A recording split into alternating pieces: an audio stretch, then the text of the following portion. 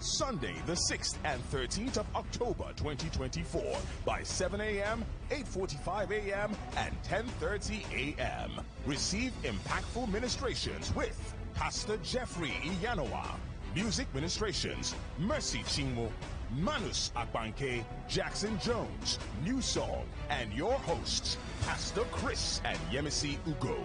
Join us for a time of worship, fellowship, and rejoicing. Let's celebrate God's goodness together. For more event information, visit our website, thekingsassembly.org/20. Unleash the power of the airwaves with the ultimate radio experience. Tune in to Today 95.1 FM, the voice of the people. Don't just listen, immerse yourself. That is 100% true. What's a successful business without sales? And what is sales without an audience? Well, do you know that you can reach 8 million listeners across 6 states in 2 geopolitical zones all at once? How? With Today 95.1 FM, you can get millions of people to know about your business. And what does that mean to you? More sales. Call 081-389-2850 now for more information.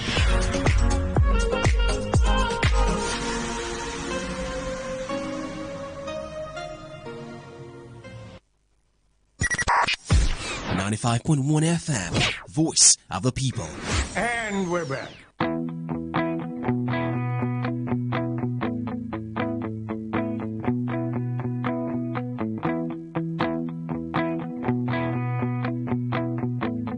All right, we're back. Let's continue on with what the brains have for us at this time. It's now 4 minutes past the hour of 8. Kelly's my name. The newspaper review segment, Daily Post, stories from there. Fuel price hike, SSS to meet oil marketers. You know, when you read the headlines, you would think that everybody run, fire on the mountain. But the body isn't, you know, even like with the former story too about marketers complaining of their inability to meet with Dangote refinery. I say there's still a lot of things going on. So let's just wait and see what happens in the coming hours and days. All right, SSS to meet oil marketers. Petroleum marketers have revealed that they will be meeting with the department, that's the State Security Services, SSS, today, October 9, over the price of petrol and its availability. President of the Independent Petroleum Marketers Association of Nigeria, IPMAN, disclosed this in an interview with Daily Post on Monday. Although he didn't give details on the reason for the meeting, he, however, notes that it's about petrol pump price and its availability to oil marketers. On Wednesday, I have a meeting with the SSS. It is about the petrol pump price. Anywhere IPMAN is involved, it is about the issue of petrol and its availability to members. When Daily Post correspondent probed further on the details of the meeting, he puts it this way: until we go there, I will brief you after the meeting. Court orders preventing us from probing corruption cases in 10 states. Truthfully, I saw this story like 2 days ago. I think I saw it late on Monday. I ignored it. True confession. I ignored it yesterday. Okay? And this point I said, okay, Kelly, take a second look at this story. Did I make a mistake? Just listen. The chairman of the Economic and Financial Crimes Commission, EFCC, Ola Olukoyede, has revealed that court orders are preventing the commission from investigating corruption cases in 10 states. Okay. Olukoyede made this disclosure at the 6th EFCC National Judicial Institute NJI Capacity Building Workshop for Justice and Judges on Monday in Abuja. Theme of the workshop: integrating stakeholders in curbing economic and financial crimes. The EFCC chairman did not mention the 10 states. You see, that's where the story is. The story is the 10 states that we have court cases restraining us from doing anything include 1, 2, 3, so that we can take the next step in probing what are those cases. But you make a statement like this: oh yeah, mention the state now. No, you won't mention the state. Premium Times is our next stop. Akpabio laments Japa syndrome, urges migrants to love Nigeria more than money. Well, at least you listen to Senator Godswill Akpabio, the Senate President, speaking about that when members deliberated on, the state of our educational facilities, number of teachers on ground to teach, the quality of what is being taught, and so on and so forth. You listen to him there. If they're able to do something tangible, we'll bring you details of what they said. But the link is on our Facebook page. The story and what Akpabio said, most of it captured from Premium Times. You already listened to Akpabio this morning, right? So let's move on. Julius Abure reacts to judgment, affirming him as authentic Labour Party chair. Julius Abure reacts to judgment of the Labour Party, promising to immediately begin the rebuilding of the party. Did he stop? In the coming days, we'll focus on rebuilding our structures, reconnecting with our grassroots, and uniting our members, Mr. Abure said in a statement. We will heal old wounds and emerge stronger than ever. With the collective effort of all members, we will continue to fight for the interests of the common man and the betterment of Nigeria. In his judgment, Judge Emeka Wite of the Federal High Court, and that should be yesterday in Abuja, affirmed the Abure-led leadership of the Labour Party and the March 2024 Inewi Convention, which produced the Labour Party's national leadership. Mr. Wute ordered the Independent National Electoral Commission, INEC, to recognize Mr. Abure as a legitimate chairman, overriding INEC's earlier stance that Abure's leadership is invalid. INEC had argued that the Labour Party National Convention violated provisions of the Nigerian Constitution and the Electoral Act, and that the party failed to meet the legal requirements for holding it. The electoral umpire had said Mr. Abure was no longer the party's national chairman, stating that Abure's tenure expired in June of 2024. Well, Abure, in his reaction, the very lengthy statement released on X, praised the judgment and the judge who restored him to office on Tuesday, although the adverse parties reserved the right to appeal against the judgment. I would like to extend my heartfelt appreciation to the judiciary, particularly Justice Emeka Wite, for his courage and integrity in delivering a judgment that upheld justice and resisted external pressures. His well-articulated judgment has restored our faith in the judiciary and given us hope for democracy in Nigeria. Abure also says he has forgiven his adversaries. I offer my forgiveness to those who attempted to undermine our party, engage in character assassination and blackmail, especially of my person. He wrote in that statement, I forgive them, for they do not know what they are doing. Forgiveness must be accompanied by repentance and restitution. Tribune opens with the next story. Dangote Refinery named sole supplier of jet fuel in Nigeria. The Nigerian federal government has officially designated Dangote Refinery as the sole provider of Jet A1 fuel to aircraft operators across the country. This announcement was made by the Minister of Aviation, Festus Keyamo, during an interview on Channels TV yesterday. Keyamo reveals that airline operators had recently convened and agreed with his endorsement to source all their jet fuel exclusively from Dangote Refinery, which has a capacity of 650,000 barrels per day. This decision stems from a recent meeting of the airline operators in Nigeria, where they collectively resolved to purchase Jet A1 fuel solely from Dangote Refinery with approval from the minister. The cable. Nenadi Usman, LP Caretaker Committee will appeal order affirming Abure as national chairman. Nenadi Usman, chairperson of the Caretaker Committee of the Labour Party, LP, says the panel would appeal the court verdict that affirmed Julius Abure as national chairman. On Tuesday, Emeka Wite, the presiding judge at the Federal High Court in Abuja, validated the Abure-led leadership of the party and the March 2024 Inewi Convention that produced the LP executives. Reacting to the ruling, Usman says the case precedes the Caretaker Committee, which later joined the suit after a thorough briefing. This evening, I met with His Excellency Mr. Peter Obi, His Excellency Governor Alex Oti, and Senator Darlington Wokocha, Secretary, LP Caretaker Committee, Usman said in a short statement. were deliberated on the judgment passed today. The case actually preceded the formation of the caretaker committee.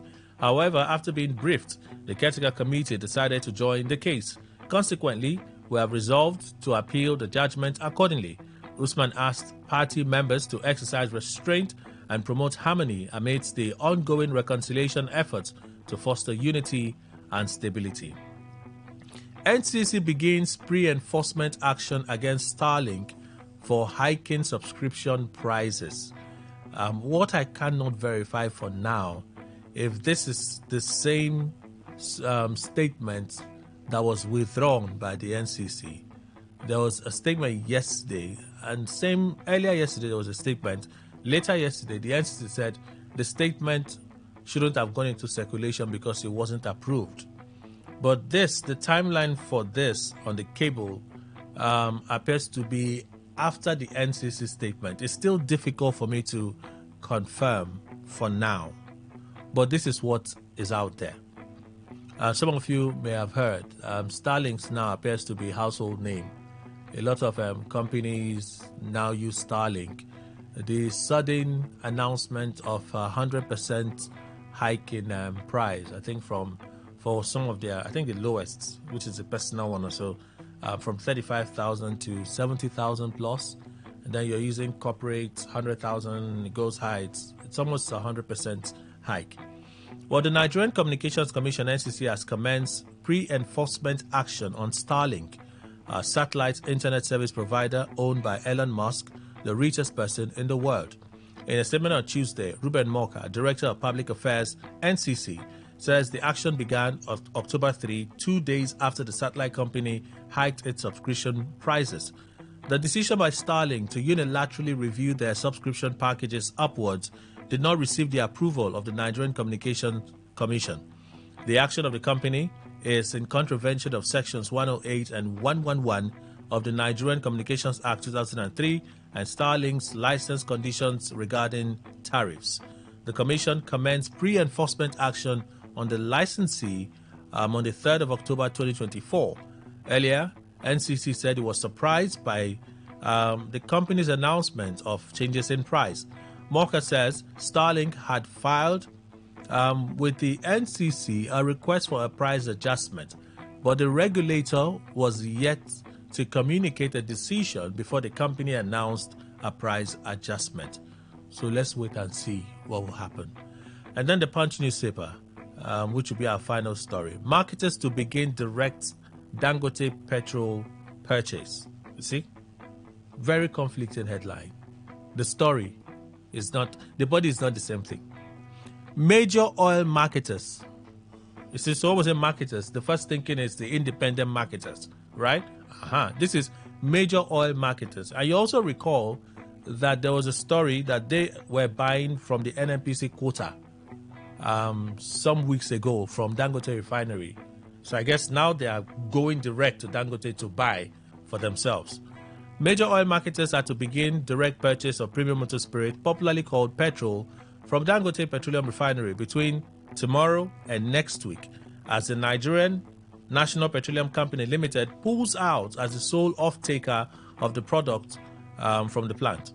Multiple sources from NNPCL and the Major Energies Marketers Association of Nigeria confirmed on Tuesday that NNPCL is no longer the sole off-taker of Dangote Petrol, giving room for other players in the downstream to buy products directly from the Dangote refinery. It comes as unconfirmed reports state that the Nigerian Midstream and Downstream Petroleum Regulatory Authority had released new petrol prices, which are higher than the current pump prices in various locations nationwide. Spokesman of NMDPRA, George Eneta, did not confirm the development when contacted on Tuesday night. He also did not reply to the text message sent to him on the matter as of the time this report was filed. Those are the stories. We heard there's supposed to be an all-important meeting today for that decision to be taken, removing NNPCL as the sole off-taker of petrol from Dangote. Well, with all of these stories flying about, maybe the decision has just been made. They only need to sit down and ratify it.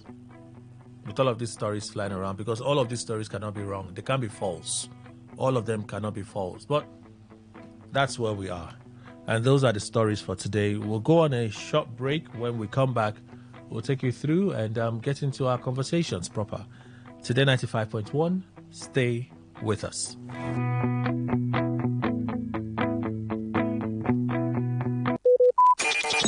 Talk radio. I listen to a lot of talk radio. 95.1 FM. What did happen? They say this one wahala be like bicycle. Waiting they happen. Now for today 95.1 FM, 5 p.m. Monday to Friday, now here you go here. Waiting they happen for Niger and Obodo the world. Now that time where we they bring you Ogbonga to them, we go shock you. You go wonder say a person do like this. Now so we they bring them can give you acid the hot. Now where would they find way to sweep this country? Don't run. Because their blood in the chopper. You say this one. No worry. When time I reach, I'll say I want to take them. I see where they go. Homeland is homeland. Me, I go open gate for them. Now me go be get man at that time before airport. Waiting they happen. Make you know Miss Mazi Ike God Ike Machuku and MC Kuro for waiting they happen. You go enjoy yourself. Not forget to say woman they chop our recharge card woto. I don't tell you say this place na education center. As you sit down here with us from Monday to Friday, you go enjoy waiting they happen. Waiting they happen. Make you no miss them at all.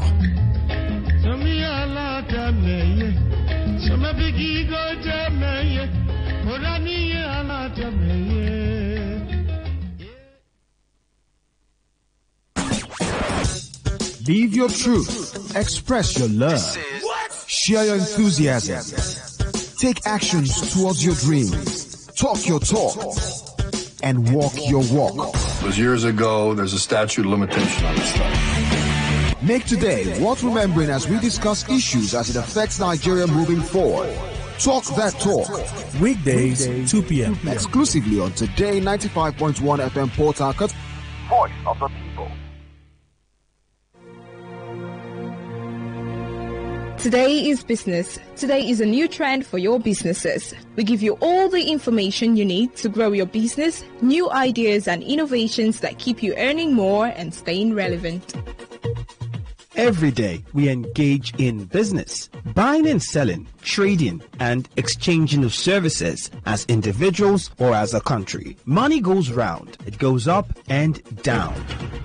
But have you ever wondered what business is all about? And have you ever wondered how you can stand out in your business? Today FM has got you covered every Wednesday between the hours of 1 p.m. to 2 p.m. Learn all you need from professionals on how the country runs its business affairs and how you can be an outstanding entrepreneur and grow your business. Business Today.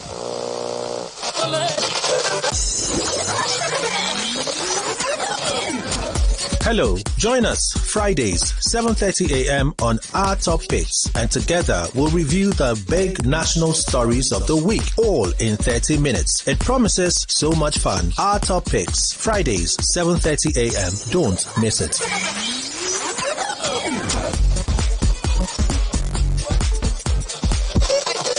Reggae. It's been a long time. You know I'm no vibes like this. Reggae music again. Reggae me like this. 95.1 Today FM here in Port Harcourt. We are coming on the dance on them place Skinner Station. Feed them man them call Stenless. On them place with the man them call Bacalo. We are go run quantities. Chandan Babylon like the word of Jericho Chandama. Yes, man. 95.1 Today FM. Giving peace to the nation through reggae music. Yes, every Friday 9 p.m. to 10 p.m. Reggae me like we come to play with them people, man. All of you who are loving our reggae on this station. If you are listening, because we are talking about reggae things, man. Where things are done, we done. We are no fear, no war, fear, no on them station. Reggae me like every Friday 9 p.m. to 10 p.m. As I open my window and glance through my window, I realize there's no turning back. Got to complete life's journey, though things get constrained. But got to make it to the top. See, I'm searching for a way to survive. Working so hard, I know job will provide. But see, I'm keeping my head high. Mama tell me the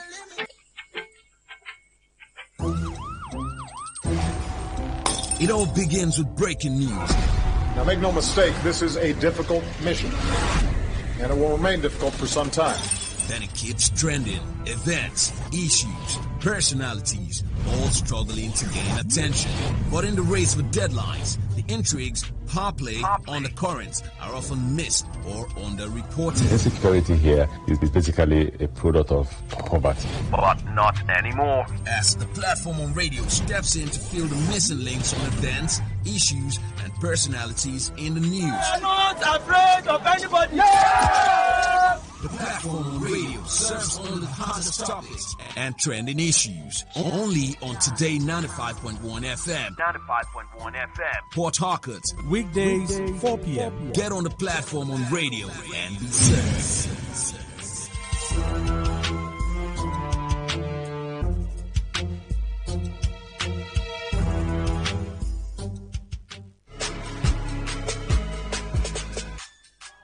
Every day on Today 95.1 FM, there's always an opportunity to comment and air your views on our various programs. It's not just about us. It's about you, your opinion, and your voice. President, don't you think that it's time to step down, sir? Be part of the story, the gist, reactions, intrigues, and the news. President Neil Patrick Harris has called for greater regulation. Give us a feedback or join the conversation on Twitter at TodayFM951. Our Facebook address is Today95.1 FM, or join us on the number 0701 933 9962. That's our WhatsApp application. Be informed, be educated, and have fun. We are Today 95.1 FM, voice of the people.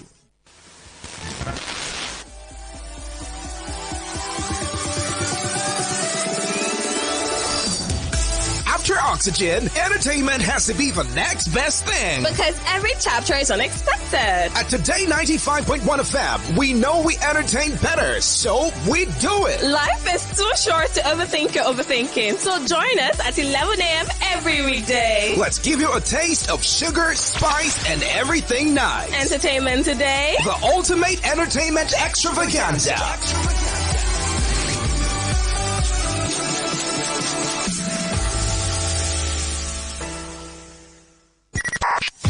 95.1 FM, voice of the people. And we're back.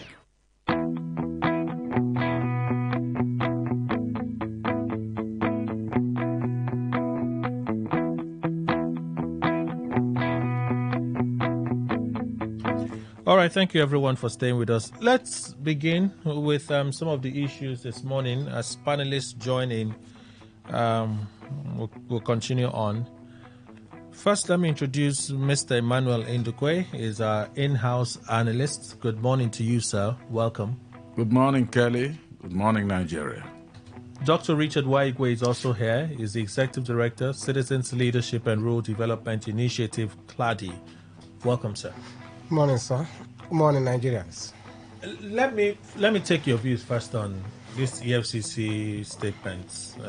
That there are 10 states where court cases have hindered them from investigating those states. Is it enough to just make a statement like that? Why not at least mention the states? I don't know. Am I overreacting? Mr. Ndukwe. Well, Kelly, you know my position in this kind of issue because I always opt for specificity. You see, there are statements you make, even though you made it, but it will be a vague one. You tell me that there are 10 states where maybe restraining order from courts have not allowed us to prosecute or maybe investigate what the financial sleazes that may be happening there.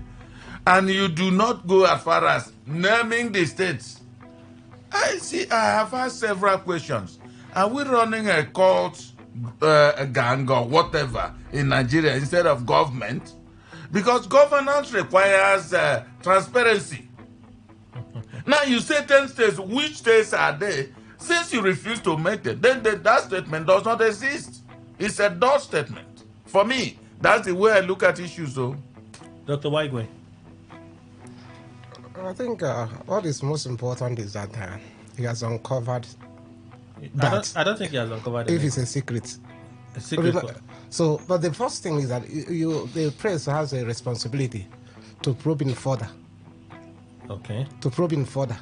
if he has made that statement, you probe him further, interrogate him to open up, particularly if it's relevant for the public to hear. If it's relevant for the public to know why we are not fighting corruption. So he will not just stop there. The more you probe him, the more he open up. Okay. But if he refuses to open up, then... But for now, is this a statement to chair? Be like, yeah, it's such a big reveal. It's to EFCC talking about a court, or the court restraining them. It's not to us, it's not the news. Okay. It's not the news. I've been thinking about this and I just want to throw it out there. Certain persons that served as Caretaker Committee chairman did not get tickets to contest on the platform of the APP, Action People's Party. Almost immediately, their names were forwarded to the Rivers State House of Assembly to become commissioners in the cabinet of Governor Sim Fubara. The likes of Evans BP, Otamiri Ngubo. There are two other persons there that were screened and confirmed by the House of Assembly. There's so much happening in our state. We had a similar conversation when the CTCs were appointed. And one of the things that was established was that appointment was political because the governor needed to build that political structure. We know what was said during the tenure of the Caretaker Committee chairman. We managed through that phase, literally, because a lot of persons complained that they didn't do anything. They were only just sharing money in the name of empowerment and many things. Some of them have been re-elected. Some did not come back. Some that did not come back have been appointed as commissioners in the cabinet of His Excellency Governor Fubara. He calls it balancing. We don't want a situation where we'll wake up the next morning and we'll see a resignation letter from someone. Well, that can still happen. Someone can wake up the next morning and say, Your Excellency, I want to move on to other things. I resign from this appointment that you have given me. It can still happen. But we do understand the reference he was making about the commissioners that were asked him to appoint, at the time when he was under the direct control of the FCT minister, the former governor of Rivers State. But my concern is this. Yes, the governor has the prerogative of choosing those to serve with him in cabinet. But must we gather all the politicians? Does it seem like we're doing more of compensation and politics than governance? Can we gather trained professionals in different positions that give us results? We had this conversation during Nyesom Wike as governor. We're having the same conversation now with Sim as governor. When does it change that if you agree that this trend is real and it's not good for us, when does it? I heard that Evans VP has been given a Ministry of Urban Planning and something. And another one, Otamiri, has been given another ministry. I'm like, Dr. Waigwe. Mr. Kelly, it's very worrisome. If you see what is happening, that's to tell you that we are still within the normal thing, status quo, maintained. Rivers people should be expecting a level of change in the kind of politics that prevailed within the 8 years of the former governor. So, and this, as it is today, I can still tell you that nothing has changed, particularly the style of appointment. It's still built structure, secure consent of the people that matters, to the detriment of the people you are supposed to serve. It's unfortunate that the governor is allowing this to be. For us, there is a demarcation. When you say the governor is allowing this to be, it's the governor that is at least... That's exactly what... His remarks are clear. That is to tell you that he has not changed. His remarks are clear. So, yes, he's talking about we are bringing government to the people, but your actions are not showing it. You are still want to... Let me consolidate my government, and that's all. But in terms of policies and even strategies that should bring dividend of democracy to the people, I cannot tell you there's anything to cheer. Mr. Ndukwe. Kelly, I don't understand what Fobara said in his remarks that should make him behave differently. I don't. You see, Okonji-Iweala was brought. She is a full technocrat. Brought into government of Olusegun Obasanjo. Did she introduce anything so spectacular that changed the face of Nigeria? Well, she did some things, and even when she was returned, we do understand that then, as even President Obasanjo at the time had to put some controls, because of some of our influences. Thank you very much. Some of the things we had, some of our influences. But when she returned as Minister of Finance, coordinating Minister of the Economy under Jonathan's administration, thank you. The impact is there for everyone to go back and recall. Now, Kelly, let me tell you, politics controls every other sector. No doubt. Good. And as a result, government and governance is a political business. Yes, but it is politicians that, let's say, 3/4 of the people in government must, I'm telling you, must be politicians. Because once you are thinking about another idea, you bring it. Is it not when you suggest to somebody, he accepts that you heard him? But at least pretend. No, you see, but it's the same thing we'll talk about when Buhari had his Economic Advisory Council, right? We asked ourselves the same question. If you have all of these renowned economists in a special team, what are they telling you? Or is it that they are telling you and you're ignoring the advice they're giving to you? Tinubu has set up his own now, which is even a bigger council. Good. So at least you can pretend. Or otherwise, we just say it's status quo. What we see is what we get. If he wants to appoint 50 commissioners and all 50 are what's the word again now? Are politicians. All 50 of them are core politicians. Yes. Core politicians. Whatever they give us is what we take. Good. Right? Then we leave it like that. But in a situation where, see, the political economy, to a large extent, determines the growth of the local economy. That's true. Yes. Because they have to play politics all over the world. But do you play politics to the extent that governance begins to suffer? Let me tell you, Kelly, that thing you are saying, governance begins to suffer, is what they do not understand. See, every man has a mission. And as far as Nigerian politics is concerned, their mission is, we are going to benefit, our cronies are going to benefit, and these cronies are in two ways. Ordinary ones and, of course, political cronies. And so they must indeed, all the people they think work for them or for their emergence will indeed be given a slice of the cake. And it is only by appointing them in whichever form that will bring that to them.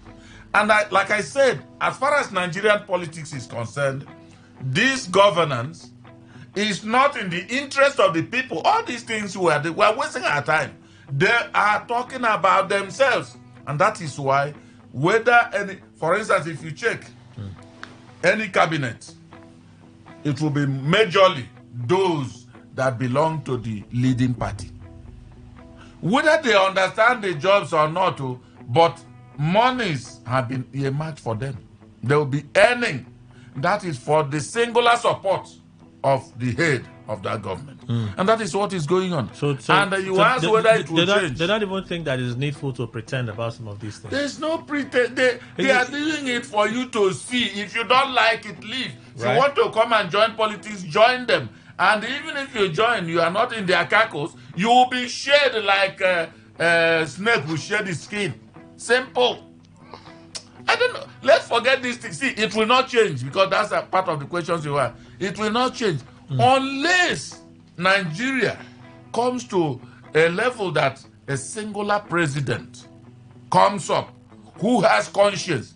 See, these politicians don't have conscience. So they don't. All they are looking for is their own. And if you remotely maybe tie it to them, you benefit. That is it. Dr. Waigwe. Second, that is to even tell you that the governor so far have been telling us that he represents a change. He has been mouthing it that he represents a change. But what he's doing is far from what he's saying. How do you want to rally? How would you want the people to rally around you, to supporting you? It's a democracy for the people. But what you are doing is very different from what you are saying. So he has to be told that what he's doing, there's nothing like change. When you say he has to be told, it's like he doesn't know. No, maybe I don't think he knows. How? It's all right. The people have been cheering him so far. This is the people's governor. Yes. But the inaction, why do people want to support the governor? So far, they know that what they suffer for 8 years was not what the government was supposed to deliver to them. That is the sympathy that he enjoys. Yes, that's the sympathy. And you should be able to tell the people, I am not the same. You should show them by action and by what they can see that this is not government as usual. My own should be, at least, even if it's not 100% the same, but at least there should be a difference between what you suffered within the 8 years and what I represent. So how do you want us to continue to support you? I remember covering a lot of things about Nyesom Wike in his first 4 years. Okay. It was difficult to critique his government because everything he did was okayed by the people of Rivers State. A lot of them would call in personal messages, leave our governor alone, leave our governor alone. The sympathy he was enjoying at the time was what a lot of persons refer to as the betrayal of the Amechi administration in supporting Buhari against Jonathan. So for that 4 years, he was all weak, and then he came and started plastering a lot of roads and all of those things. It was all weak. So perhaps the same thing is happening again with Sim, but that doesn't change the fact that perhaps pertinent questions should be asked about a government. Mr. Ndukwe talked about settlement. The resources of the government is vast. And you may not so patronage from their cronies are. You know that if you settle, if you put one person as a board member, what he gets, he can use to settle a lot of his supporters. Yes. That one person that gets a board member appointment can give his supporters contracts. That's true. That they'll be eating from, right? That's the essence of the whole business. That is that you want to make them feel happy now. Government has touched us. Yes. And it's also a local economy. Because as you give them contracts, he earns, he buys, he pays for services. The person he's paying from will also be able to pay to other person. So money is being distributed. But when you pack all of them inside the cabinet, the cabinet is the think tank. Good. That is where you will sit down and you brainstorm. How do we approach this? I cite the Ministry of Health. We have a doctor there. Even though he's also a political appointment, but at least she's a trained medical doctor.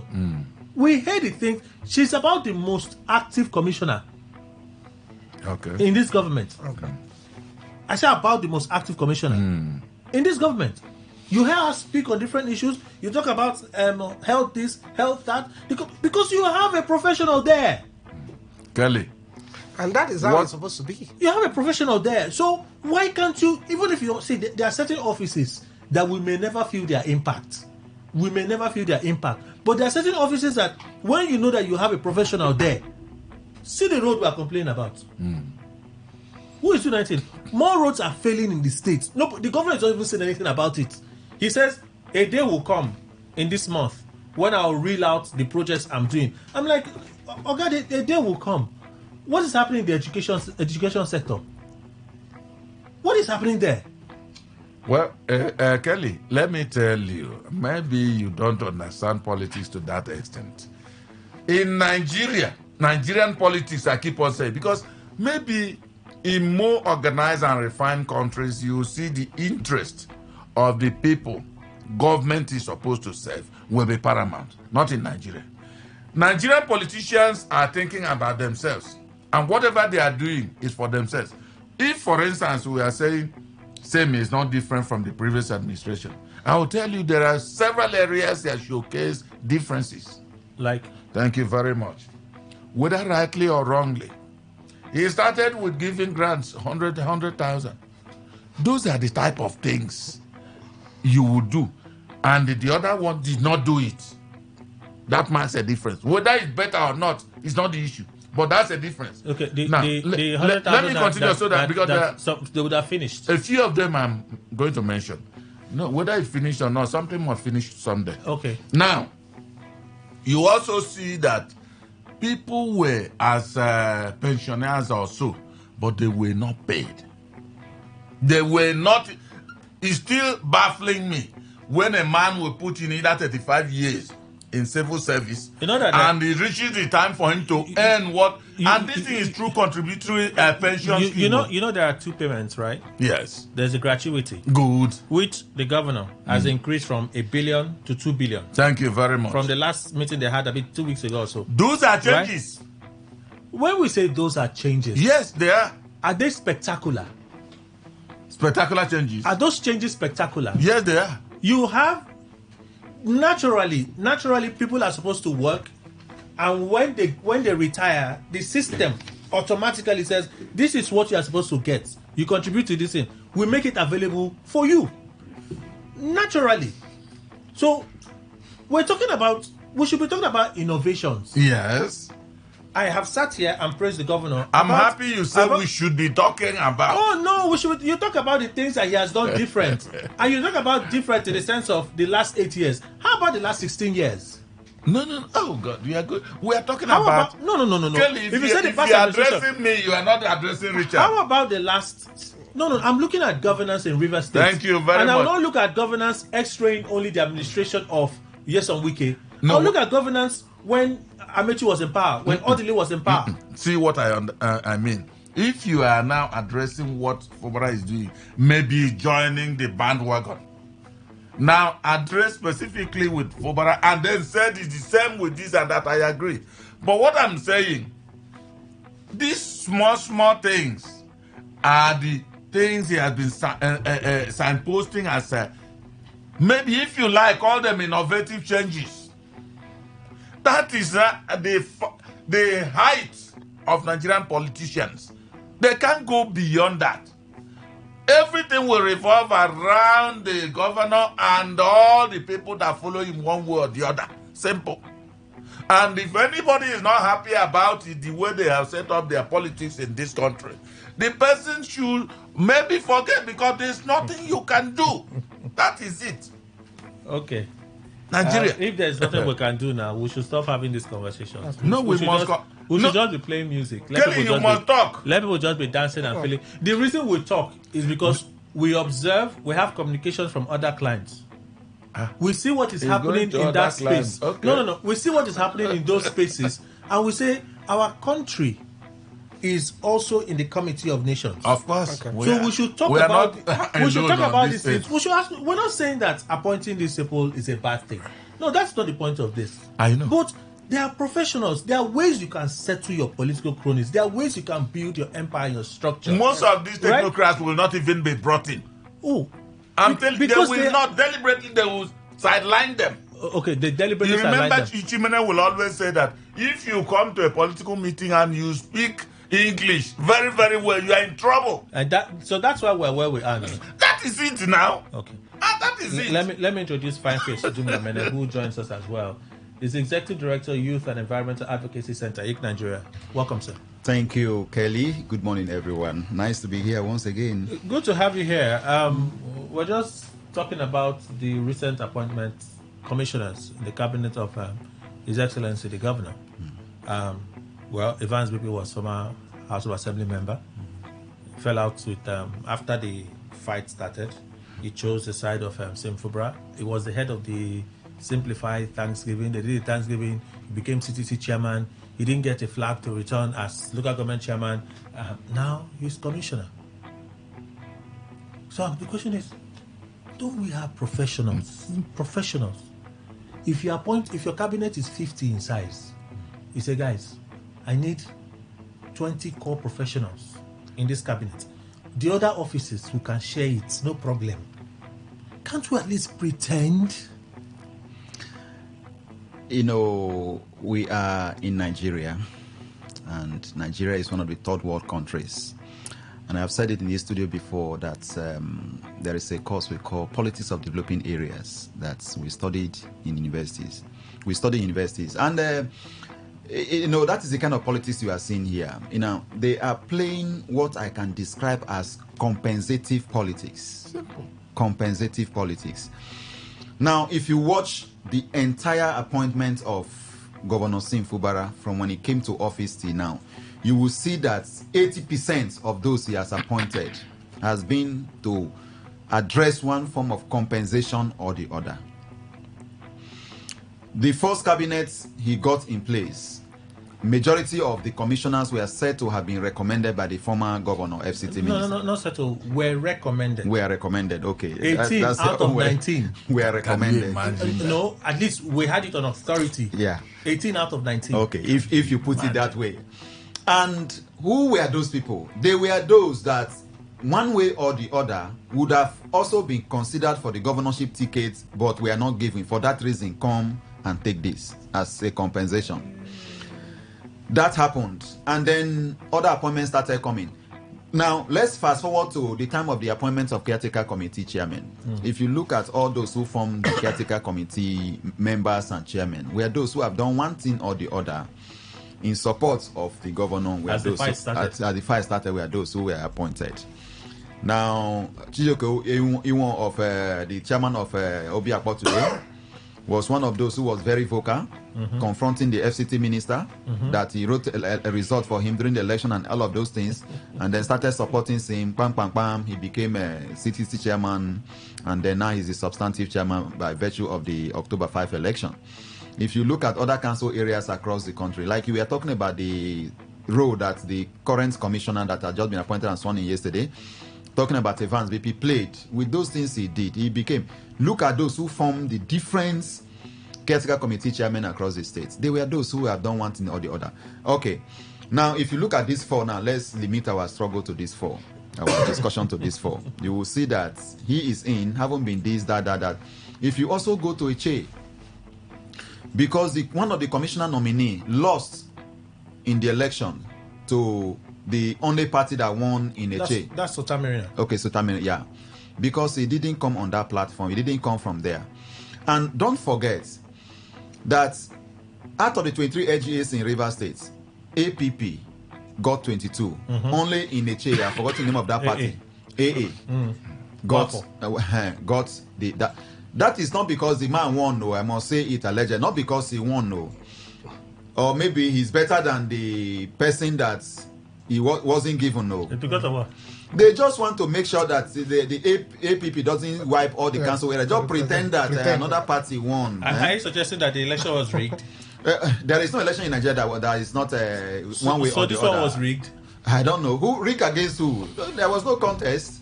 Why you said there was no contest? There were candidates that at least people campaign. Two candidates came here. At least two candidates came here. They bought airtime. Not that they didn't campaign, but were they really contesting? Three? Were they really contesting election? Were they really contesting any election?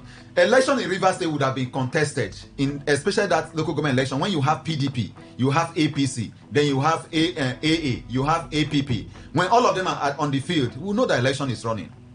But in this case, we had PDAPP. It's all right. Okay. Old wine. The dragnet is expanding. Old wine. All those politicians are quote unquote, they are old wines in a new bottle, a new party. So they sweep the pool. So now there was a discussion. There must have been a discussion. Let me put it that way. That look, let us not wipe all. Let's pretend to give one out, and they sacrifice a chair. Are you sure they just randomly did it? My brother. You think it just did? It was just randomly done. My brother, just close our eyes and leave a chair to ballot. Leave a chair to ballot. Let you go to another party. Like which they did that. I think Akwa Ibom did that of recent. There's a controversy now. In Akwa Ibom. They said the actual video, PDP won that local government area. Oh. But the State Electoral Commission still went ahead to announce APC. He must have been instructed from behind, and they will sort it out. So that controversy coming over it now, we make the person that was supposed to win that position to either be returned or given something else. So that is what happened. So if the APC that I learned later indicated interest to participate in the election had come forward at the appropriate time, they may have also been given some one or two local government areas, so that we are trying to do a government of state unity, carrying everybody along. But then they have come into office as commissioners. We congratulate them. But I think all of them, I think one of my brothers is also there. And my friend Israel Mbuelo is there. So I congratulate him and all of them who have gotten the opportunity of coming into office by virtue of their appointment yesterday. So I think they need to serve the state. They have been appointed. They need to do the best they can in their various portfolio. I don't know whether they have been assigned portfolio so far. I know of 2 of them that are circulating. I don't have all the... Yeah, I've just been hearing rumors that Ivazopi has not been appointed. Portfolio is Ministry of Urban Planning and something. And the other, but the emphasis for me is not whether they are deserving of the appointments, no, but the style of politics over everything to the detriment of governance and development. That is what they do. It's normal from the state level to the federal level. No, I'm not saying it's abnormal. I'm not saying it's not normal. I'm saying, can we continue like this? We cannot continue that way. The way we can work without continuing that way is when we begin to reduce the level of prebenda politics in Nigeria. Politics of godfatherism. And you think it will be reduced? That is the issue we have. So we need to begin to... We can reduce that if our votes can count. If the electoral reforms are working, citizens can vote and their votes could count. That is where you have that kind of thing. But take, for instance, there was issue in Rivers State, not only in Rivers State, but I think even at the national level under the Tinubu administration, there was issue in Rivers State, whereby between Chief Nyesom Wike and my brother Magnus Abe, who should be appointed from Rivers State. I came on this studio. I said, I'm from Ogoni, but the person that deserved the appointment is Nyesom Wike. That's because of the political Because of the role he played. You know what that man did to deliver Rivers State for Tinubu? I don't know what he put his money together, put his integrity together, put everything together, play anti-party, did everything he could to up. We knew, just like the city's chairman of, the chairman of Obiakpo told us, we knew how the result got upturned overnight, allegedly. We got that. So the man will play all of these roles. Why the other person that is the Mr. President being asked to appoint was on another political party platform trying to run. Iran. And when he ran. And after he lost, give it to him. Let's forget this. Nyesom Wike did more than he could do. Okay. So give it to him. But your cabinet, right? We're not saying disregard people that work for you. Government has many offices spread across the states, right? You this board, you this board, you this place, you this. After all, David Briggs got appointment recently now. He's not in the cabinet, but he's on a board. Right? Yeah. He's moving around. There are many ways. That position will open way for their own boys to be settled. Exactly. They will get contracts. They will get placement. Some of them might even recommend somebody for employment. It happens. But don't you need a team of technical people with expertise to say, these are certain areas that I want to focus? The Commissioner for Agriculture, I know how many times I've reached out to. Can I talk to this man? No reply. But there's a Commissioner for Agriculture. What is happening with the plans for agriculture? The last time we got an update, it was the governor telling us how he had given first contract to a company. The company said they wanted, $5 million as something. I'm like, you mean we have a Commissioner for Agriculture that cannot even speak? Cannot articulate what his plans are for the agri sector? No, compare that to the Commissioner for Health. Adese Ore. At least she's speaking. We are hearing from her. Even if she's not doing anything, she's speaking. That's your activity. Activity may not be progress, but at least there's activity. So you keep appointing the same set of people, and then one would expect that governance would change. How? I also question who was sitting or who is sitting as the Commissioner for Energy and Natural Resources in Rivers State. Do we have? I'm not sure there's anyone. I think there should be a commissioner there. When the issue of this fuel crisis started coming, because I remember when the current commissioner for, I think, economic planning, budget and economic planning, Professor Mede, was there as the commissioner for. He was active. He was active, always moving, going to filling station to ensure that they are compliant with. He was working. Is there any way you will keep him that he won't be active? That is the thing. He's in nature, and he can work, and you could see that they are doing something. The reason why maybe you are not hearing so much from him today is because of the nature of the portfolio he's holding. Otherwise, you see that he's working. Oh, you can imagine that maybe someone like me now occupying a position and you not hear from me. You always hear from me. Because We have a way of making these things to work. I'm going to give you very soon. Let's look at that differently. So these are the issues we have. We need to have these offices function and work. Have people there. In fact, one of the key things to do, like they have been appointed into office now, the women they are all assigned portfolio, they should get in touch with their constituencies, the various areas, have meetings, and then begin to tell us what they want to do. But the situation we are having at hand is it's not anything to write home about, and that is why we are dormant. Like now, we are beginning to lose 2 years. We are now in the 10th month of 2024. 2 years is going.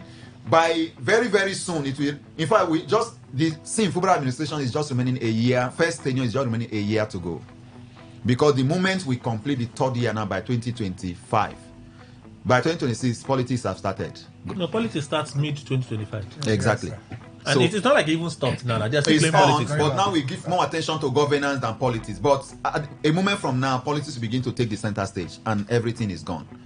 So it is something that is worrisome that these commissioners and people occupying their positions of trust and responsibilities are not really doing what they could do. Everything is left in the hands of the government. I know quite well that it was difficult for a lot of commissioners under the immediate past administration of Wike in the state, whereby they can't even talk, they can't do a lot of things, they were like caged. But I don't think they are that way under the Fubara administration. I know quite well that they have some level of free hands compared to how it was under the previous administration. So they need to come forward and be able to work. They should stay away from politics because that's their area of fear. They don't know what they will say, and it will offend the next person. And no, they don't even know what they will say that wouldn't offend the governor. That wouldn't offend the governor. So they should know what to say. You have a principal. You know his body language. You listen to him when he speaks. You know the direction he goes. Like some of the people I train, and I'm training in what I do as a human rights defender and environmental activist. I tell them, it's not every time in the office I can talk to you, or you people that are volunteers. When I tune to a station, I'm speaking on radio, listen, I'm on TV, listen. I publish or I grant interview to newspaper. Listen, those are the places you learn and know the direction we are going. That is what we should do. Well, we have to go for the news updates. We have Dr. Rike Didi is also here, President, Seaview Poetry Club, Public Affairs Analyst. Morning to you, sir. Good morning, Mr. Kelly. Good morning, my people out there. All right. But we'll have to go for the news. When we come back, we'll look at some of the other issues based on bills as well. Today 95.1. Good morning, and stay with us.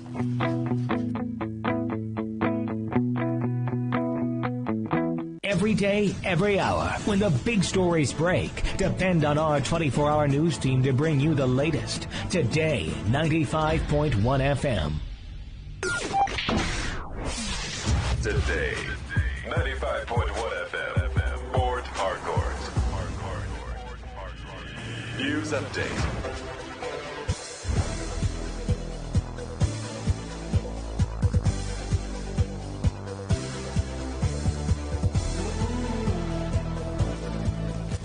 A very good morning to you. Here's the news update on Today 95.1 FM. I am Kelly Ikemenjima. The Supreme Court has fixed October 22 for the hearing of a suit filed by 16 state governments challenging the constitutionality of the laws establishing the Economic and Financial Crimes Commission and 2 others. The 7-man panel of justice, led by Justice Uwani Abba Aji, fixed the date after the states were joined as co-plaintiffs and leave granted for consolidation of the case in the suit originally filed by Kogi State Government through its Attorney General. The states that joined in the suit include Ondo, Edo, Oyo, Ogun, Nasarawa, Kebbi, Katsina, Sokoto, Jigawa, Enugu, Benue, Anambra, Plateau, Cross River, and Niger State. The 16 states are relying on the fact that the Constitution is the supreme law, and any law that is inconsistent with this is a nullity. They argue that bringing a convention into the Nigerian law, the provision of Section 12 must be complied with. According to them, the provision of the Constitution necessitates the majority of the state's houses of assembly agreeing to bring in the convention in before passing the EFCC Act and others, which was allegedly never done. The Senate has asked the federal government to increase budgetary allocation to federal universities in the 2025 budget so as to take care of the teething problems of Nigerian universities. The lawmakers also resolved to mandate the relevant committee or Senate to liaise with the Ministers of Finance, Education, and other relevant ministries or immediately take steps to checkmate the increasing spate of brain drain in the country. This resolution comes after a lawmaker, Senator Anthony Okorie, raised an alarm in a motion over the growing challenge of brain drain and its consequences, the significant outflow of highly educated professionals in Nigeria, especially in the academia, in quest for better working conditions, exacerbating the skill gap in the workforce of the country. Okorie also expressed worry over the poor remunerations and working conditions of the Nigerian lecturers. He noted that since it was last reviewed over 15 years ago, it remains among the poorest in the world and triggers the continuous loss of experienced hands from the nation's ivory towers to other countries.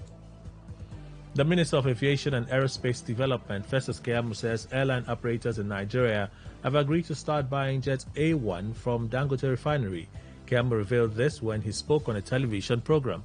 He said the move is expected to lead to a crash in air tickets in Nigeria.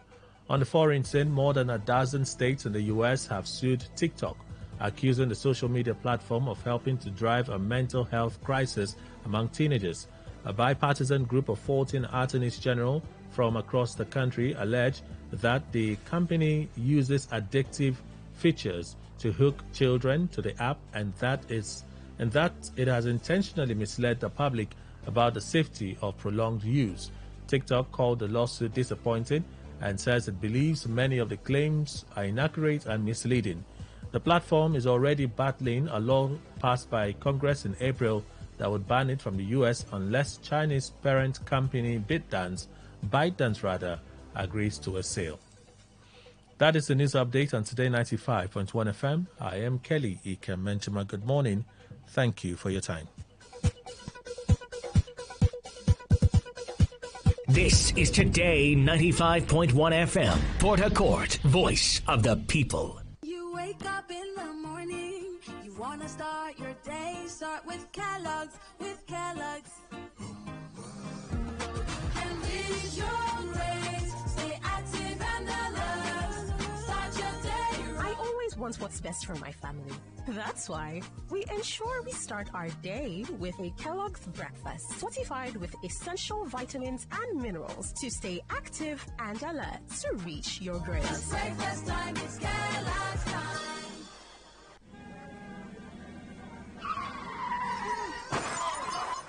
If your car just got bashed like that, would you be this person? See how you bashed my car, eh? Are you driving with your eyes closed? Did you leave your brakes at home? Who is going to pay for this damage? You have entered it today. By the time I finish with you, you will know who I am. Or this person. Are you okay? You're sure? Don't worry about the damage. I am AXA covered. Being AXA covered is now easier. With AXA Comprehensive Motor Insurance, you can even insure your car today and pay monthly. Call 0700 AXA Mansard or visit axamansard.com to get started now. Tune in for a journey beyond the ordinary. Fasten your seatbelt. We're not just a station. We are the station. Today, 95.1 FM, the voice of the people. Please listen to this paid infomercial.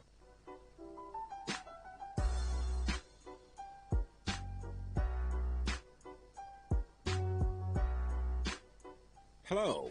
Welcome to Business Talk on the Radio, brought to you by New Wave Tech, a company that provides consultation for online businesses and financial education to help you expand your revenue sources. In today's edition of the program, we'll be discussing leveraging the money game to multiply your income. Our guest is an online entrepreneur from New Wave Tech, a woman who holds esteemed certifications, including one from the University of Sydney in innovation through design, and this shows her commitment to progressive methodologies. She has accreditation in economic capital markets from the Corporate Finance Institute and in digital marketing from the California Miramar University. As head of partnerships at Nigeria's premier brokerage firm, she orchestrates pivotal collaborations for business success. With over 5 years of consultancy in the online business space, her expertise is both seasoned and refined. She is a graduate of Obafemi Awolowo University. Our guest is no other than Princess Ubo. Princess Ubo, thanks for joining us today. Thank you so much for having me in the studio with you today. Okay, for first-time listeners, here's a brief introduction about New Wave Tech. New Wave Tech is a revolutionary online academy dedicated to empowering entrepreneurs and businesses with the knowledge and skills to succeed in the digital age. Their cutting-edge training programs focus on online business strategies and AI integration, helping you maximize profits and stay ahead of the curve. Okay, so we're looking at a very interesting topic today, leveraging the money game to multiply your income.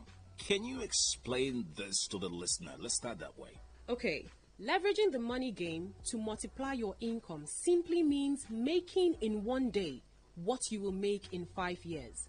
The average rate of $1 to Naira is about 1,600 currently. This means if you save $1 per day, you will need to save for about 5 years to get $1. Now, let's turn this around. If every day you make $1, which is 1,600 Naira, this means you make in one day what you would have taken you 5 years. And that's leveraging the money game.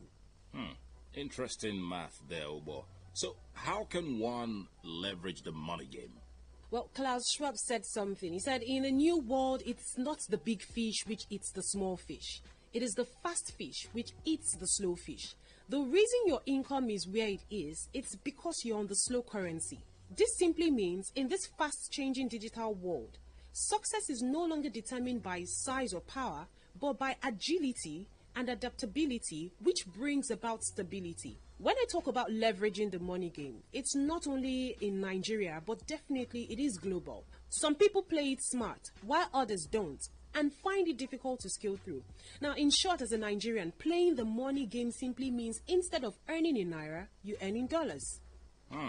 Earn in dollars instead of Naira. Exactly. What exactly is this money game you're talking about, Princess? Well, Lekon, rich people play the money game to win. Poor people, they play the money game not to lose. And because they play not to lose, most times they lose. Do you know why? This is because the money game is a financial strategy that you can use to multiply your current income by over 1,000. For example, an average man works for a salary of about 100,000 naira per month to pay bills and feed his family. Now, this is just his primary goal. And while it seems like it's a bit harsh, if that's all you want, like if all you need is to merely pay the bills, that's most likely what you're going to get. Now, the goal of the rich is to multiply their income through different financial strategies, which now includes leveraging digital innovation. Okay. So, digital innovation. Yes, digital innovation. Do you know that the same data people use in watching movies, chatting endlessly on social media is the same data the rich use in making millions? Same device, but different value given. So, what are the businesses that one can do to multiply their income? There are varieties of business that one can do, but I'll focus on just 3 for today. We have a sector of e-business, we have e-commerce, and we also have online trading. Now, for e-business, the E here stands for electronic business, which is just simply putting your current business online to increase visibility within and even outside your locale. Now, a typical example of this business can look like an event planner, okay? Staying fixed in a particular location limits that client potential that you're going to be getting, as against having an online platform where there's no limit to the potential of clients you can interact with, which in turn will definitely boost and change the money game for you. Another example we have is e-commerce. Like I said, the E stands for electronic. But this e-commerce is just buying and selling of goods and services over an electronic network. Primarily the internet, as we all know.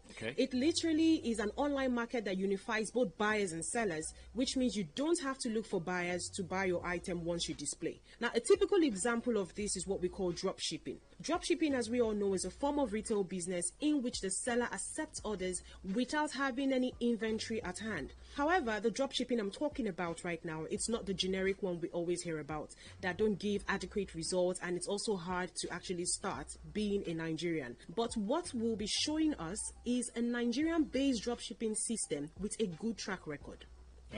For me, the biggest and most profitable of them all is e-trading, which is also called online trading. It's the buying and selling of financial instruments like stocks, bonds, and currencies, all in the bid to make profits.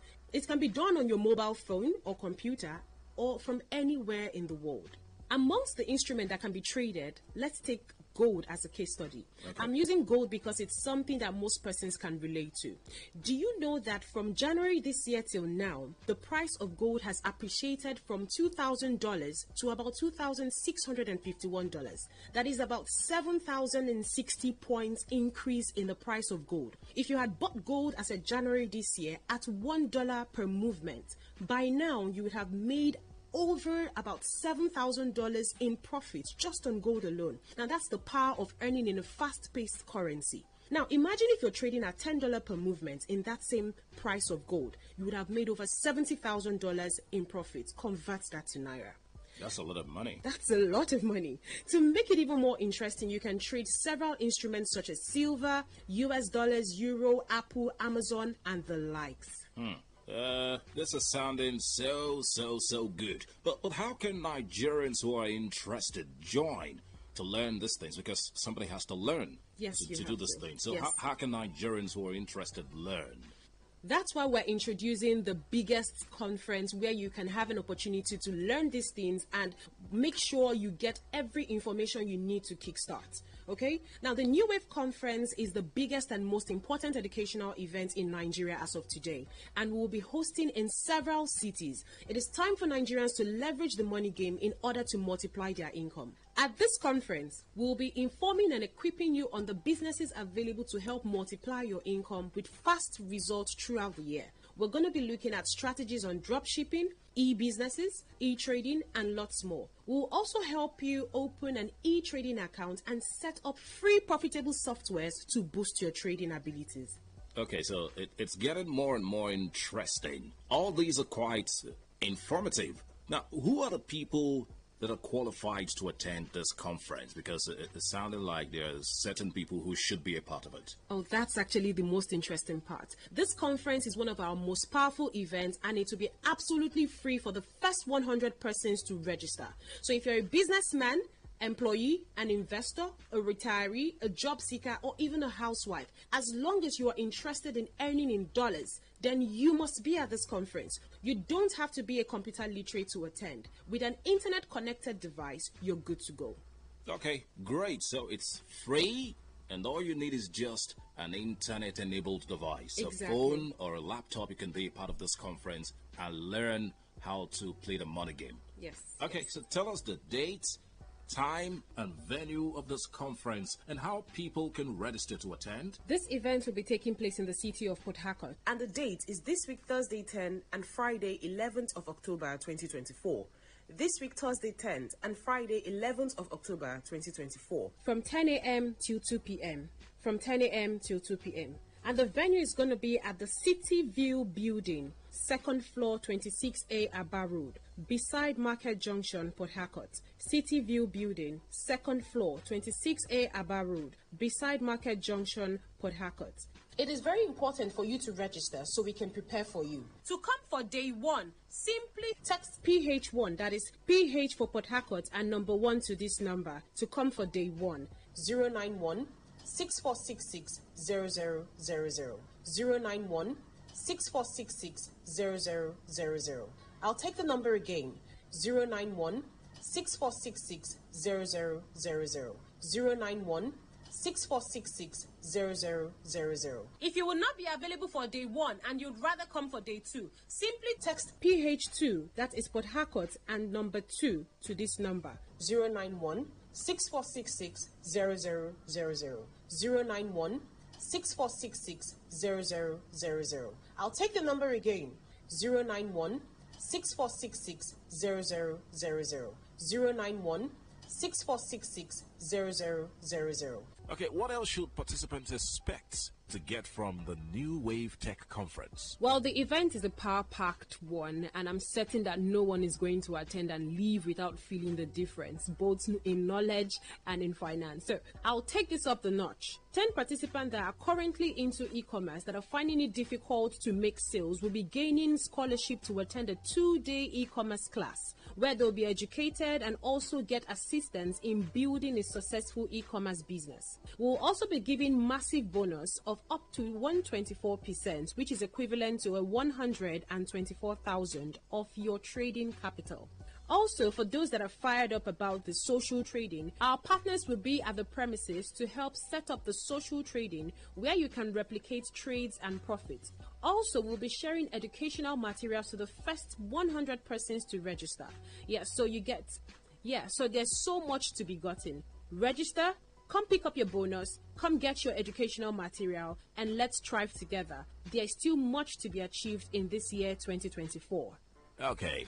This sounds like the best deal on ground, I must confess.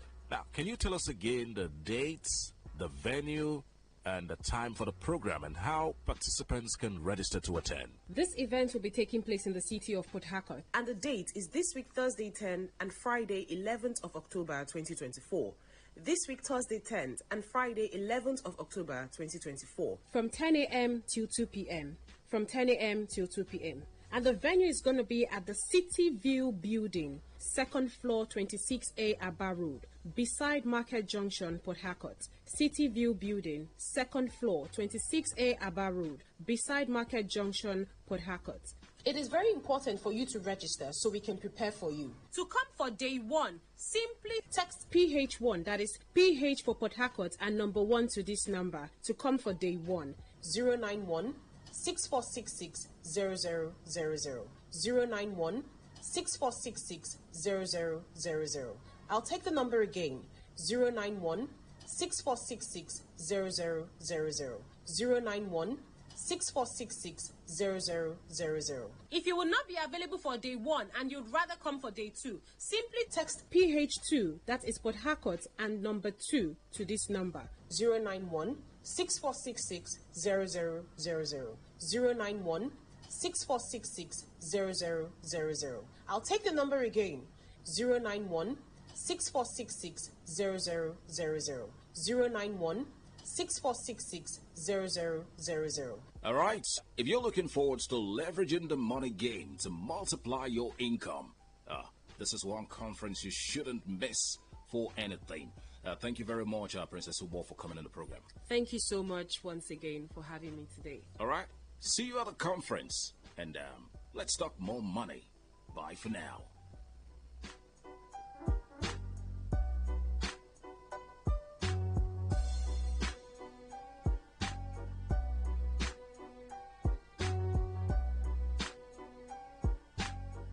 It's a triple experience on this frequency. Talk, news, and sports. Right here, every day on Today 95.1 FM. The voice of the people. Start with Kellogg's, Can reach your grades, stay active and alert. Start your day right. I always want what's best for my family. That's why we ensure we start our day with a Kellogg's breakfast, fortified with essential vitamins and minerals to stay active and alert to reach your grades. Breakfast time is Kellogg's time. Talk radio. I listen to a lot of talk radio. 95.1 FM. On this day in history. Today in history, 9th October. In 1934, King Alexander I of Yugoslavia was assassinated during a state visit to France. In 1962, Uganda gained independence from Britain, with Milton Obote becoming the country's first prime minister. In 1983, South Korean President Chung Do-hwan narrowly escaped an assassination attempt while visiting Rangoon in Burma. In 1989, an attempted military coup in Nigeria led by Major General Mamman Vatsa was foiled by the government. In 2012, the European Union was awarded the Nobel Peace Prize for its role in promoting peace and stability in Europe. And in 2021, Nigerian authorities confirmed the arrest of Nnamdi Kanu, the leader of the indigenous people of Biafra. On this day in history. On this day in history. On this day in history. Okay, all right. All you need to know about this one is that 95.1 FM. Search for your next dial. Hey, you want to speed drive? Come on, go to the racetrack. You want to smoke? Not on the steering wheel. You want to drink alcohol? Don't do it on wheels. Go to a bar and don't drive afterwards. Seatbelts are not for fancy. They are there to save your life. Know your traffic rules and obey them because they are for your own good. Drive with care because life is dear.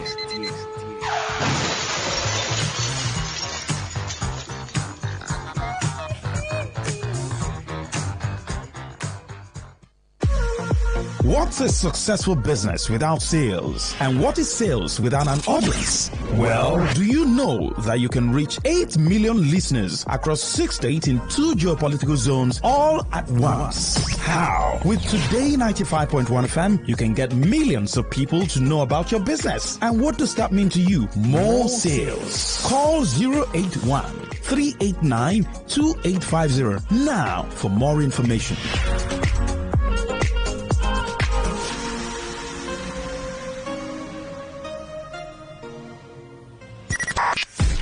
95.1 FM, voice of the people.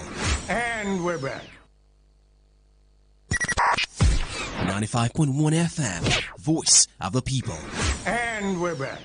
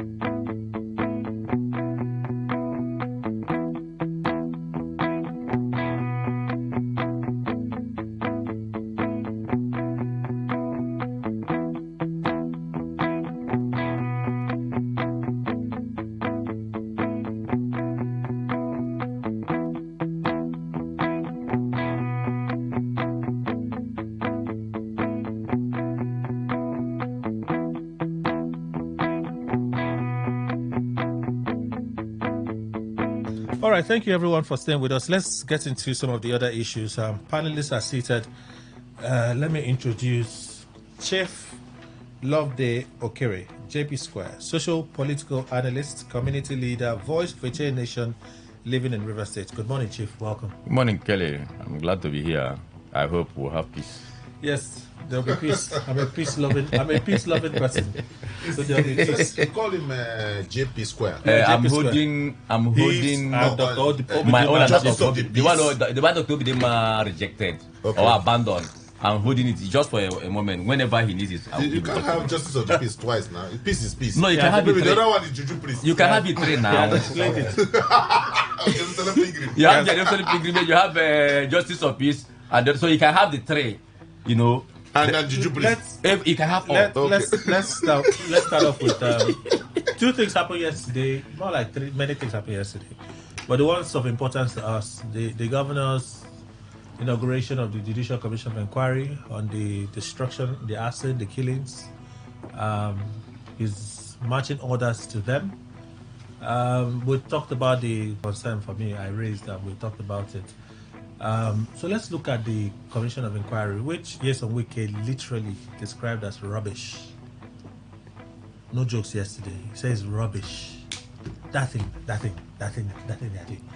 is rubbish. I've told my lawyer. What is it I've told my lawyers? I said, what are your lawyers supposed to do? While you were governor, you set up judicial panels of inquiry to investigate your predecessor. It's unfortunate that the outcome of these panels is more or less jamboree. I say this with all authority because as far as we see in our history, the states can only back, but to a large extent they can't bite, depending on who is involved there. If it's a nobody like, let's say, Dr. Didi Orike. I'm not a nobody. No, I'm just saying. When I say nobody, I'm referring to someone that doesn't like have.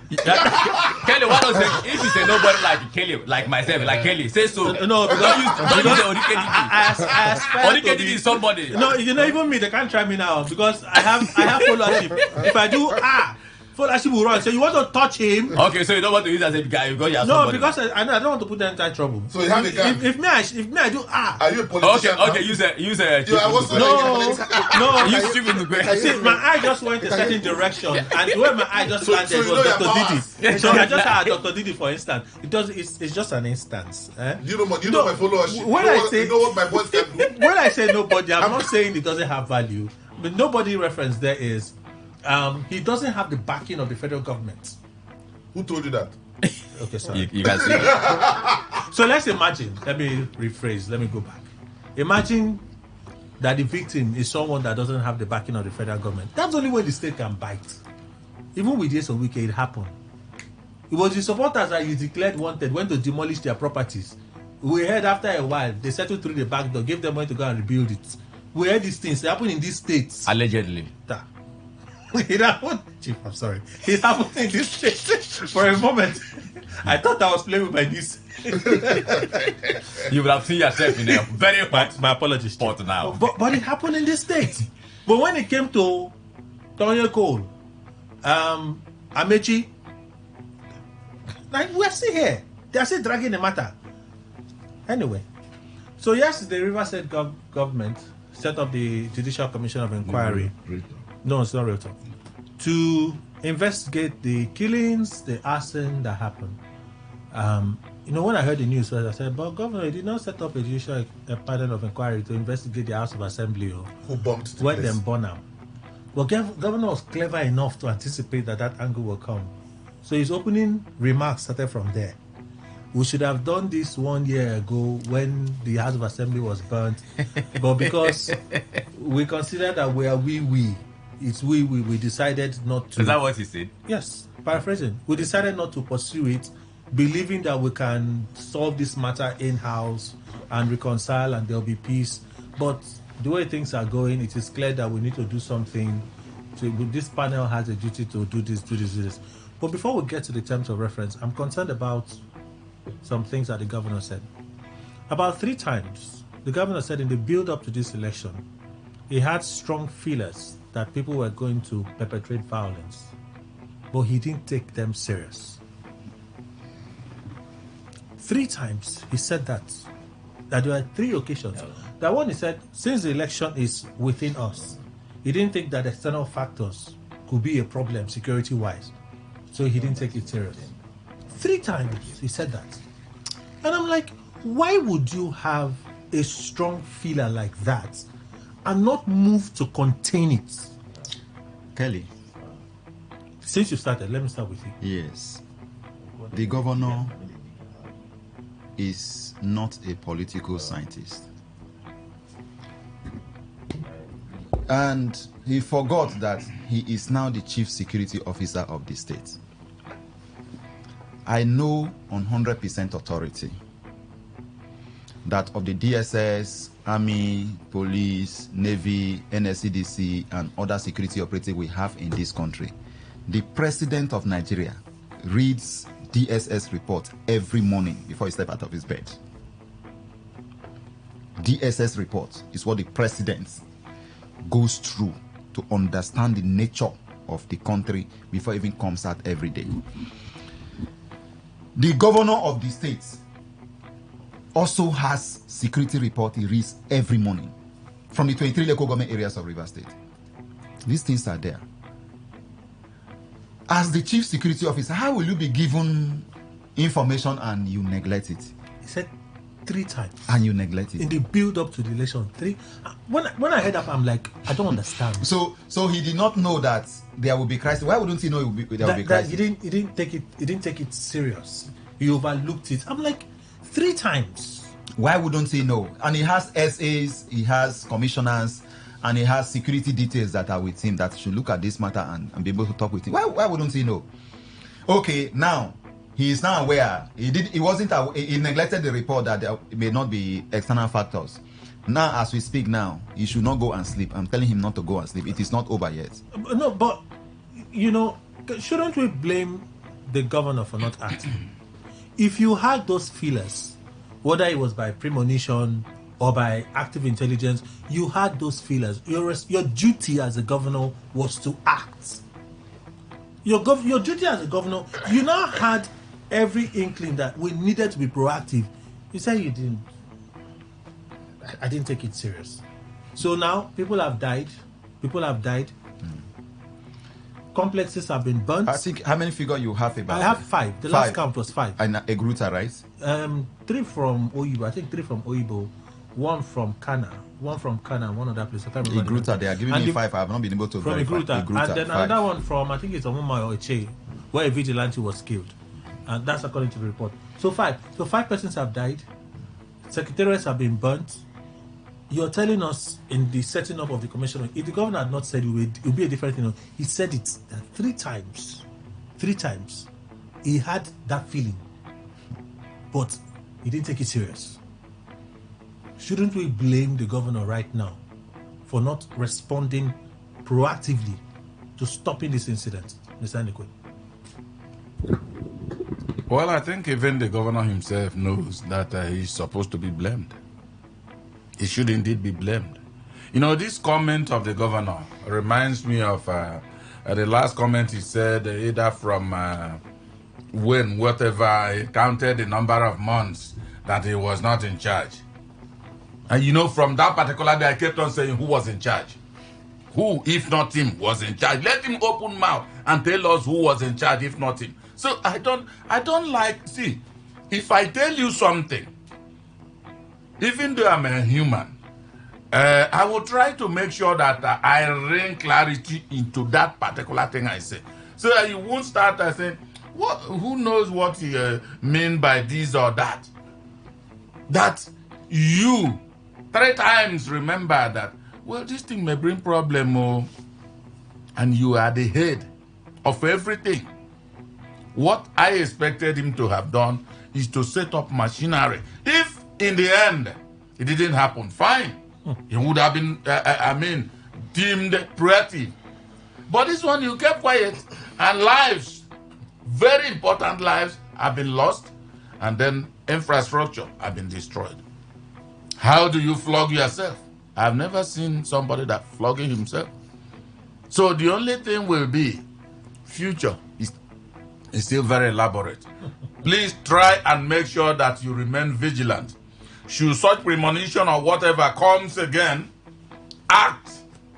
Because I don't understand what it means that 3 times that kind of feeling came to me and I didn't take it serious. Were you not taking it serious that they are not people that have bad mind?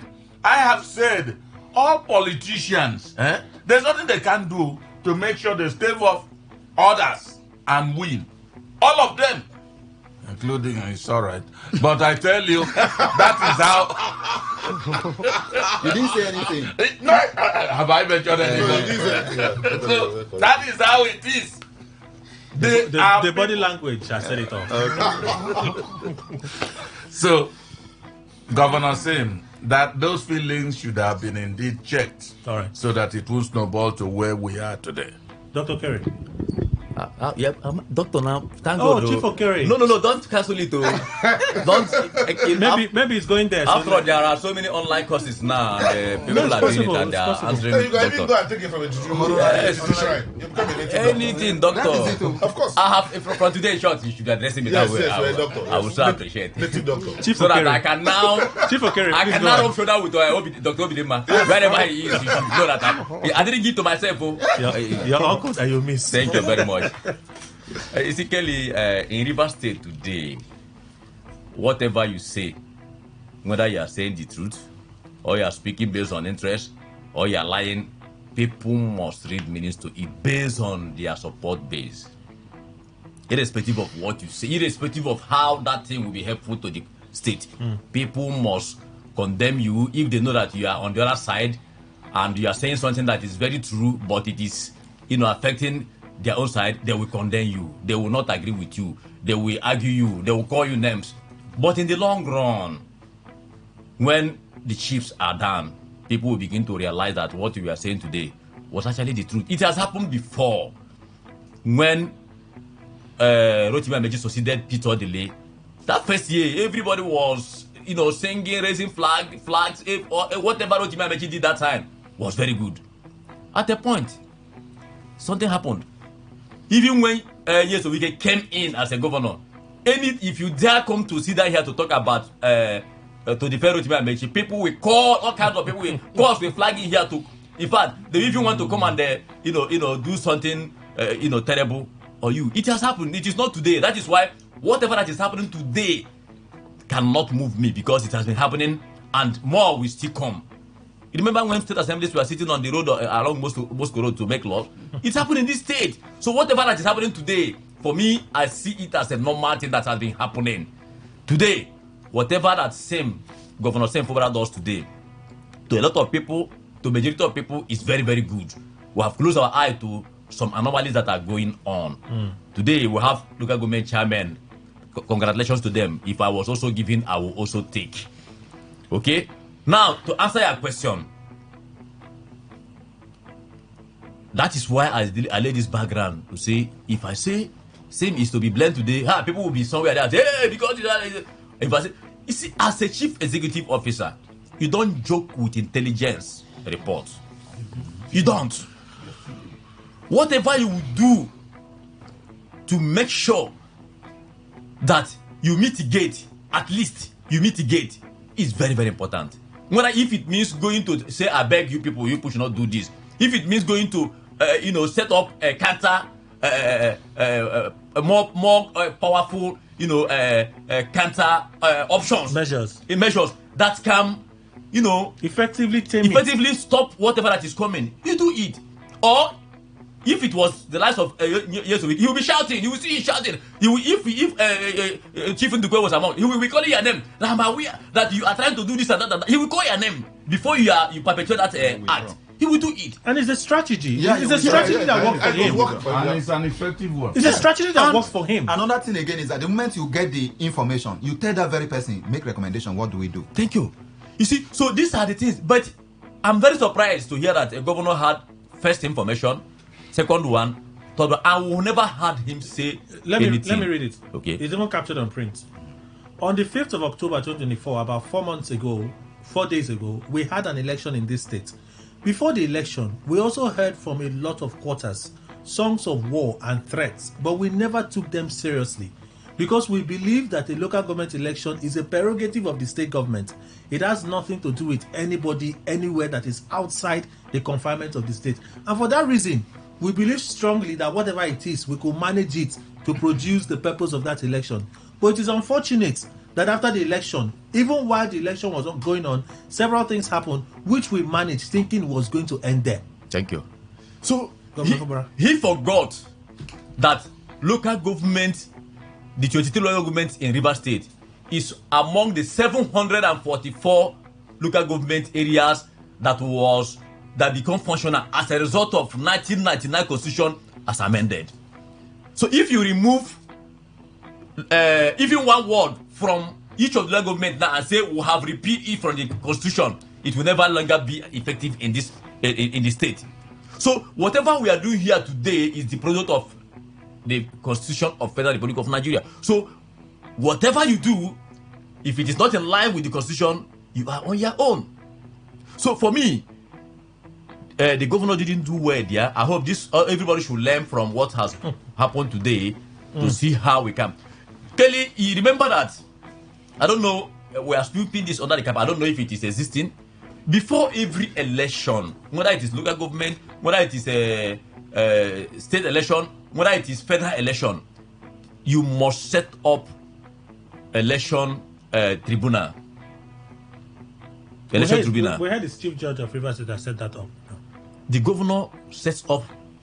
Is it the governor I don't know, that's but supposed to be the chief judge? Such thing must be in place. So that those who feel aggrieved, even if nothing comes out of it at the end of the day, at least they have a place to report to say so something happened to me. I was for change. We had the chief judge of Rivers State setting that up. He's setting it up now, and it's probably set up already. I mentioned it. I mentioned it yesterday, and Andy said, who's the chairman of the? I can't give you that detail. You see, because you see, Kelly, as a matter of. Are you interested in the outcome of that election? You see, no. It's not as if I'm interested. What I'm trying to say is that we are looking at where the governor failed in his responsibilities. Okay, this is one of the ways where I say the governor ought to have. I need to take the views of what you're saying is not. It's not that it's not important. It's not that it's not important.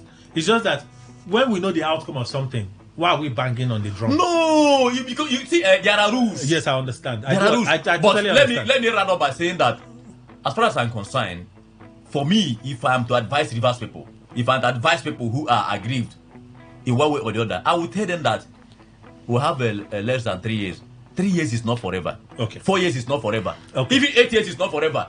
Everybody should exercise restraint, endure. Let us, because whatever you destroy today in Rivers State belongs to you and I. Okay. And you are even creating opportunities for the elected local government chairman, because by the time they go into office, the first thing they will do is to send you budget for rebuilding of we mentioned some of those things. We mentioned some of so these issues let's restrain and follow it legally. If you are agree, go to court. Okay. And we begin to see whether we get justice. If you don't get to, no problem. It's the same country that we are probably. But Kama is a respecter of nobody. Whatever you do today, is Rivers State not really? Whatever you do today, keep your doors open. Tomorrow, it's our state as it is, not really Thank from you. Kama. When I was listening to Toyinko yesterday, I said to me, I recall how they brutalized Toyinko like a baby. I said it already. Rich businessman wants to be governor. Women were holding him by his collar, pulling him. Water lines. INEC office. That's so. For him to go and collect. No, it's not just so. This one, me, I know I covered it. You won't tell me what I covered. He was going to collect. No, I'm asking. He was going to collect what? Election results. Yes. Documents that INEC was supposed to give to him. Then beat him. PDP members were protesting. The same PDP members that have split today their ranks now in supporting Fubara, then beat her for water lines. Damage his car. Beat his supporters. Is it true? Today they are split. Today they are split. No, you are not, but we are telling you. Chief Orike, so you can be aware. When we say Kama, is Kama not really that's what it's respect of no man now. Okay. If what is happening today is as a result of what happened yesterday, you said so Kama, be it. But tomorrow it will still happen. I just want to read this part. I'm not sure I want to read this part before you respond. Yes. It is very unfortunate that after the election, so before the election, they had fillers. During the election, they had fillers. But it is very unfortunate that after the election and while the election was going on, several things happened which we managed thinking it was going to end there. The day after the election, there were also more threats from people. We also thought it was just a normal threat, believing it was not going to be out of hand, but it did. Well, you had before, during, and after. I will prepare a background before I go into responding adequately.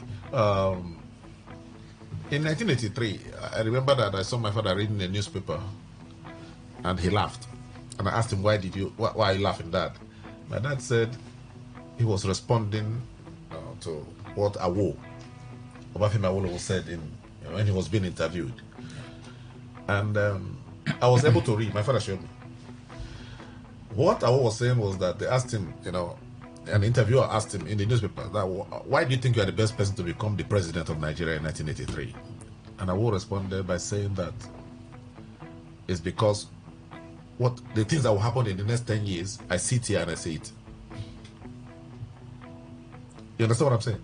That means he has vision. You see, in this state, the way it is now, because passions are inflamed, there are so many things people are not saying.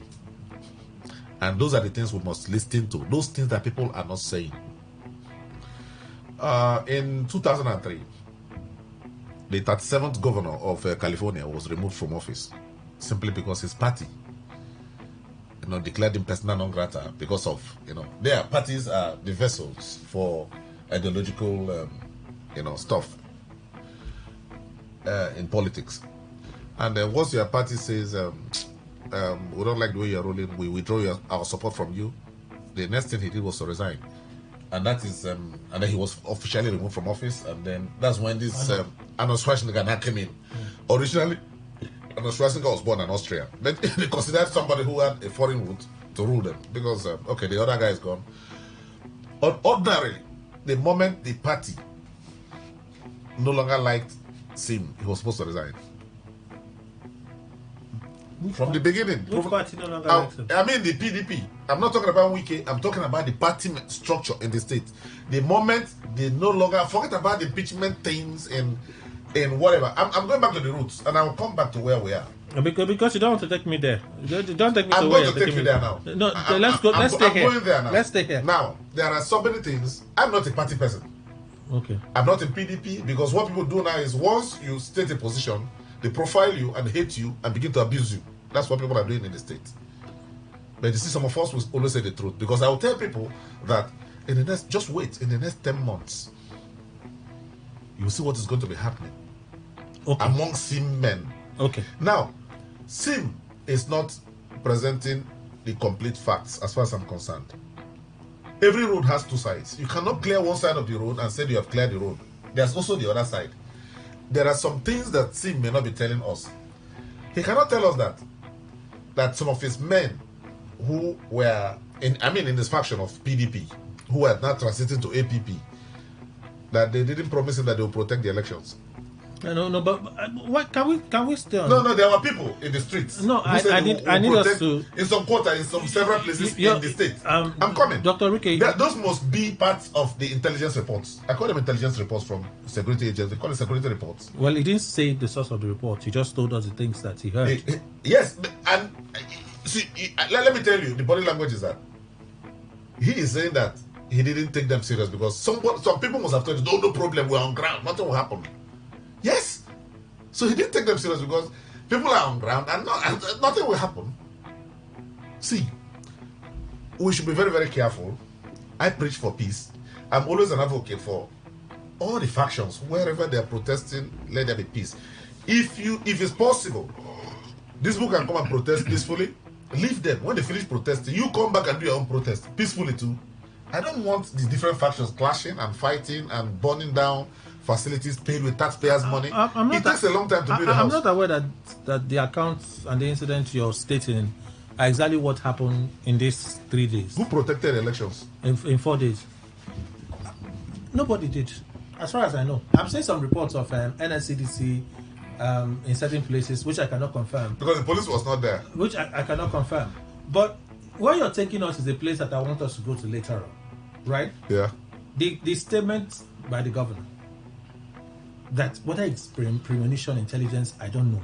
But you had clear inkling that these things were going to happen. Yes. So why didn't he react? Nothing. Why didn't he react? Dr. Waigwe.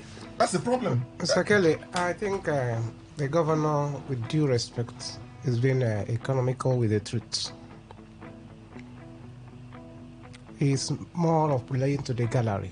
And for me, I feel for him because even though he may have the filler, or what you call intelligence reports, but the position of the security agent or the police, put him in a weaker position that even if he wanted to do anything, he could only rely on non-state actors. And there is a limit to what non-state actor can do to proactively prevent what happened.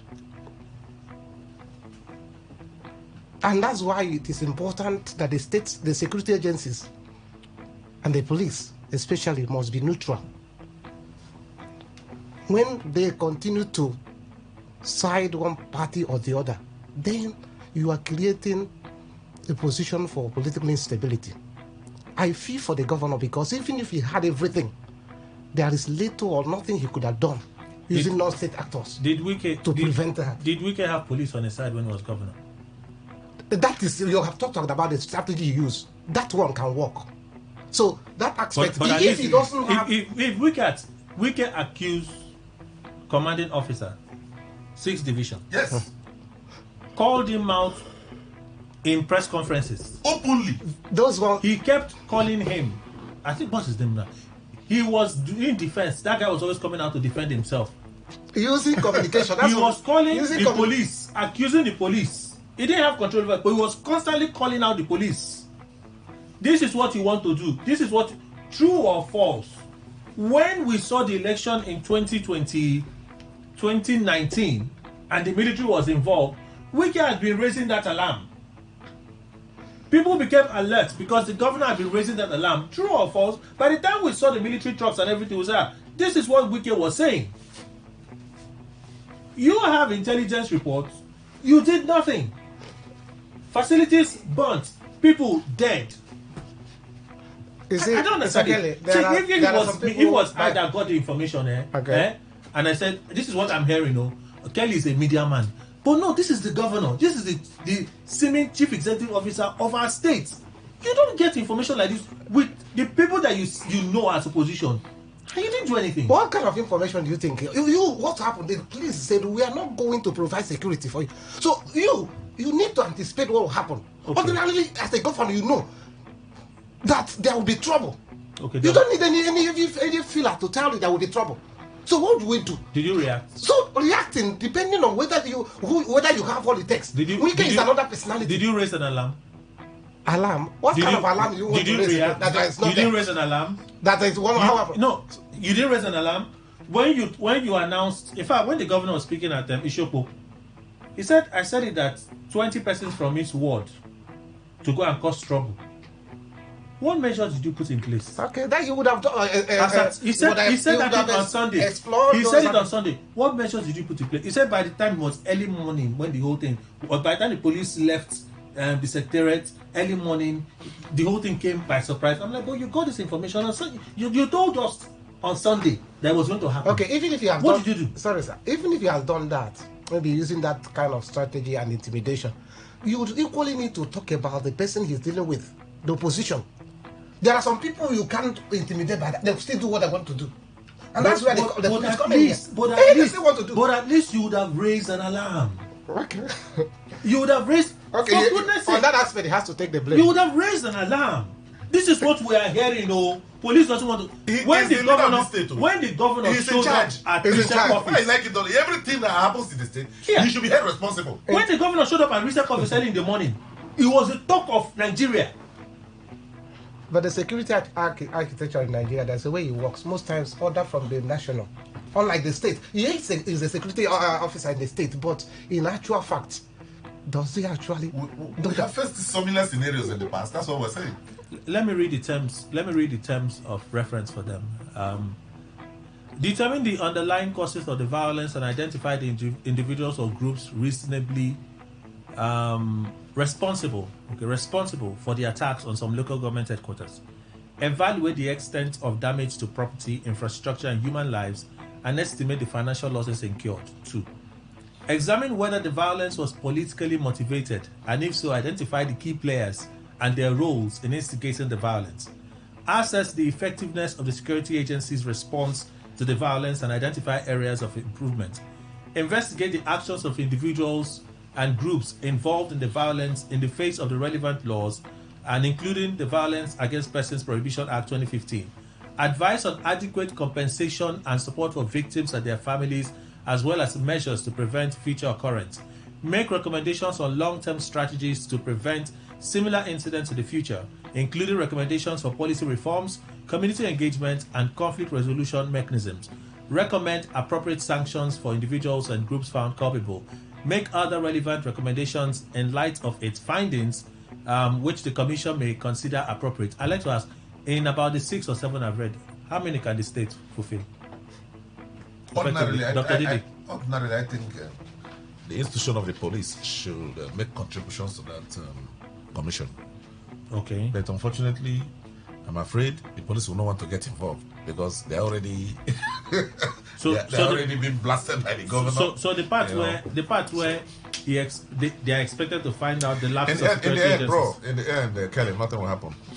I don't No, see no, anything. certain things will happen. No. Inquiries, this, nothing. See, when you find youth, what I've observed in this our state is when you have youths fighting or being or partaking in political actions of this nature based on political interests. In the end, nothing happens. Nothing has happened. We have seen worse scenarios where people got killed. Even political gladiators got killed. What happened? Nothing. So in the 7 for you, nothing will happen. Nothing will happen. Kelly, you know. 5 feet in a minute. In the end, nothing will happen. In the terms, which of them do you think the state government, if they, let me say, not if, when the panel brings their white paper, how many do you see the state executing successfully? The number one that will be successfully implemented is the compensation to Thank you. people. Thank you. Thank you. Compensation. The victims will be compensated. Yeah. The secretariat will also be built back. Support will be given to the council areas to. The cost implication. Yeah. They will just put it, record it somewhere. Taxpayers' money. Yes. Will go back again. Yes, of course. Those who carried out the arson should know. That is what we are saying. When you are going to destroy that thing, if you are reacting to the election because of sin or because you are not doing it's in government house. Yes, using your money. It's your own money that will still be used to do that. Of course. And you create choppings for the new guys that came in. Then the rest. It will be story. Huh? Yeah, because like now, those secretaries that have been touched with fire now, the council chairman will just move to one fine hotel, pay for the whole building, and they stay there. And you don't blame them now. They have to function. The rest of the terms of reference. The key players, find out if it's politically motivated. Okay. The key players. So you get all this information. What will you do? Some of the TOR there, the terms of reference are not even really necessary. Okay. Some are not really necessary to find out whether they are politically motivated, remote and immediate causes of it. We know a lot of these things, and they are on the long-term solution to all that. Long-term solution. What is the long-term solution for the bombing of the House of Assembly? Is there a long-term solution to this kind of thing not happening again? No, because from the terms of reference that he put out, even the FCT minister in his speech talked about that these things you already say you know them, that they, why are you setting up arrest them now. Arrest them. Why are you? But you know he was mocking him now. Yeah, definitely. Because he knows he can't do anything, he can't arrest anyone. Exactly, he knows. Even when this report comes out, the implementation of the report may also be an issue. Just those few areas, some people will have 1 or 2 compensation because we are in a state and a country where people don't take things seriously. Does the police need to wait for this report before arresting people? Okay.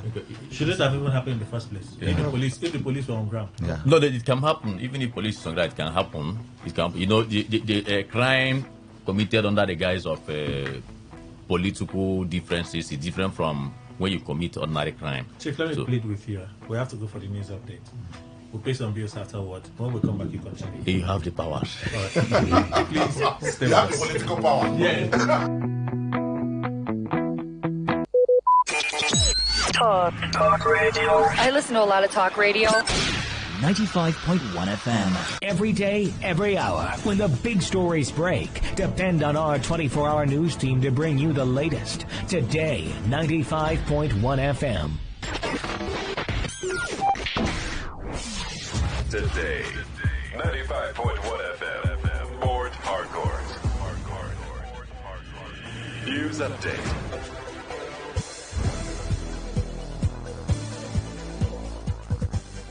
A very good morning to you. Here is a news update on Today 95.1 FM. I am Kelly Ikemenjima. The Federal Ministry of Education has set up a 31-man panel to renegotiate the agreement entered between the federal government and the Academic Staff Union of Universities. The committee will be inaugurated next week, Wednesday. Director of Press at the Federal Ministry of Education, Folashade Boriwo, said the government has started working to ensure that ASU does not embark on a strike. Recall that ASU recently issued the federal government a 14-day ultimatum to resolve several lingering issues, threatening that if it fails to, they would embark on a fresh round of industrial action. You may wish to know that among other demands, ASU is seeking the conclusion of the renegotiation 2009 federal government ASU agreement based on the Nimi BRICS Committee draft agreement of 2021, as well as the release of withheld salaries due to the 2022 strike action. The Minister of Aviation and Aerospace Development, Festus Keyamo, has confirmed the approval of an airstrip for Canaanland, the property known to be seating the Living Faith Church in Ota area of Ogun State. Founder of the church, also known as Winners Chapel, David Oyedepo, was seen in a short video celebrating the development, telling the congregation of the latest government approval for the church. Media aide to the minister, Tunde Moshood, confirmed the development and the minister approved the airstrip.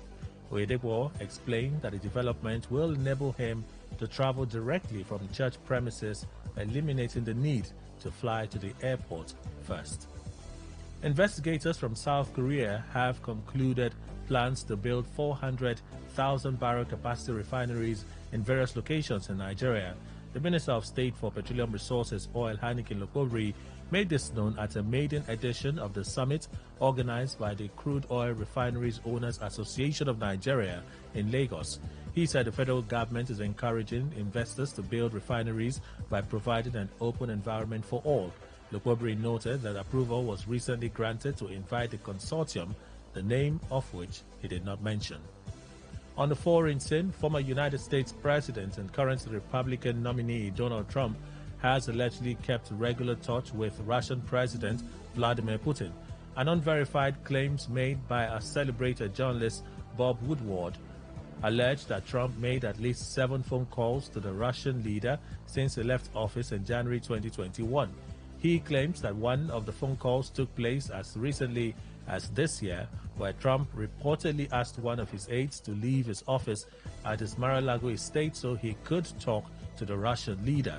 The former president's communications director, Stephen Chung, while rejecting the allegations, said none of the stories in the book is true, stressing that they were the work of a truly demented and deranged man. Trump also denied the assertion, stating that he is a storyteller who has lost his marbles. Kremlin denied the claim that the Russian leader was in regular contact with the former U.S. president. And that is the news update on Today 95.1 FM. I am Kelly Ikemenjima. Good morning. Thank you for your time.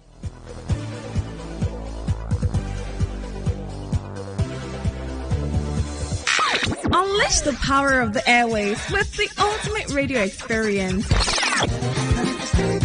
Tune in to Today 95.1 FM, the voice of the people. Don't just listen, immerse yourself.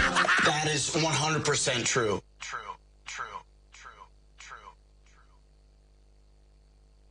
How? The couple are on the dance floor and it's raining cash. The groom whispers to his bride, "We're definitely going to Seychelles for honeymoon. See money."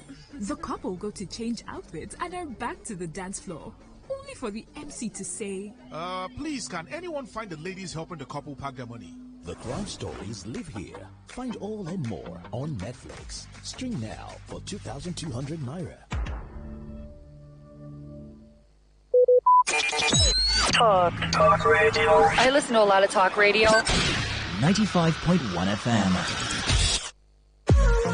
What's a successful business without sales? And what is sales without an audience? Well, do you know that you can reach 8 million listeners across 6 states in 2 geopolitical zones all at once? How? With Today 95.1 FM, you can get millions of people to know about your business. And what does that mean to you? More sales. Call 081-389-2850 now for more information.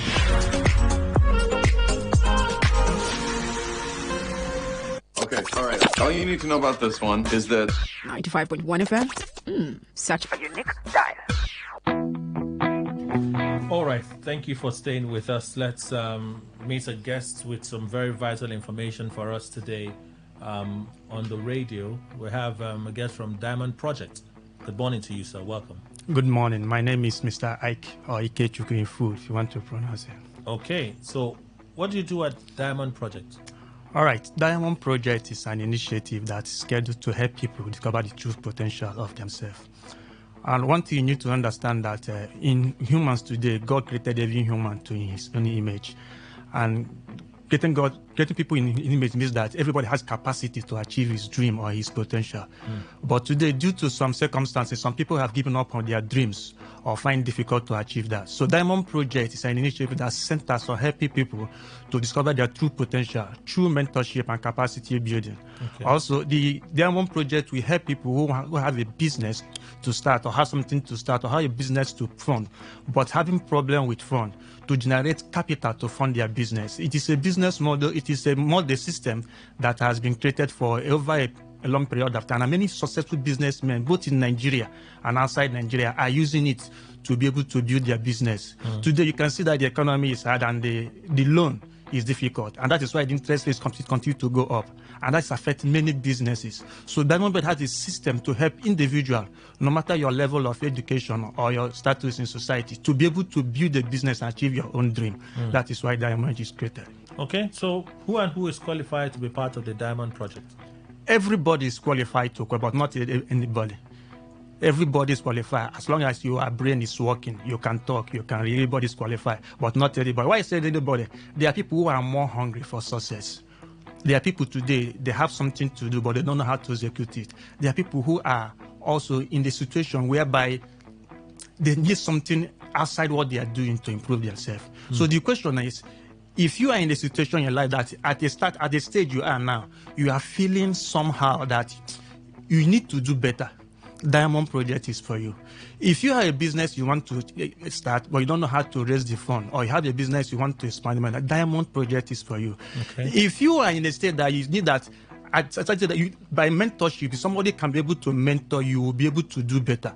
Diamond Project is for you. So Diamond Project is for everybody, but not for everybody. And there is a certain pattern of, if you all these questions I ask now, you qualify, so there, pick your phone and start getting ready to apply for Diamond Projects. Everybody is qualified, but not anybody that is qualified. As long as your brain is working and your hand and you're hungry to do better, Diamond Project is here for you. So how can people apply to be part of this? It's very simple. The selection process is going on now. This weekend in our project office here in Port Harcourt, we'll be having some selection of people who will be qualified to partake. And this week we are picking only 15 persons to be able to apply. And for you to apply, you need to select yourself first. How do you select yourself? By taking your number now, taking your phone, open to your text message, type your name or your first name and surname to this number I'm going to call, 0809 444 9896. 0809 444 9896. So when you type your first name to this number, the consultant, when the selection will be contact you. So if you are contacted, or either by call or by SMS, you will know you are selected for the event you are having this weekend at our project office. So that is why, first of all, the final selection will be taking place. Okay. So everybody can apply using this method. Okay, but the venue will be disclosed in the message. Yes, the venue will be disclosed in the message. In the message. Yes. The time too will be disclosed. Everything, and there's an access code that will be given to you. That access code shows that you are invited, and once you come, you must present this as a proof that you are invited. Okay. So not everybody. So those that may be selected, what should they be looking forward to? All right. When you come, like I said, there is a system that has been existing, and for the past 8 years now, the Diamond Project, with the support of international organizations that are working with them, that have been successfully helping Nigerians do this. So these systems will be shown to you and open to you. And not only that, you come and go. No, once you are selected, we are not just showing you and you go. Once you're selected, we will hold you like a child on your hand and walk you through until you succeed and achieve your aim while you sign up with the Diamond Project. Yes. So they are not required to come with any money? No. There's no payments, nothing? And there's no, it's not loan. We're not giving loan. It's not a loan. It's also not a contribution? It's not a contribution. Okay. And it's not crypto. And neither is Forex, no. So what is it? So is it a mentorship? Yeah, it's a mentorship session, but there's a session that will show you how to generate fund. So we carry you. So we are not giving you loan. We are not giving you money. We are showing a system. So like the Chinese man says, give a man a fish today, he will be happy for today. But show him how to fish, he will be happy forever. So we show people how to fish. We don't give people money. So we're not going to give you money. We're going to show you how you can be able to grow your business so that you continue to grow yourself, wherever you find yourself in part of the world. You say it's open for everybody, but not for everybody. For everybody, but not anybody. Okay. Yes. So it means that there are people with a certain ingredients you're looking forward to. Yes. Right? Yeah, the people must be coachable. There are people who are not coachable. So people must be coachable. But how would you know from the first screening who is coachable and who is not coachable? That's why you say the first one you apply. When you come there and after the decision, we'll do the selection. So by then we'll know who those who are qualified to continue. Yes. Okay. But it's for people above 18, yes? Yes. From 18 years and above. Or you want to take people lower than 18? No, for 18 years. Some people can become with their parents. Some children, the people who are working with the children, some parents come with their children. Okay. And say, I want my child to enroll. As long as the child has finished secondary school, he must at least finish secondary school. Okay. I want my child to enroll. And you, with their guidance, we work with the children. That's the supervision of parents. Exactly. You work with the children. Exactly. All right. So the numbers again for people to indicate interest.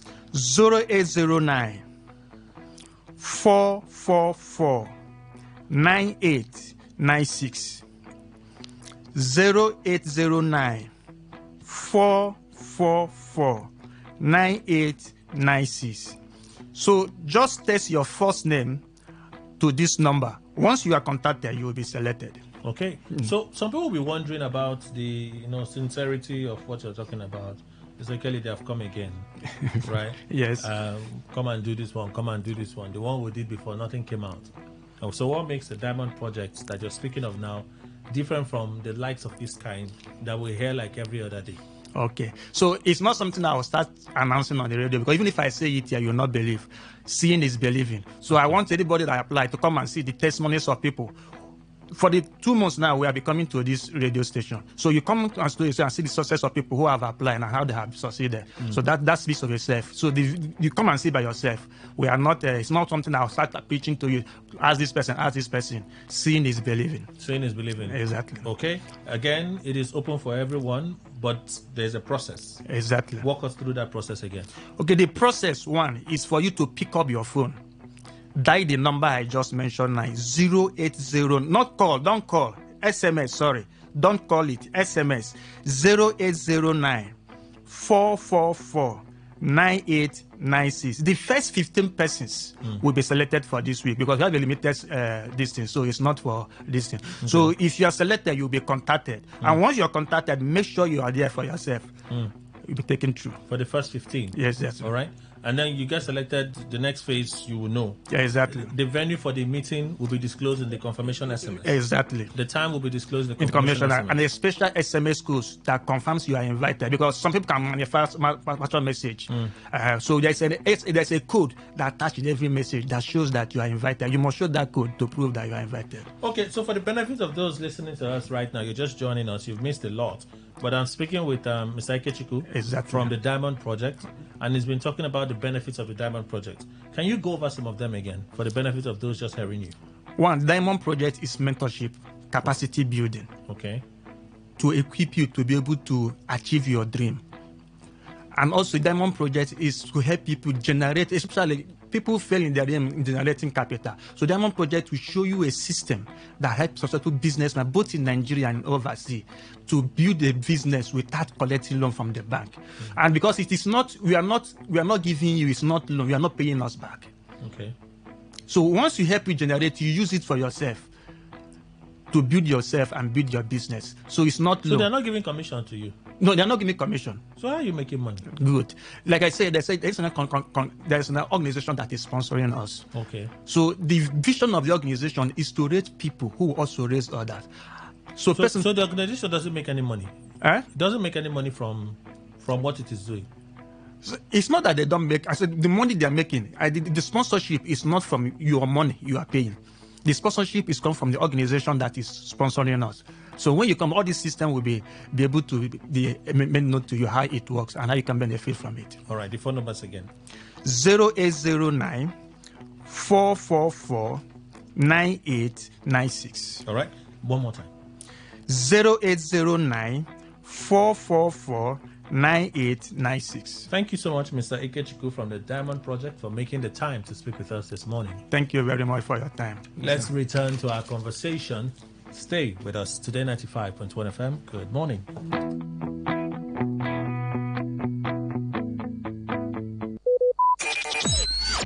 Talk radio. I listen to a lot of talk radio.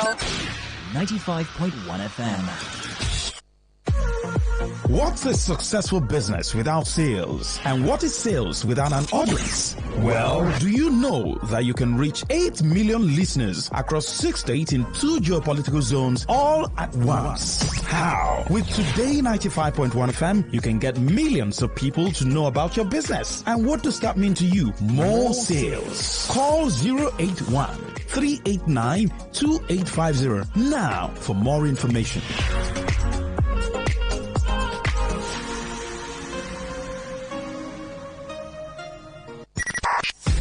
95.1 FM, voice of the people. And we're back. All right, thank you everyone for staying with us. We'll continue our conversation.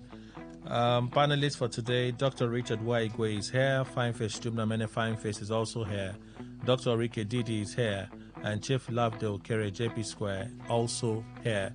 We're looking at the terms of reference for the Commission of Inquiry set up yesterday by the Executive Governor of Rivers State, His Excellency Sir Similai Fubara. Let me go straight to Mr. Ndukwe. I asked the question about the terms of reference.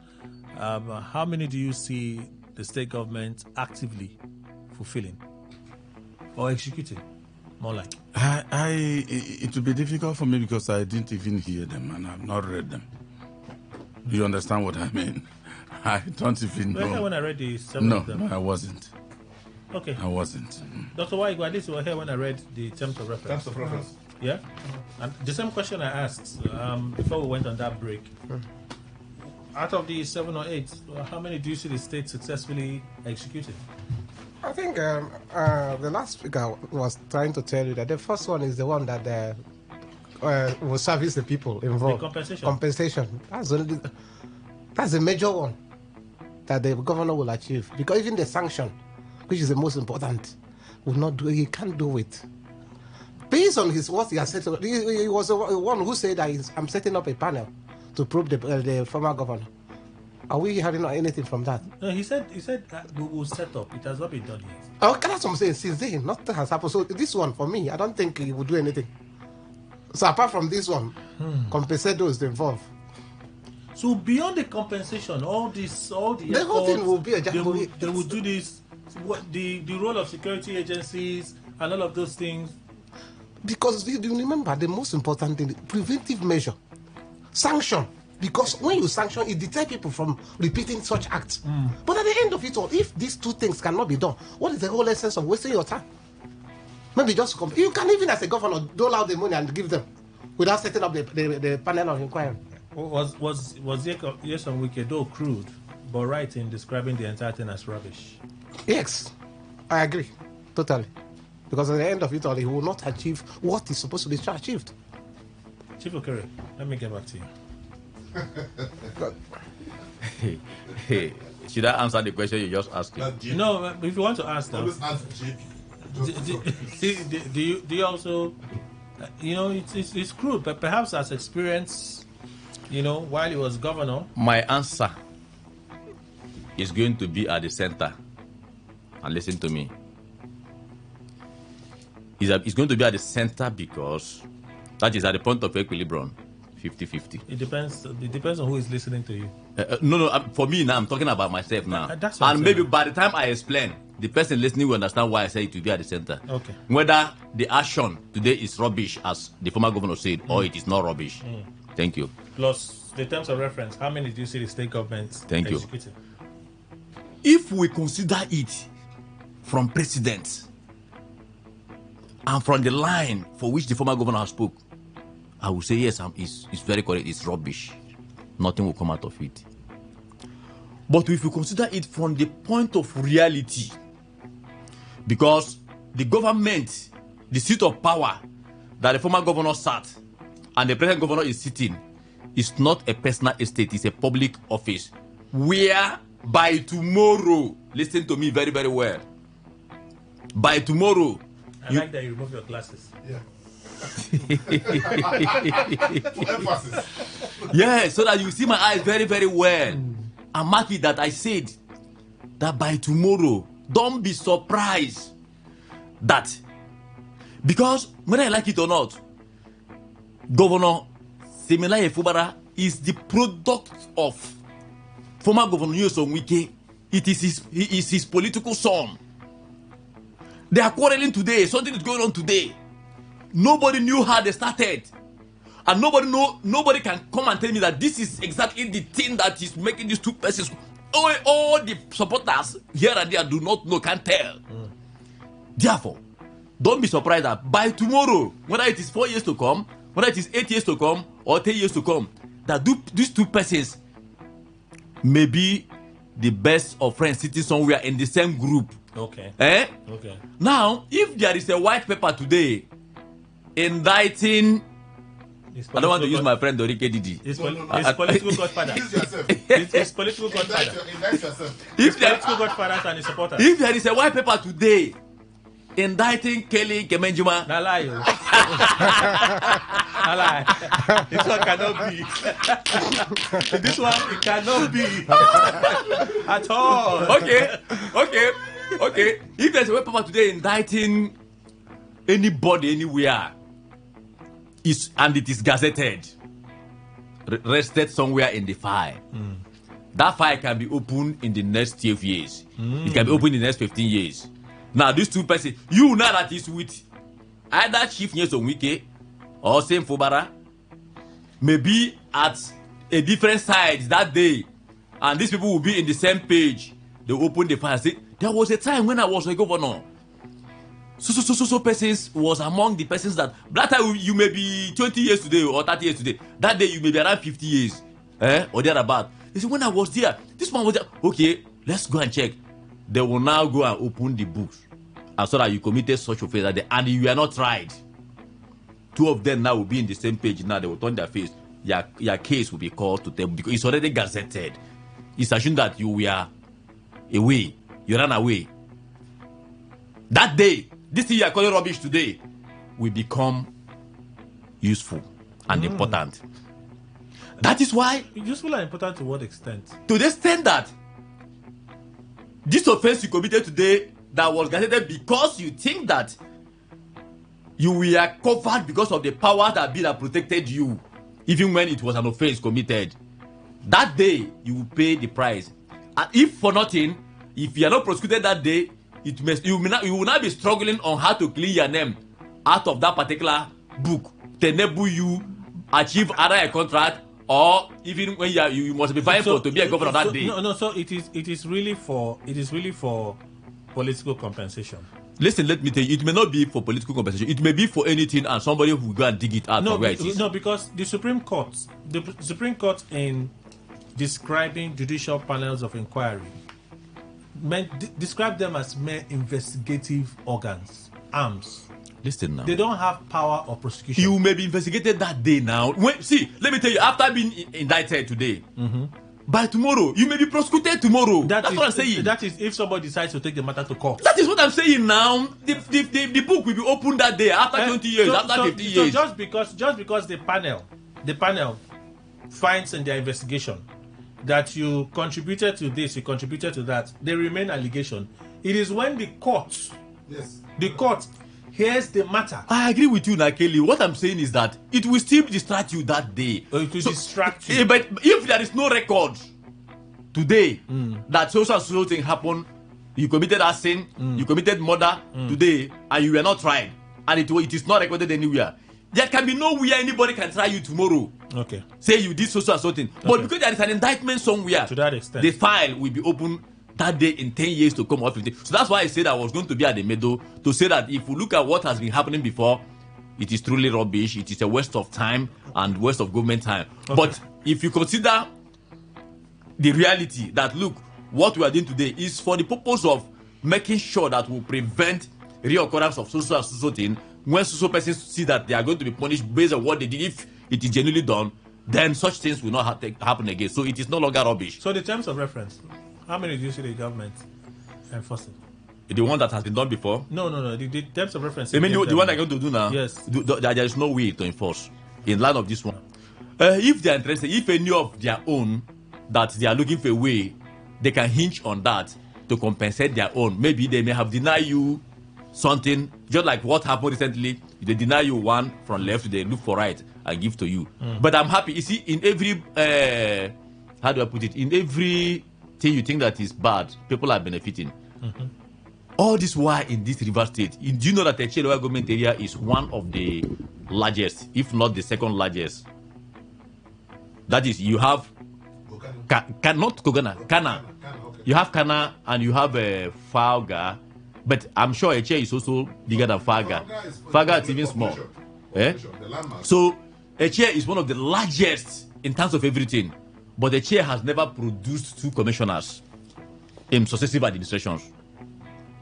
But this time, because of this crisis, because of what has played out, Eche has been able to produce 2 commissioners, and it should remain. Okay, that's the former CTC chairman, right? Yes. They've compensated him with commissioner. Thank you. It's now the commissioner for I think commerce and industry. Yeah, something like that. Yes. Commissioner for commerce and industry. So yes. You will be praying for more crisis. No. It's not as if we'll be praying for more crisis. What I'm saying is that because this thing happened, and because this guy was unjustly not. Listen to me very well, Lou. I'm listening. Listen, just mark my word. I am listening. Because that road which others passed to become executive chairman is the same route he passed and got into somewhere. They say no, stop. He was used as a sacrificial lamb to get whatever political achievement. So now to correct that particular thing in-house, the governor was so quick to say, okay, come and be a commissioner. They make him, and for that one alone, it's an advantage to Eche Nation. Eche Nation has never, or let me say Eche local government area, because if I'm talking about Eche Nation, I'm talking about Eche and Nomuma. Eche local government now has been able to, we can be proud of 2 commissioners now. In the State Executive Council, we have 3 slots now as Eche Nation. Unlike before. You were doing well. So the crisis has put in Eche somehow in a very special advantage. Okay. And it has been gazetted. So any governor that is coming tomorrow, we know that, look, these people has always occupied 2 slots.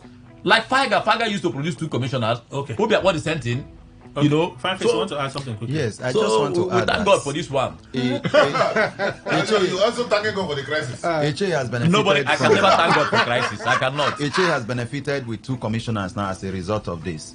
Maybe they need to tell us in Ogoni how we can have either governor, deputy governor, speaker, or chief judge of it. We've not had it in 1960-70 today. People have to start being a very big problem. Let me read the reference from Mr. Indigo so I can take his views quickly. Determine the underlying causes of the violence and identify the individuals or groups responsible for the attacks on some local government areas. Evaluate the extent of damage to property, infrastructure, and human lives. Estimate the financial losses incurred. Examine whether the violence was politically motivated, and if so, identify the key players and their roles in instigating the violence. Assess the effectiveness of security agencies their response to the violence and identify areas for improvement. Investigate the actions of individuals and groups involved in the violence in the face of relevant laws. Advise on adequate compensation and support for victims and their families, as well as measures to prevent future occurrence. Make recommendations on long-term strategies. Which of these do you see the state government? Compensation one.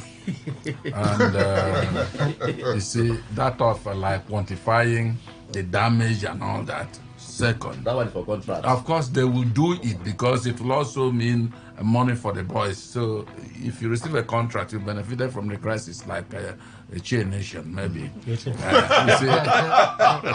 see, apart from that, all these other ones of reprimand and all that, they won't do anything.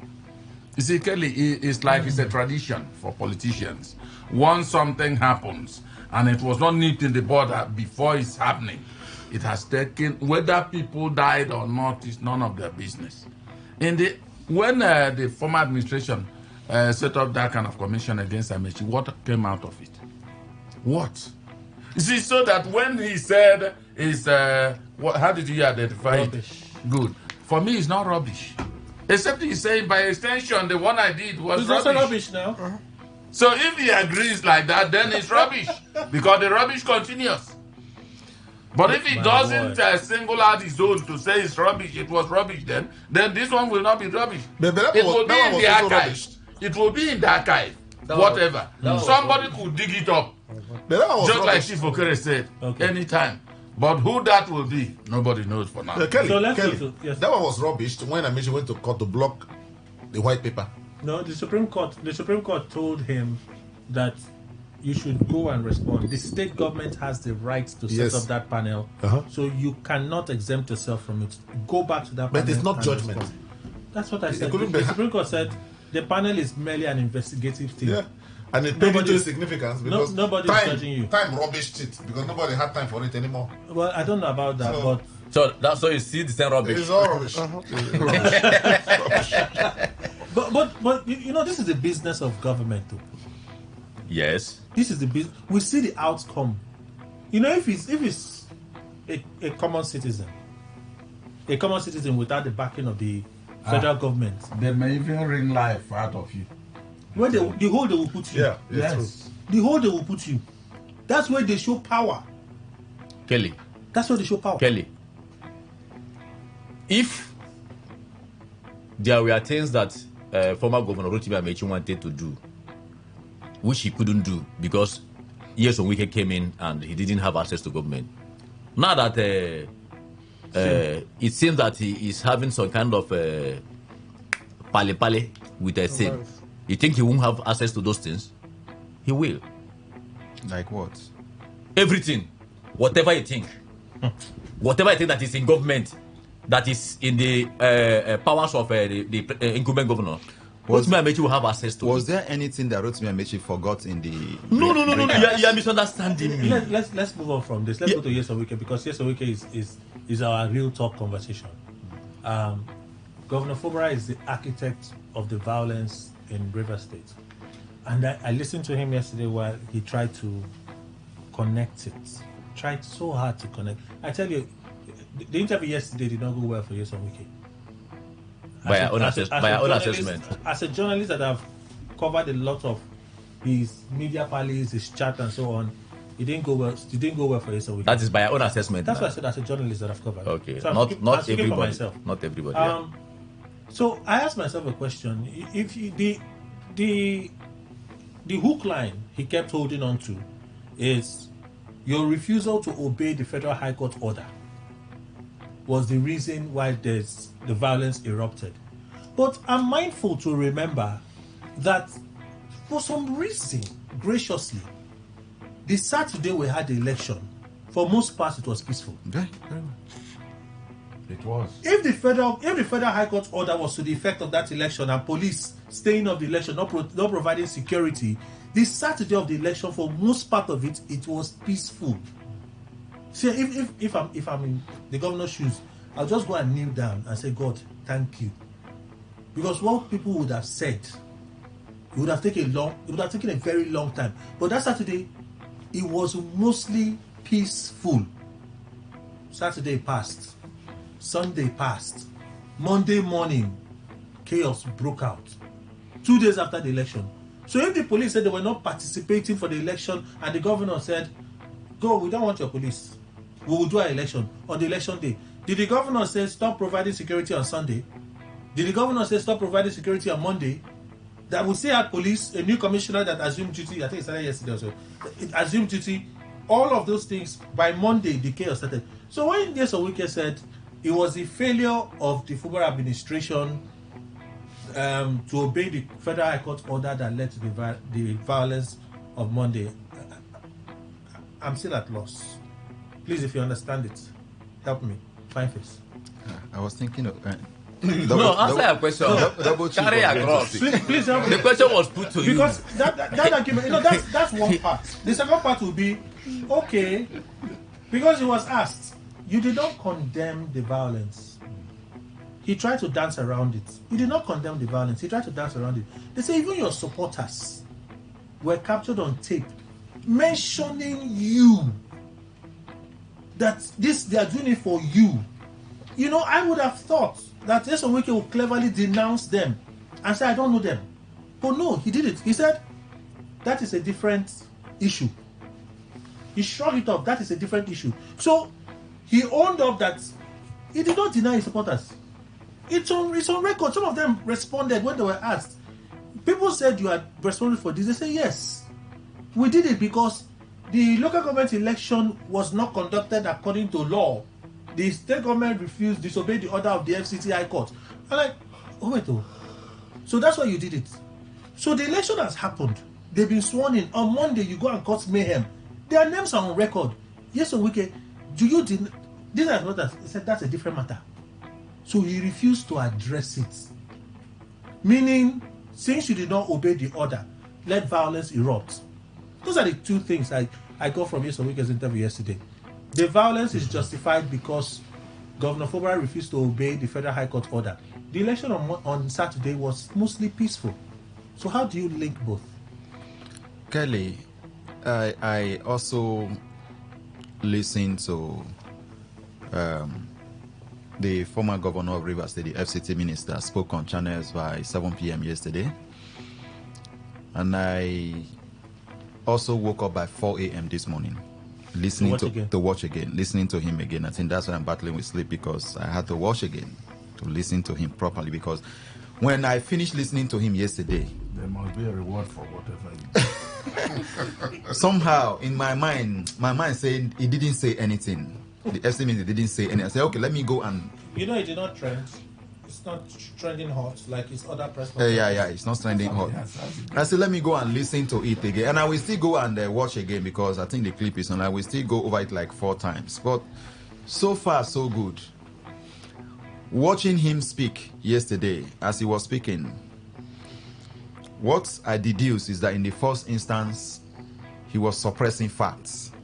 He was struggling to suppress facts and things he needed to say. Secondly, he was struggling to see how he could disentangle and disengage himself and separate himself from whatever has happened in Rivers State. And in doing so, he kept saying that they keep saying yes on Wike, yes on Wike, yes on Wike, yes on Wike. And he focused more on the Federal High Court judgments. That he even said when the matter is in court, he doesn't talk about it. Yes. And from what I have read on the Federal High Court judgments, what he said and what the governor said proceeding with the election, I didn't also see where the judgment or order or ruling, any name they want to give to it, said the election should not hold. I didn't read that. Thank you very much, my brother. What I read was that police should not participate, DSS should not participate, and INEC should not release the voter register. These were the things, not the election should not hold. The only thing out of these 3 things or so that wouldn't have allowed that election to hold would have been the voter register, which they already had. And in having it, because I was still trying to trace the truth between what RISEC was saying, that they have the register in November last year, and what INEC was saying, that they have the register in... They didn't have the register. But correspondent has started. Yeah. Now, I must say it from my own perspective that RISEC never got that voter register in November last year. Okay. My reason is this. I spent time following up the election on Saturday. Channel's correspondent viewed on to the voters register, and it was printed in January 2023. That was the date on it, and the date on the printing, January 2023. So that's a long. It means they still got it a long time ago. A long time ago, which means they allegedly lied that they got it in November. But it may not be a lie. It could actually be that they got a soft copy. And they don't print till January 2023. It may not be a lie. Now, let's look at the soft copy. Okay. We had election in 2023. Yes. What months were the elections? In January 2023 was when we had the election. We had the election in February. Was when we had the general elections. Yes. So that register was printed for the general elections. That so maybe they gave them hard copies. You know that the voter registration exercise ended before January. Yes. It ended before January. Yeah. So with January on it means they printed it for the general election and they had it. And again, By January 2023, if I don't make mistake, RISIEC board was not yet constituted. I don't think there was any board in place. If there was a board in place in April, yeah. So this current board was not in place. It was brought on board in April. So, in the governmental circle, still in the context of politics of developing areas, they would have, to a very large extent, sourced for that document, offer any amount to anybody that can produce it, and they produce it. And I must tell you that no matter the voter register they had, they never had it for all the polling units in Rivers State. Yeah, fact. Fact, they never had it for all the polling units in Rivers State. Because I went to some polling units and nothing was happening there. Yeah. Maybe confusing somewhere, taken from one place to the other. Now, that aside, election has been conducted. Election, in parentheses. Yeah, elections, local government, chairmanship and the councillor had been conducted. In the conduct of the election as well, I didn't also see figures announced.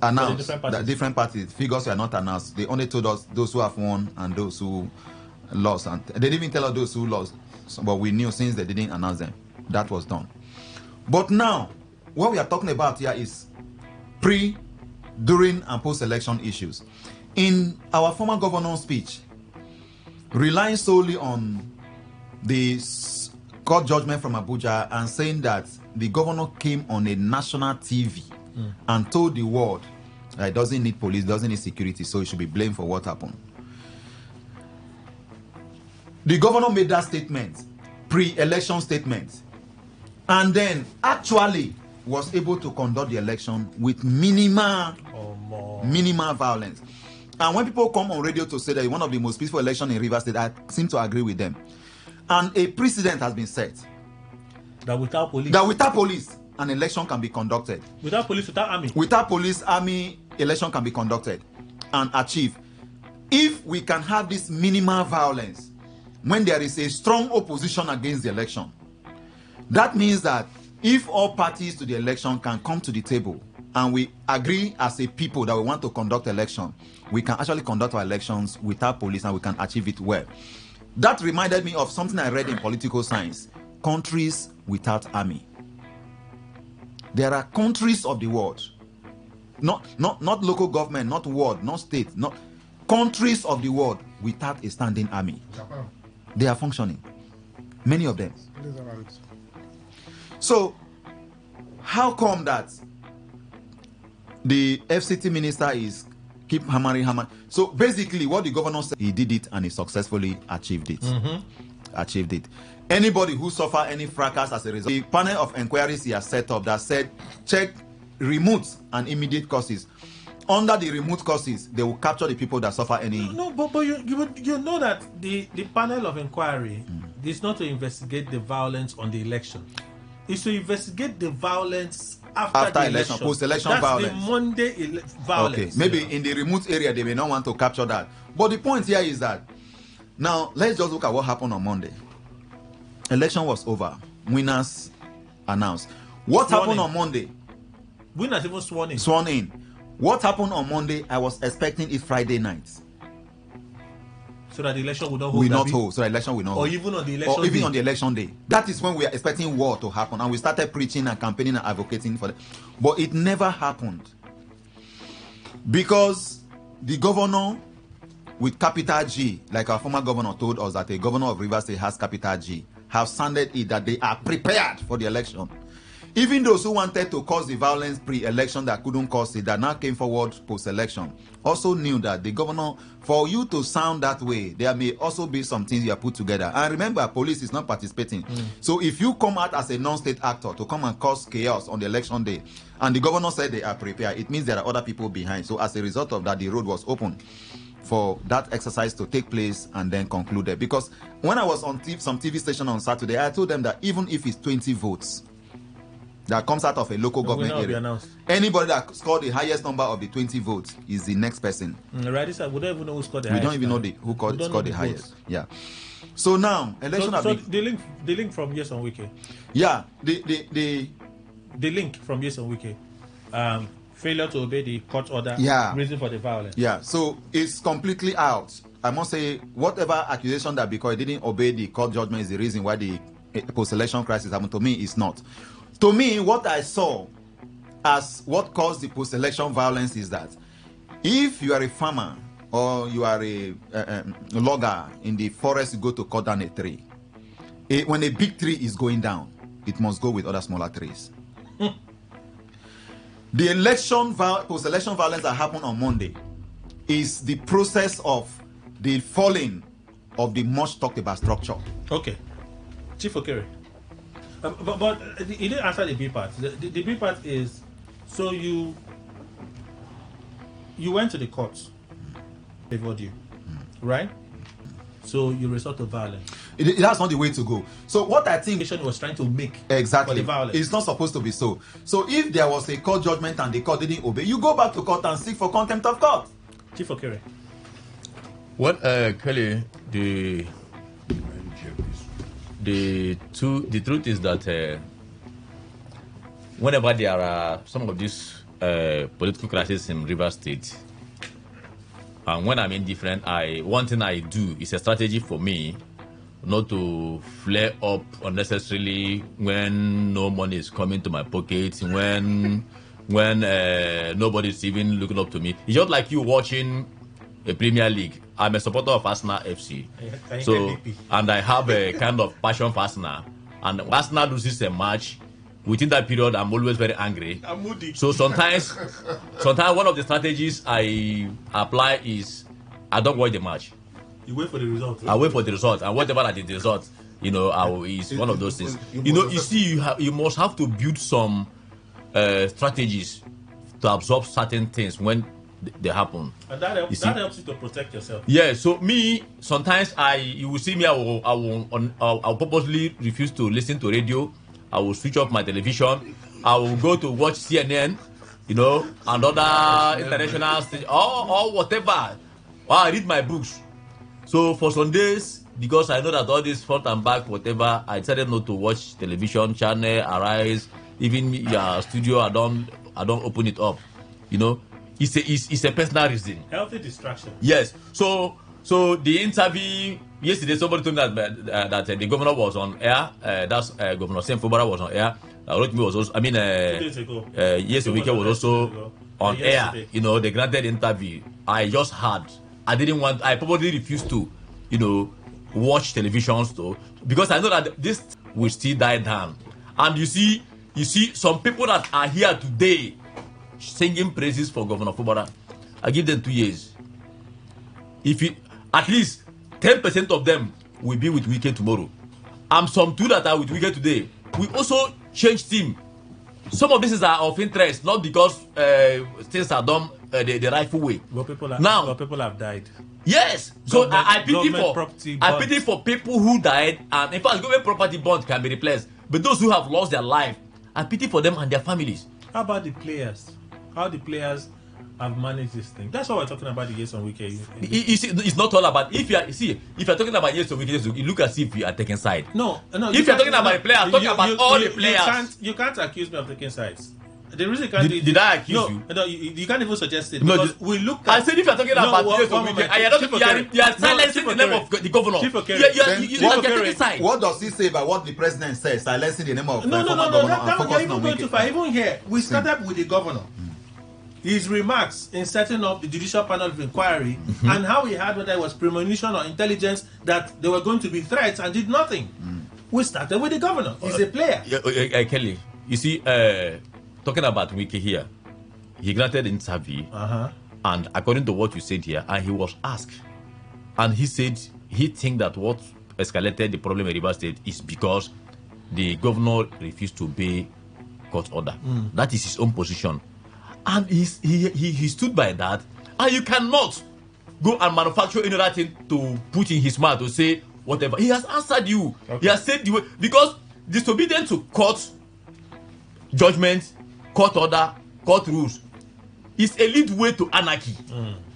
Once you do it, you are calling for, because the other person will think that, okay, since this has happened like this, and then let's do it our own way. So he has answered you that way, and I cannot come here now to say otherwise. Okay. He has said so to the best of his own knowledge, because I am sure that nobody in Rivers State or in Nigeria will come out to say that he saw the former governor anywhere, tell him, Chief Ndukwe, that you should go and burn somebody's house or you should go and do anything. But the former governor had a chance. He had a clear chance to denounce them. He had a chance to put it right. He was asked, "These persons did these things in your name."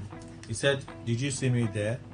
He asked you so. You know what I said? He said, "Did you see me there? Did you see me there?" I've been in Abuja. He said, "But the clips are all there. They said they are doing these things in your name." So if I come now and mention your name, tell you that you sent me. No, Chief Okere. They are doing these things in your name. He said, "Shehu, don't go there. That's a different narrative." You're dismissing it. You had a chance to address it. But you chose not to address it. Address what now? You got a chance to say, "Those are my supporters. Those are not my supporters." He had a chance to do it. Is the TV station a court of law? Where one can deny and accept? It's not a court of law now, but at least it's the reason, because it's a stakeholder. That's why we're talking about this. If people went about doing things in his name, I still have. Did Shehu mention the name of the person who said it was Wicked that sent him? At least the interview was on me and the former governor. If it's me and the governor, I know what to do. But it was Shehu and the former governor. So when he was asked the question, he said, these clips are there. He said, "Did you see me there?" He said, "It's not about you. They were calling your name." If someone tells the people, Kelly, people were calling your name and your name, they were carrying out certain actions, your supporters, you know them, I would say, I don't know those people, or I know those people. Thank you. Now let me answer. Your refusal to address it means complicit. Let me answer you, Kelly. One, you cannot fault the position of the former governor Nyesom Wike, who says that he think, because that answer is also suggestive. That word "think" means a lot there. It is no, Chief Emma, hold on now. I have the microphone. You need to, so I can talk to that person. I hope you are not acting on behalf of what Bidima here today. Well, you know that before Bidima were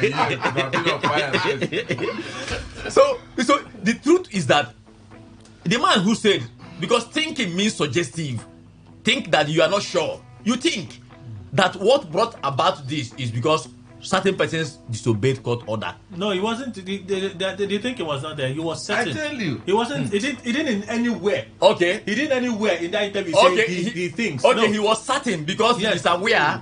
He was certain because he's aware that there was a court order that he thinks that would have been handled differently. It's not that he thinks. Allow me with my. You are imputing into what he did not say. Allow me with my own words, my choice of words. Yeah, your choice of words are saying a different thing. I'm not quoting yes, so we can. I'm talking my own now. If I say that think, putting the thinking is my own statement now. It's not yes or wicked statement. Okay, I watched the interview. I broke the interview down into segments. Yes. So I could share with our listeners. And you asked me a question. No. I listened to it. Yes. You are saying you're suggesting what the FCT minister did not say. The FCT minister did not say "I think." The FCT minister was assertive in saying the disobedience of Governor Fubara to the Federal High Court order is the cause of the violence. You see, because you didn't cool down to listen to what I was saying now. You are linking what I'm saying now to what Nyesom Wike would have said. Let me repeat what I said. What Nyesom Wike would have said. Let me repeat what I said here. I said that a question was put before him, the FCC minister, and they have said that the reason for which the violence erupted in Rivers State is because the governor, who was supposed to have obeyed a certain court order, did not obey that court order. That is his thinking. That is in his answer. And he answered so. So, nobody can answer any other thing better than what Nyesom Wike would have answered. Okay, so let me ask. In this case now, I am also here saying that no matter whatever anybody would say in the media, because that question was before the media, if it was in the court of law now, it will be a different thing. Oh, thank you. Where if you ask me whether you put it to me that I killed so and so person. So if I refuse to answer what will bring me out of the dock, yes, then there's no way the court can declare me can free me. Okay, let me ask you a question. Nyesom Wike is not on trial here. We're only trying to understand the comments he made yesterday on that interview, right? I've not asked if what Yeson Wike said is true or false. Yeah. That's not my question. I'm looking for understanding, right? Violence broke out on Monday. Election was on Saturday, right? The FCT minister strongly believes that the disobedience of the federal government to the Federal High Court order led to the violence that erupted. His reference was the local government election. That election was on Saturday. It was mostly peaceful. How do you then try to link it? That's the question I asked. Kelly, there was a build-up. Okay. From Thursday, Friday, Saturday. Now, as at Saturday morning, to the best of my knowledge, there was a very serious protest in RESEC office. There's also from Polo Club, RESEC office, and some other, I think DSS, police commissioner, all those things, they all happened. I think that was on Friday. Thank you. There was a build-up. Now, on Saturday, everybody must have gone to their local government areas. Okay. That was the reason why you noticed that there were pockets of crisis on that Saturday. You mentioned that you learned 5 persons were killed within the period. That was on Monday. Okay. There was a report of murder. Yeah, or I think one. On Saturday. One in Omoma. I think Omoma. The vigilante that got that killed. was a chain, not Omoma. That was in a chain. At least now, me, I said I think. No, Kelly, you see, Chief, we spent a lot of time here. Yes, I want have three other persons that I Kelly, need to speak. Please give me a response. Let me move on. Kelly, in politics, yes, Chief. The more you look, the less you see. The less you see. Let me end it here. Okay, thank you. Dr. Waigwe. Secondly, I would want to restrict myself. Let me also plead with Chief Okere not to interject when others are making a point. But have I been interjecting? Okay, you're reminding me to interject. I would want to restrict. I would want to restrict myself for the sake of political analysis. God bless you, my brother. On this, God bless you. I would not want to go to the legal aspect because we are not in court. So, God bless you. But the most important thing we need to go back to is what the former governor said, and without mincing word, it's an implied statement. Okay. 2 key things you should get from that statement. First, that the action of the governor, according to him, of disobeying the court order was responsible for the crisis we witnessed. And I want to agree with him on that. And not just in this case, what we know in political science, because most times Muhammad Ayub said, seek first political stability. Seek first the kingdom of political stability. All other things shall be added. And most times, Nigerian politicians take it for granted. Yeah, my friend from today. Most times, Nigerian politicians take it for granted because politics is all about interest. And that's why we say law takes precedent over politics. It regulates the behavior because most times, everybody, just like this group will support. So it is important. That's why we say the courts must be neutral at all times. Exactly. And when they begin to take side, and it becomes obvious, you are creating that opportunity for chaos. Okay. So I agree with what the former governor said, that they disobey. And I don't want to analyze the content of the court, if actually true that the court stops the police from monitoring, because if you directly or indirectly stop the police, another security agency from monitoring the local government election, what are you talking about? So that is true.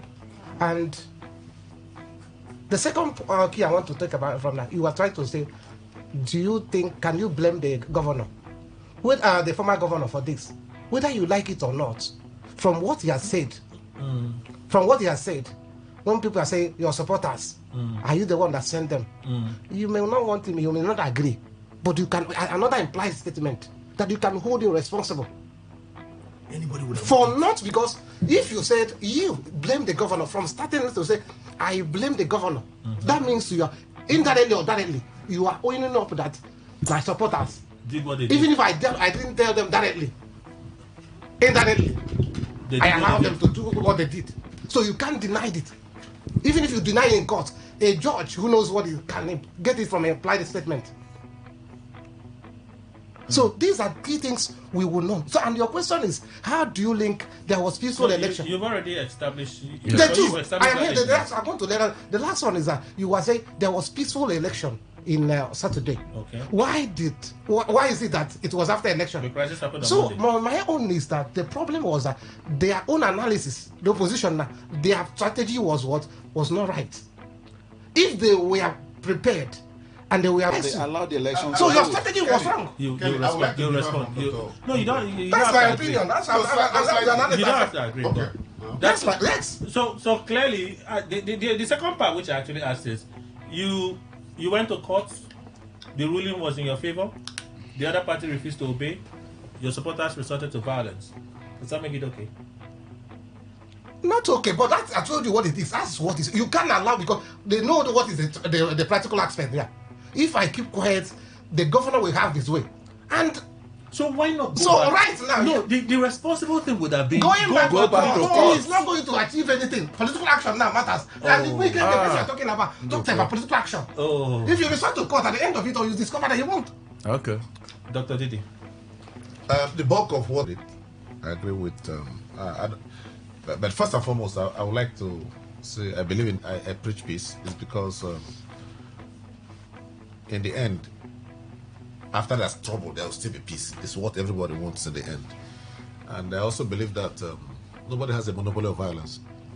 Nobody. If you do your own and I do my own and everybody does his own, we're all entitled to do our violence, but nobody in the end will benefit. Even if I have to kill 100 people and only one person of mine is I lost the war. Not the battle. I can win battles, but I've lost the war because I lost somebody. That's why I will always say, let there be peace. All this wanton destruction is uncalled for. Now, election happened on Saturday. Then there was violence on Monday. I am thinking, just like Wike, I am not a member of the party. I have never been a member of any party. The statement he made on to China's TV, that he's thinking that this was connected to this. For me, I think is correct. Okay. Because I'm looking at the psychology of his followers. They don't recognize the election of that day. So for me, technically, they have no business being there. They don't believe that thing was a place. They just simply say that's not an election. Because the processes were not generally followed. For example, I watched a video of Justice Enebeli at a point in time saying, I have a court order, and that court order is of the Federal High Court, and still I don't even have the voters register. I saw it. At a point, he said it. I'm just hearing this from you. Yes, I have the video somewhere, you know. Okay. Maybe that was, as time was going on, maybe he had it later and all that. But I think one other functionary of the RIFSEC also came up and said, I know that, you know, but along the line, I'm looking at the psychology of the followers of the PDP. Okay. Who I suspect allegedly went to do violence. You know, it's alleged. It's alleged. Now, they are feeling frustrated that what was not a clean process, what, you know, emanated from disobedience of a court order. Now, the police could not even control the process because police was disparaged by the comments of the governor, and they had to leave and say they are not going to be involved because also the Federal High Court said they shouldn't be involved. So the police were not discouraged by the comments of the governor. Yes. They said they were obeying the order of the court. I'm coming. The police first went to enforce certain things because they went to the INEC RIFSEC headquarters when the governor visited there at 2 a.m. in the morning or so, and then ordered them out. And they left. And people were booing at them when they were leaving. They said, chase them out of the state. And the elections happened. So, for me, I think what was going on in the minds of the alleged people who went into the wanton destruction was that, so if police cannot control the process, the Federal High Court order means nothing. At that point in time, you know what? We'll get into the minds of the people, self-help. So resort to violence. So they don't believe in the process of what happened.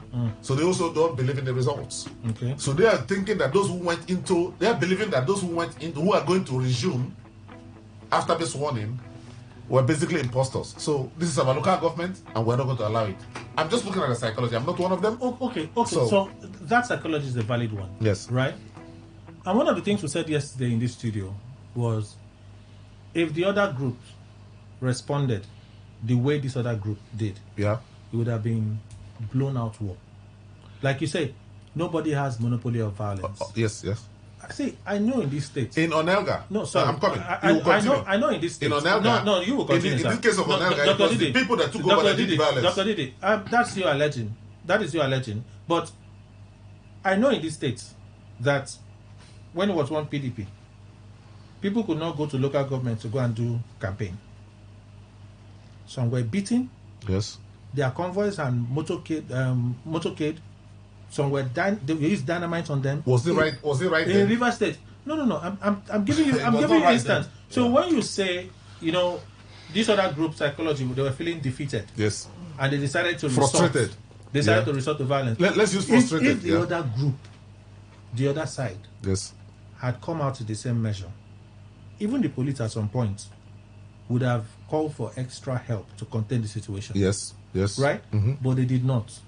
So one cannot claim to have ownership of a property that belongs to everybody. That's why we have the courts. The courts should have been the place. There are leaders in this group. There are leaders in this group that will say, guys, you see this move? Don't do it. Let us go to the courts and make our case there.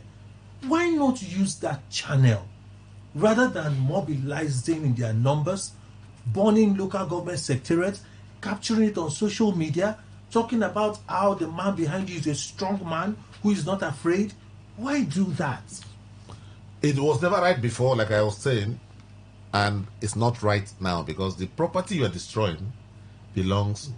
It's a common. It's for everybody. We all use that facility. So there were also scenarios where the violence was actually done by the other people, like in Onelga.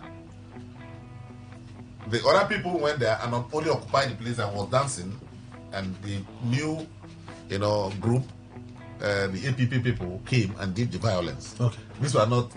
You understand what I'm saying? So for you. So but not on the facilities, but on the facilities of those who are doing peaceful protest. So for you, the position of Yes or Wiki is correct. The link is established. Yes, of course. Okay. Of course. Honestly speaking, let's be practical about it. We are not hallucinating. We are all in this state. We know what is going on. So allegedly, we know what is going on.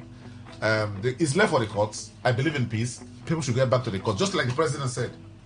You go and get your redress in court.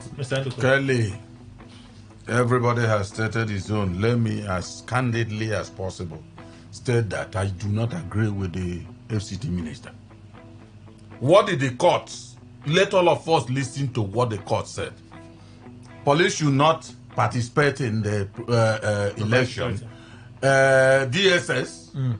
I think whether they mentioned NSCDC also. Security agency. Good. No, I think it was two of them. Okay. But the police in their statements, the state police command in their statements, now urge other security agencies not to participate. All right. But I'm just talking about, this is not in any way prejudice to whatever court said, but stating what the court pronouncement is. I did not hear, maybe because of my literacy, listen to me, that election should not hold. I didn't. So anybody that is weaving anything around this thing should also mark that fact that the court pronouncement did not say don't hold the local government election. It would have been outrightly clear for all of us. And I particularly would have said, Governor Fobara, you indeed did not obey court order. But you too would have cited the state high court order now. Leave that one. That one is a defense. But what I'm only saying is that to say, like the FCT minister mentioned, Abuja High Court, these are the pronouncements, and nothing could be added to that. Now, when there was no absolute instruction from the court in Abuja to say, don't hold local government election, this man came, and whatever happens, the police withdrew their support for the election. Now, let's face it. When the governor went at Rusiek, whether 3 a.m. or 2 a.m. or whenever, but the police had to leave them. Their mission there, what was it for? Did the court also in Abuja said, you people should go by the wee hour of the morning? Scale defense. I don't understand. Breaking into Why the are we always, because of our interest, not setting the real thing? So what is this? The police also violated of course now. Did not obey so the court he's order. stating a clear-minded something.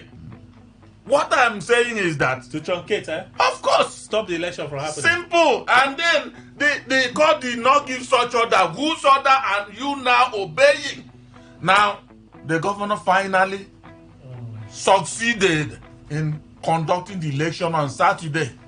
Reaching Monday, violence everywhere. Now, it looks as if you are now saying, okay, I have to justify the violence I am selling to you people. Okay, we said don't conduct election. You have conducted. Let us visit you with violence. Scatter everywhere. What kind of thing is this? Are we in animal kingdom? What I'm only saying is that the governor did not disobey any court order at all. But in terms of this other one of not reading figures for the result, this is bizarre to me. As far as I have been in this country, I have never witnessed any election that did not say, this one scored 20, this one scored 25, and because of scoring 25, which is higher than 20, this other one has won the election. I have never, I don't know where they got that one from. Whoever conducted that, I don't know where they got it from. But to say he disobeyed court order, I say, which court order? Do they have 2 court orders in respect of this local government election? Police don't participate, DSS also don't participate, and then you are turning it to, does it amount to don't hold election? No is the answer. As far as anybody can understand. So for me, politicians, I have said, they don't care about the people they are leading. All they want is stoke problem, because the problem they are stoking is still about their interest. They will be reaping if things go their way. But once you introduce any element to truncate their own way, they come up with power to show you that, like the soldiers will tell you, show of force. And in that melee, whichever side that test president will be. That's it. Okay, so let's do some Maradona now. Take a few calls, messages. Let's go. 081700000951, 0810951095. Today is even worse than yesterday.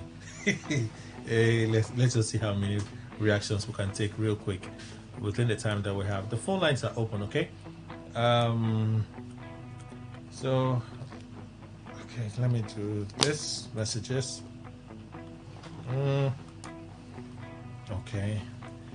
Hi Kelly, who is G3 of panel of inquiry? The allegation of disobedience of court orders against Governor Fuba by Wike is self-indicting and can be likened to a pot calling kettle black.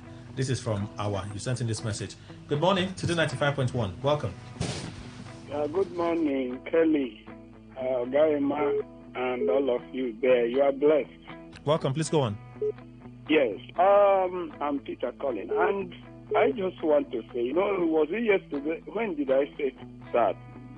I tell you that the type of politics that we are seeing from Rivers State, the students of politicians we are seeing, the crop of politicians we are seeing, should be seen that it seems that they are politicians who have this very philosophy of Machiavelli, who says to maintain, or for you to maintain leadership, you must have the power to pull the populace. But if you cannot do that, that you should use craft, deceit, threat, treachery, or violence. That is your time. Thank you. Austin George, Port Harcourt, Kelly, the truth is all the politicians are the same. Today, look at positions of Austin Okpara, but they are not there for me. Shout, so before 2027, you'll see them again jumping back to Wike. I beg, Moko rest. Thanks. Have a better day. That's your contribution. Today 95.1. Good morning. Good morning. Morning to you, sir. Please go on. Good morning, sir. Good morning, everybody there. Good morning. My name is Steve. I'm calling you from Port Harcourt. You see, it is time we speak the truth. Like again, I said there. The other day, when police went to RISEC to stop the material, whatever took them to police, the RISEC office, what if they are succeeded in stopping the election? Will anybody come up to blame them to praise them or blame them to say they did well by stopping the election? Will anybody come up to blame them? That is the truth. What others said, police and DSS or whatever, they shouldn't be part of the election. And they were not part of the election. The governor has found a way to conduct his election peacefully. And somebody will come to say he disobeyed the order. He did not disobey any court order. Police was not part of it, as they said, as the court order said. All right. Was not part of it. Thank you. Election. That's your time. Good morning, Kelly. It's comical, hilarious, funny, and laughable for Godswill Akpabio to say it is love of the country over money that made him to stay in Nigeria. And the truth is that politicians know our problems, but intentionally chose to be wicked and heartless. Mr. Chibike, you sent in that one. Wike is the chief architect and director of all. Okay. He says he's hiding under a federal power to terrorize the state, according to you. Mr. Lucky, you sent in that one. The rest I can't read.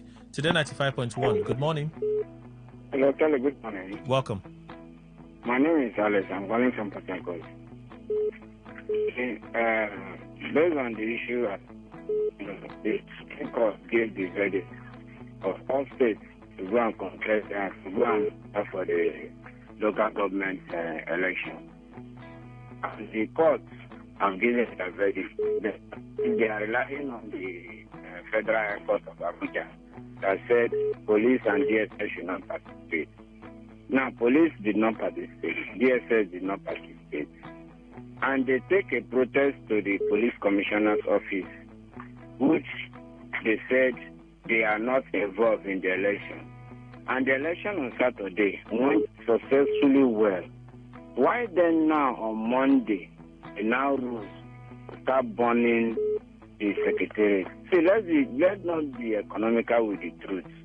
The violence in the state is being caused by the person they have been mentioning his name. All right. And meanwhile... Thank you. Matthew from Transamadi, on the FCT minister's accusation of River State governor as being the architect of all the violence in River State, I think the minister is spot on, because it all started when the governor refused to conduct the LGA election at the appropriate time. When was the appropriate time? When exactly was the appropriate time?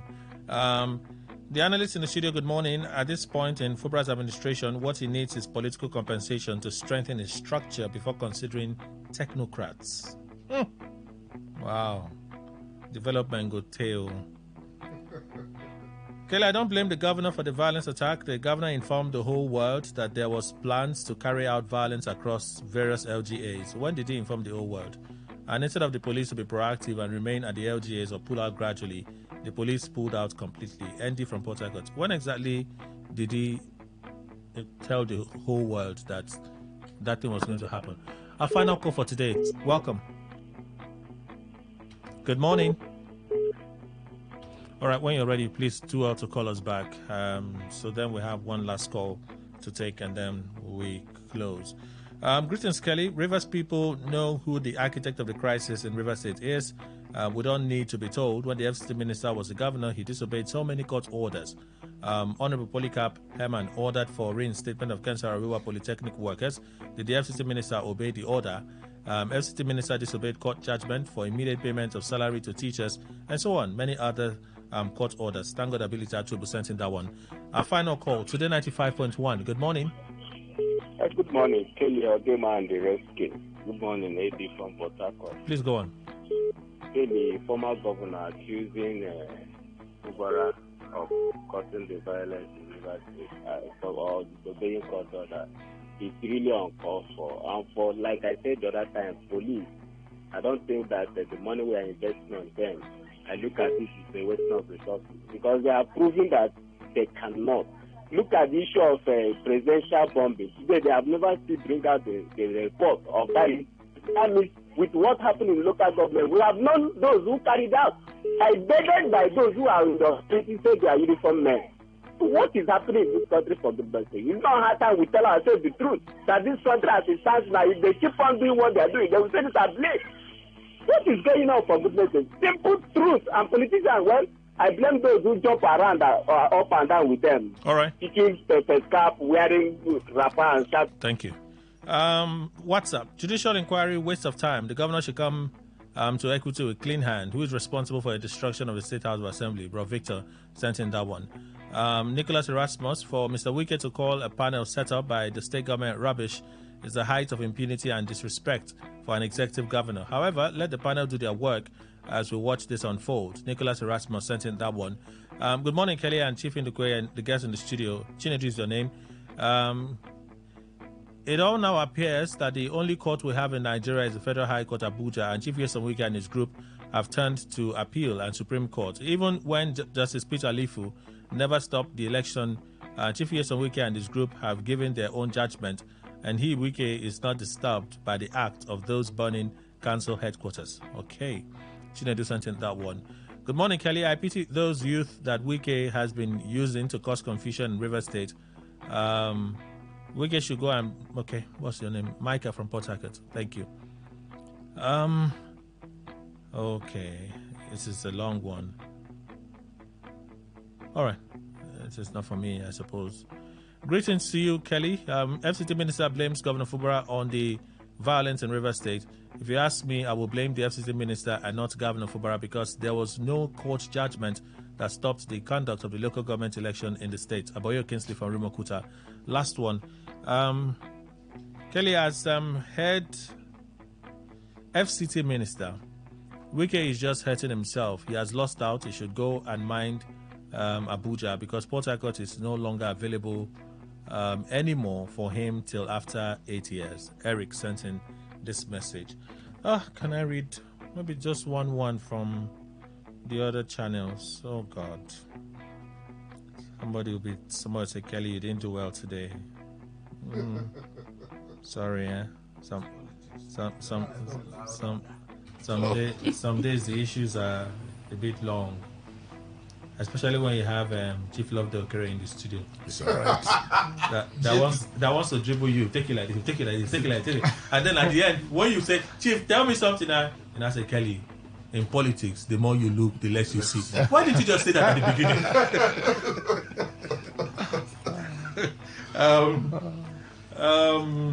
Good luck, Wakwo. Noisemaker. You alone have the monopoly of disobeying court order.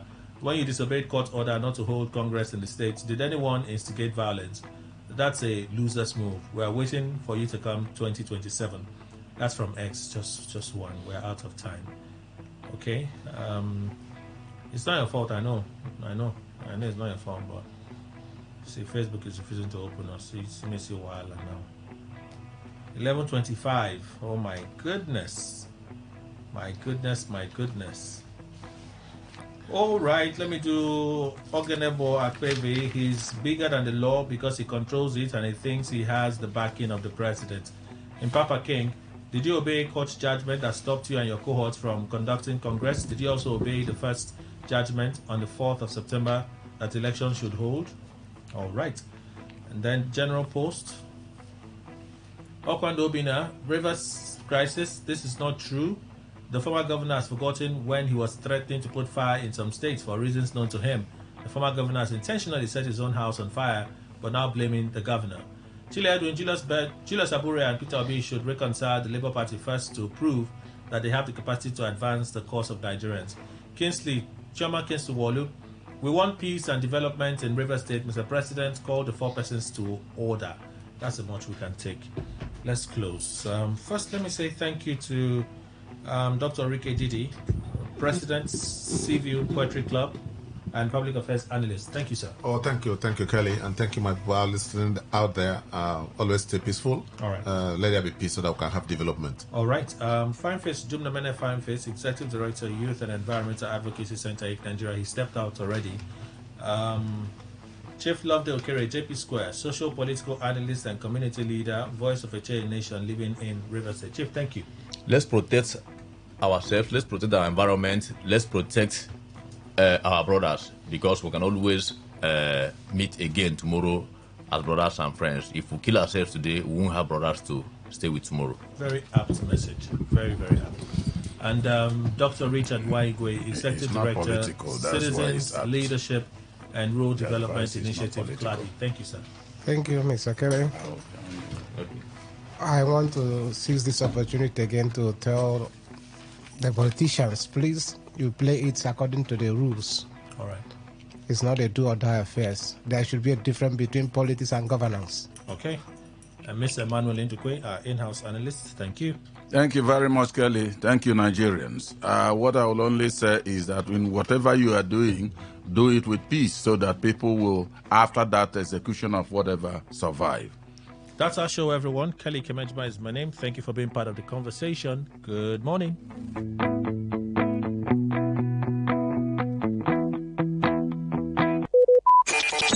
Talk radio. I listen to a lot of talk radio. 95.1 FM. On this day in history. On this day in history. On this day in history. Today in history, 9th October. In 1934, King Alexander I of Yugoslavia was assassinated during a state visit to France. In 1962, Uganda gained independence from Britain, with Milton Obote becoming the country's first prime minister. In 1983, South Korean President Chung Do-hwan narrowly escaped an assassination attempt while visiting Rangoon in Burma. In 1989, an attempted military coup in Nigeria led by Major General Mamman Vatsa was foiled by the government. In 2012, the European Union was awarded the Nobel Peace Prize for its role in promoting peace and stability in Europe. And in 2021, Nigerian authorities confirmed the arrest of Nnamdi Kanu, the leader of the indigenous people of Biafra. On this day in history. On this day in history. On this day in history.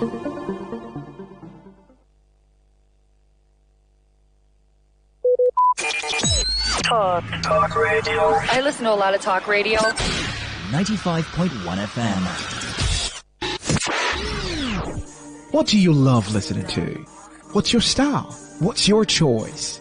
What do you yearn for? So we've got great talk, amazing conversations, and entertainment, sports, and lifestyle. So tune in to Today 95.1 FM for Talk It, because we are the voice of the people. The voice of the people.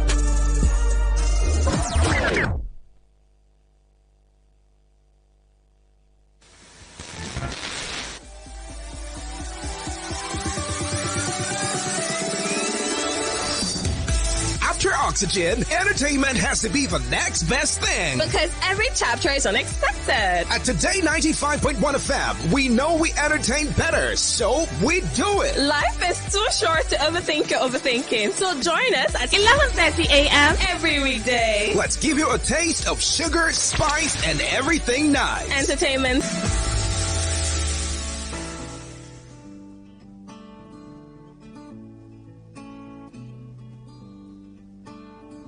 Feels like we've been friends forever, yeah, and we always see eye to eye. The more time we spend together, and the more I wanna say what's on my mind. Take it easy, 'cause it ain't easy to say. I wanna be more than friends. I wanna be more than friends. I wanna tell everyone you're taking and take your hand until the end. I wanna be more than friends. At the risk of sounding foolish, I don't wanna fool around no more. If we're gonna do this, then let's do this. You could fix my broken heart if it's all yours. So take it easy, 'cause it ain't easy to say. I wanna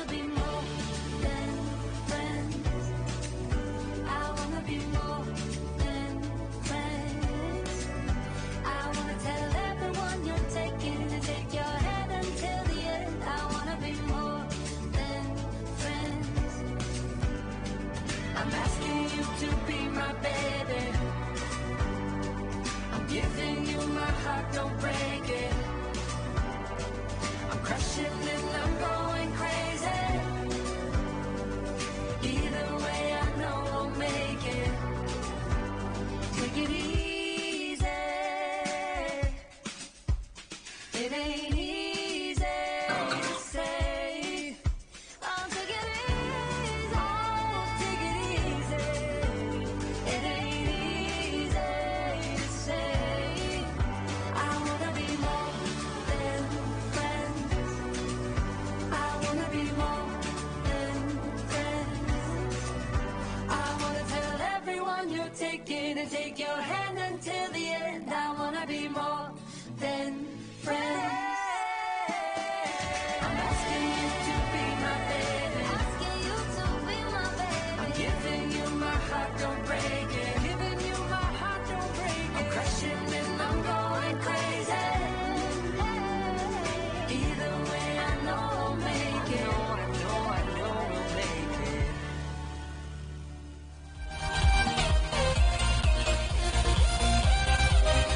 Jason Mraz's More Than Friends featuring Megan Trainor. That's just what played here on Today 95.1 FM, and it is entertainment today on Today 95.1 FM. My name is Corinne Chima.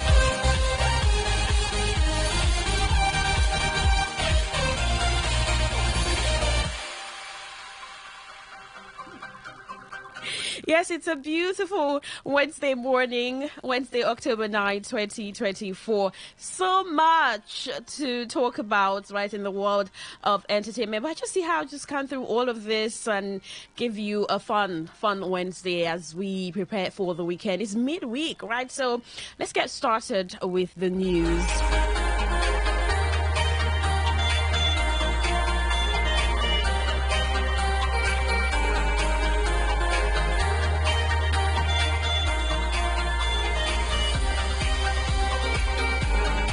Actor Daniel Kaluuya's acclaimed performance in psychological horror film Get Out has been celebrated with a statue in Leicester Square. The Hollywood star who was there when the artwork was unveiled at a ceremony earlier said it was a bit of an overwhelming moment. The statue depicts a pivotal scene from Get Out, written and directed by Jordan Peele, where Kaluuya's character is hypnotized by his girlfriend's mother and finds himself receding into the sunken place, a suppressed metaphysical abyss. Kaluuya said it is a big moment in the film. It's amazing that we managed to capture it. It's amazing how dynamic the statue is. I really love that as well. He added, if you are from London, you can do whatever you want. Get Out took more than 190 million euros at the box office, the highest grossing debut film based on an original script in Hollywood history, and its status as a horror classic has only grown since its 2017 release. The film is described as having a profound effect on the representation of Black people's experiences of marginalization and objectification. Fans were pulled out who they would like to see joining the scenes in the square trial of star statues in Leicester Square. Kaluuya was chosen after topping the poll of 5,000 people.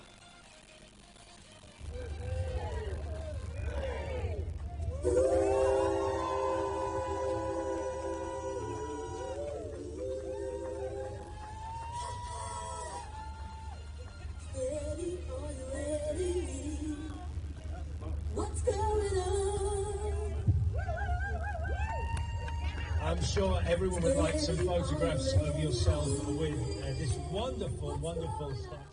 The success of Get Out propelled Kaluuya to global fame, leading to roles in Black Panther and an Oscar-winning performance in Judas as the Black Messiah. The Londoner, who began his career as a writer on the Channel 4 show Skins, recently made his directorial and feature film writing debut with The Kitchen, which he also produced. Asked if he was more Hollywood than London, he replied, "Come on, I'm in Hollywood, I work in Hollywood, but I feel like I'm a real guy that just fell in love with my job. London is me, I am London, and I really love that I come from here."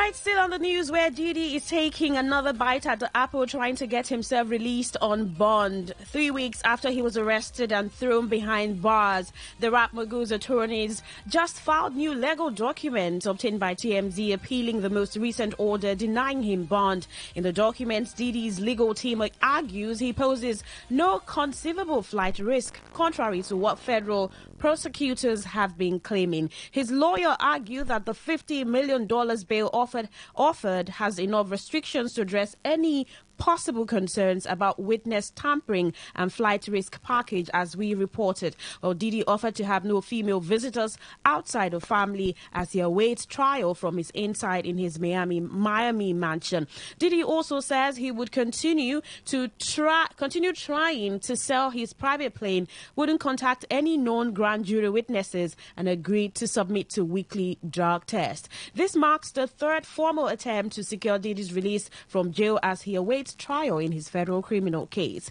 Well, TMZ broke the story that Diddy was busted September 16 by federal agents in Midtown Manhattan at the Park Hyatt New York hotel and was arraigned the next day in court, where he was charged with sex trafficking, racketeering, and kidnapping. Well, Diddy's arrest came 6 months after the feds raided his Miami and Los Angeles estate in connection with a sex trafficking probe. A father of 7, Diddy has denied the various allegations leveled against him in this case and several civil suits, and he pleaded not guilty to the criminal charges.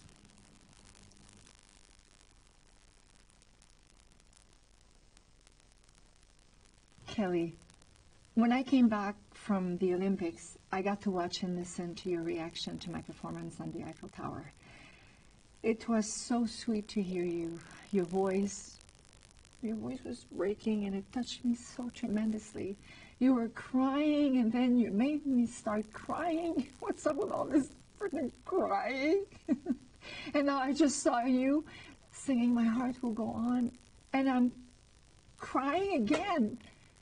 You were absolutely incredible, fantastic. I loved it so much. I hope we can see each other in person soon, very soon. And I hope we're not going to start crying. I love you so much. Thanks. Bye.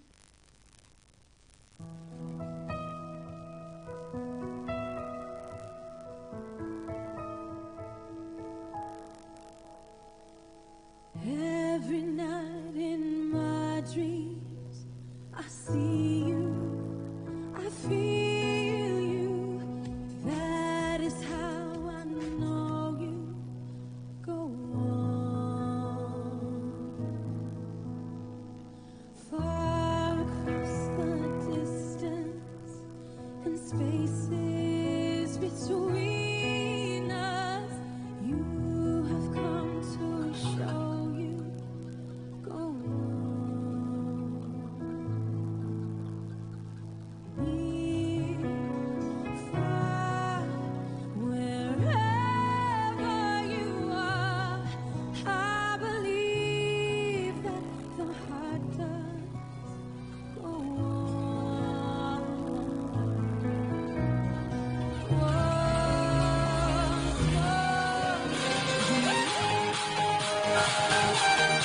Celine Dion, in a video posted on her X page reacting to Kelly Clarkson's cover of My Heart Will Go On, posted on Tuesday, while the Canadian vocal powerhouse posted an emotional video to her X page on Tuesday with a special message for Clarkson, who performed a cover of Dion's famed Titanic movie-themed song, My Heart Will Go On, during a recent episode of her self-titled daytime talk show. Dion said in the clip that she recently watched Clarkson's performance, which aired last month during the karaoke portion of her show, and spoke about how moved she was. I just saw you singing My Heart Will Go On, and I am crying again, Dion said with tears in her eyes. You were absolutely incredible, fantastic. I loved it so much. In July, Dion made a highly anticipated return to performing live after dealing with some health setbacks resulting in a hiatus. In grand fashion, she capped off the opening ceremony at the Summer Olympic Games in Paris with a spectacularly moving performance of Edith Piaf's L'amour from the Eiffel Tower. Well, Clarkson at the time served as one of NBC's Olympic commentators alongside Peyton Manning and Mike Tirico, and was seen on the broadcast getting choked up while reacting to Dion's performance. I actually can't talk right now, Clarkson said.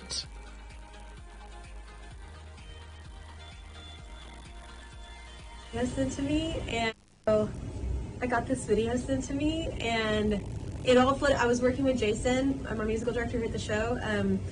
I was working with him and in the studio, and we were actually doing stuff for karaoke's, and all of a sudden I get this thing from my manager, and I cried because it was Celine Dion saying that she saw my performance, and she knows my name, so it's cool. And anyway, it blew me away, but what really hit me was, okay, 22 years ago on American Idol, I got laryngitis. Everybody got sick one week because they worked us ragged. They had no idea the show was going to blow up. We were all very tired and sick. And I sang, that was the week that I had laryngitis. I had to sing Celine Dion's I Surrender All. I bawled that night because I'm just mortified that Celine Dion is going to see this performance. I could have cared less about votes at that point. I just didn't want to see Celine Dion see or hear this because it was so bad because I was sick. And cut to 22 years later, I finally got like a Celine Dion performance, and I felt like I sang it all right, you know? Like I didn't have laryngitis, I wasn't sick, and I got to honor someone who is such a hero to me vocally. Like, she is one of my main inspirations of why I'm a singer. And she watched it, and I did good, and I feel like I made my 19-year-old self very proud. That's what I did. And I've seen the video a dozen times. I might watch it before I go to bed because she says my name. She says she loves me. So she should come on the show. She said in the video, I know because I've seen it a lot of times, I hope to see you soon. Where do you want me to be? Where do you want me to be? I will be there. It's like one of my, I can quit now in life. I'm retiring. Good night. When I came back from the Olympics, I got to... Kelly Clarkson responds on her X account saying that she would love to meet Celine Dion. Justin Timberlake is no longer performing in New Jersey Tuesday evening. The singer had cancelled his upcoming concert due to an injury. The NSYNC alum posted the disappointing news on Instagram mere hours before he was set to take the stage at the Prudential Center in Newark, New Jersey. Sources close to Timberlake tells TMZ there was a doctor present last night to examine an unspecified ankle injury. Per Justin's announcement, the injury is preventing him from performing. He continues, I'm working to reschedule as soon as possible. I promise to make it up to you and give you the show you deserve. Thank you for understanding. Appreciate your support always. This news comes amid an already eventful 2024 for Timberlake, who was arrested in Sag Harbor, New York, and charged with driving while intoxicated in June. He later took a plea deal in the case, pleading guilty to driving while ability impaired, which is a notably lesser traffic violation. With his guilty plea, Timberlake was ordered to complete 25 hours of community service and was hit with a $500 fine on top of a $260 surcharge. Well, Timberlake also had to issue a public safety announcement, which he did just after pleading guilty in court. However, Justin did not let this legal drama get in the way of his Forget Tomorrow World Tour. It looks like Justin has learned to the show can't always go on.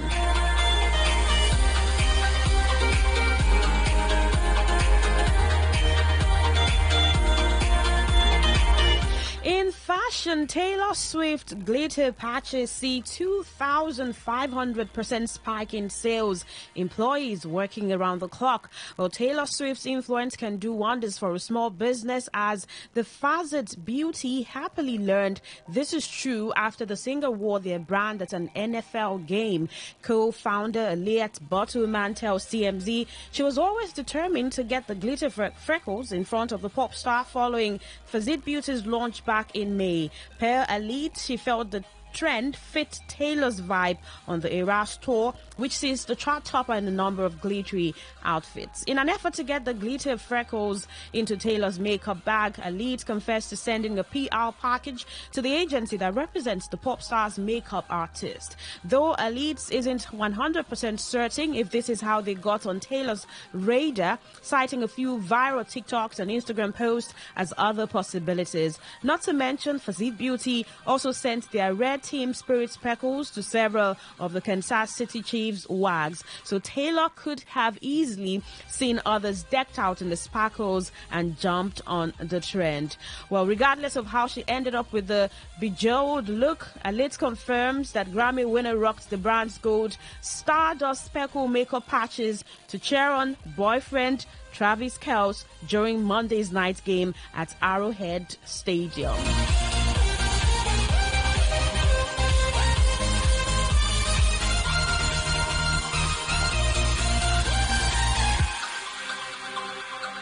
Well, still talking fashion, where Rihanna is seen in a red, stunning underwear, where it's turning up the heat in her new clothing drop, looking absolutely savage in a red hot set of underwear from her latest Savage X Diesel collaboration. Well, Riri's clothing line works with Diesel on new lingerie as she's showing off the goods with a heavy emphasis on fishnets, where Rihanna's modeling a few of her new offerings with a forward fishnet bustier up top and a forward fishnet string bikini panty down below. She's leaving little to the imagination here and showing off some of her tattoos as well. We're rocking matching red hair. Rihanna's keeping the party going with some forward fishnet thigh-high stockings, and she's got a forward fishnet maxi slip-on dress halfway down her waist.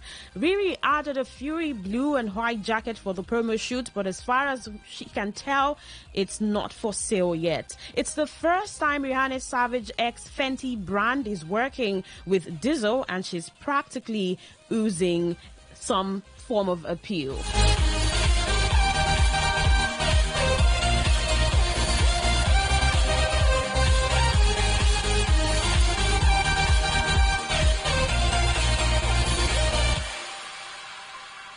Well, still on the news, where Miranda Hart has said getting married in midlife is a full injection of joy and fun after revealing she's tied the knot at the age of 51. The comedian and actress has married a man she met during the pandemic. It's the best, she said. He is my best friend. We have the best fun. The fact that I could meet somebody, it's not a rom-com story, but it's hope. And that's why I think whatever situation you're in, there's always hope that things really do change. She discusses the relationship in her new book and also opens up about her struggle with chronic fatigue after being diagnosed with Lyme disease. The star, who is best known for her BBC sitcom Miranda, told the BBC it had been a tough few years, but she was thrilled by her marriage and was really keen to get back to some silliness. It's so nice to be back in the television. I feel very excited to be here, she told the One Show, because once you've been bed and housebound with a fatigue-based chronic illness that takes a long time to be diagnosed, which sadly I know lots of people will know, you miss life a lot. So I'm thrilled to be sitting here. Lyme disease is a bacterial infection which can spread to humans via a tick bite. The disease can be easily treated if detected and diagnosed early, but for a long time the actress didn't know what was causing her to feel unwell.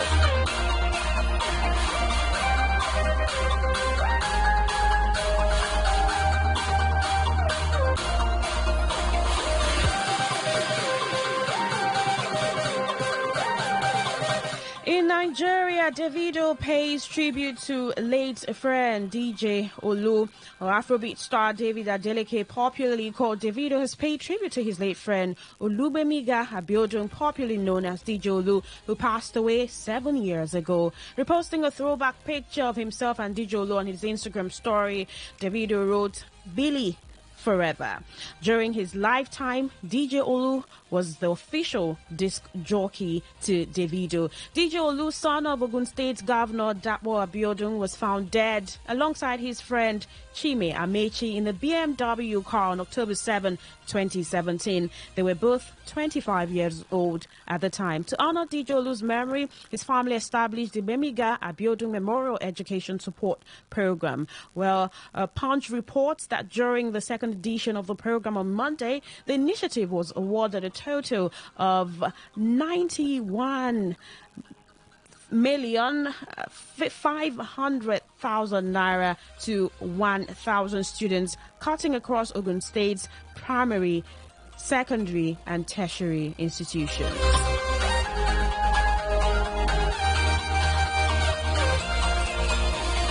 Hollywood star Idris Elba champions African cinema in Ghana.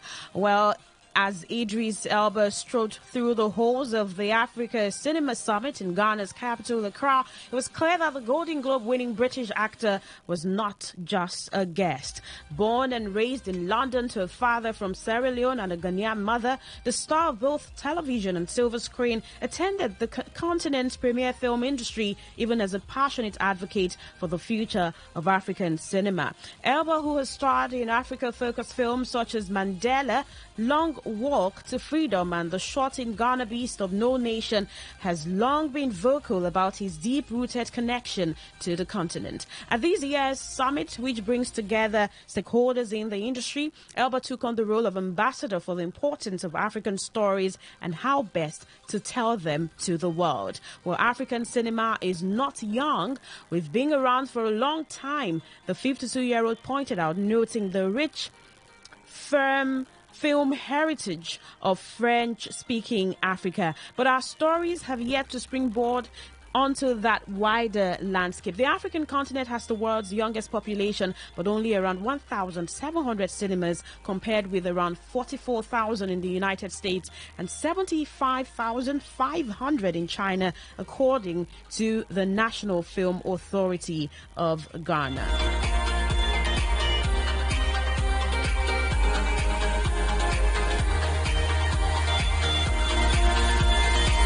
Still in Nigeria, talking movies, where Nemjia Studio unveils Soft Love, starring Efa Iwara and Cindy Malango. Nemjia Studios is recognized for Breath of Life, Green Fever, With Difficulty Comes Ease, God Calling, and Before 30. Following successful hits, Nemjia Studios has unveiled its new feature, Soft Love, starring Efa Iwara and Cindy Malungo. The film is directed by Holmes Awa and produced by South African filmmaker Pablo Molingwan. Holmes is a Nigerian filmmaker known for his exceptional work in Nollywood. His expertise in editing has enhanced acclaimed projects like Zimbodiwe, Ring of Lies, and God Calling, earning him the Best Editor Award at the 2022 AMVCA for Crime and Justice.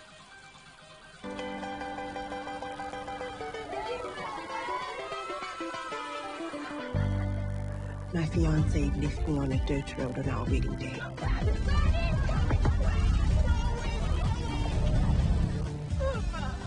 Turn that shit off. Turn that.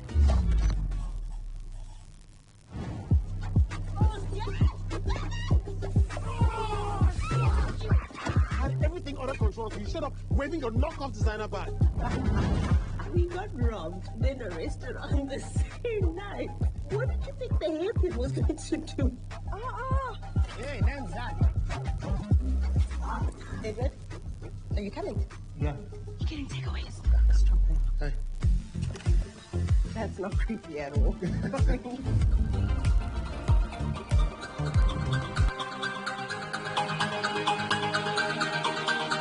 Still talking films, where Nollywood film To Love and Protect has been officially selected to screen at the London International Pan-African Film Festival on October 23, 2024. London International Pan-African Film Festival London PAF is an annual film event that celebrates Pan-African cinema and screens films produced in Africa and its diaspora from all over the world. It was founded by Nekunda Laba, a film producer, director, screenwriter, political scientist, scientist and film professor of Congo Bizizi Academy, the Pan-African Film Institute. Lead characters Ibrahim Suleiman and Linda Ejiofor took to their Instagram in a collaborative post to announce that To Love and Protect has been officially selected to screen at the coming edition of the festival.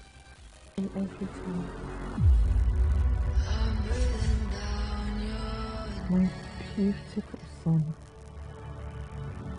do you see anyone else?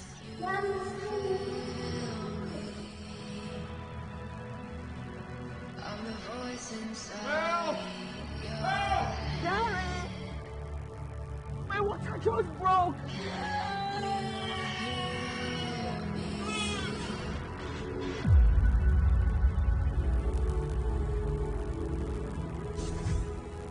One more question. Do you feel guilty for what happened? Like it's your fault? What happened? I'm sorry. The baby stopped breathing.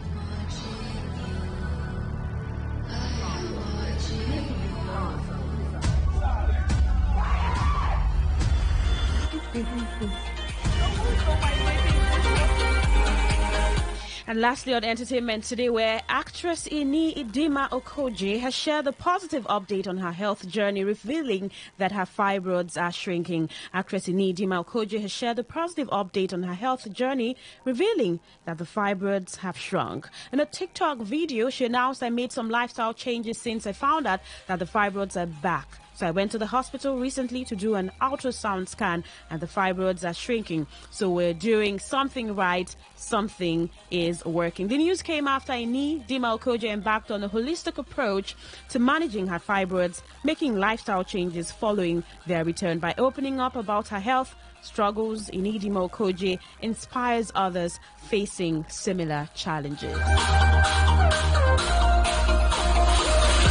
And that's it on Entertainment Today on Today 95.1 FM. Thank you so much for listening and do have yourself a fantastic day. Good morning.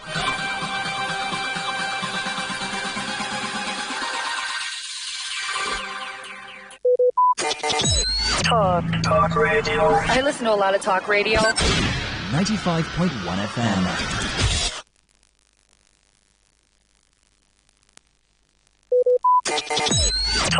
Talk radio. I listen to a lot of talk radio. 95.1 FM.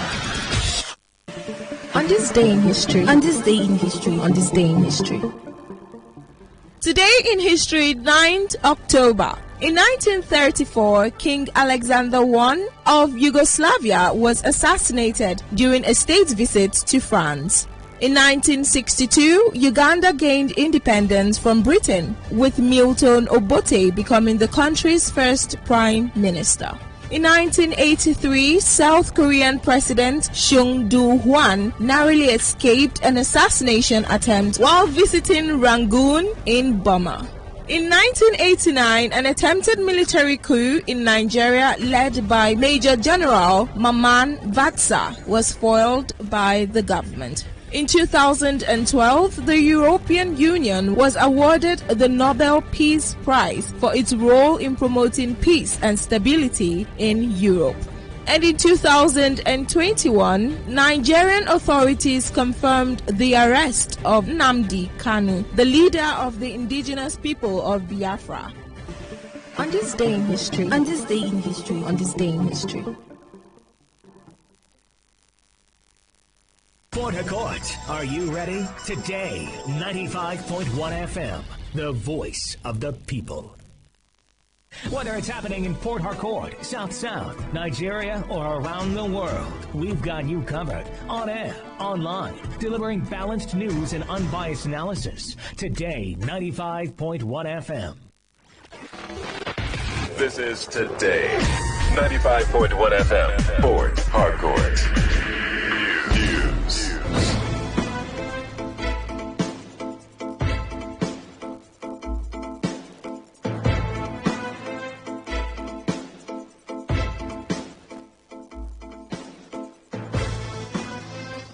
Hello and good afternoon. This is the World News on your Premium Talk Radio today, 95.1 FM, Port Harcourt. I am Faustina Oputu. In the headlines... Minister of State Petroleum Resources denies authorizing suspension of NNPCL refinery. Labour Party Caretaker Committee Chairman discloses plans to appeal judgment of Federal High Court Abuja on Julius Abure-led leadership. And on the foreign scene, Dominican Republic repatriates 11,000 Haitians. Details in a moment. And now the details of the news. The Senate has asked the federal government to increase budgetary allocation to federal universities in the 2025 budget to take care of the teething problems of Nigerian universities. The lawmakers also resolved to mandate the relevant committee or Senate to liaise with the Ministers of Finance, Education and other relevant ministries or immediately take steps to checkmate the increasing spate of brain drain in the country. This resolution comes after a lawmaker, Senator Anthony Okori, raised an alarm in emotion over the growing challenge of brain drain and in consequence, the significant outflow of highly educated professionals in Nigeria, especially in the academia, in quest for better working conditions, exacerbating the skill gap in the workforce of the country. Okorie also expressed worry over the poor remunerations and working conditions of Nigerian lecturers. He noted that since it was last reviewed over 15 years ago, it remains among the poorest in the world and triggers the continuous loss of experienced hands from the nation's ivory towers to other countries. The lawmakers also mandated the relevant committee or Senate to liaise with the Ministers of Finance, Education and other relevant ministries or immediately take steps to checkmate the increasing spate of brain drain in the country. The Minister of State Petroleum Resources Oil, Heineken Lokpobri, has denied that he directed NPCL to stop running its refineries. The clarification came after reports that the Director of Upstream in the Ministry of Petroleum Resources, Kamoru Busari, who represented him at an event in Lagos, said he directed the company to focus on equity participation in other refineries.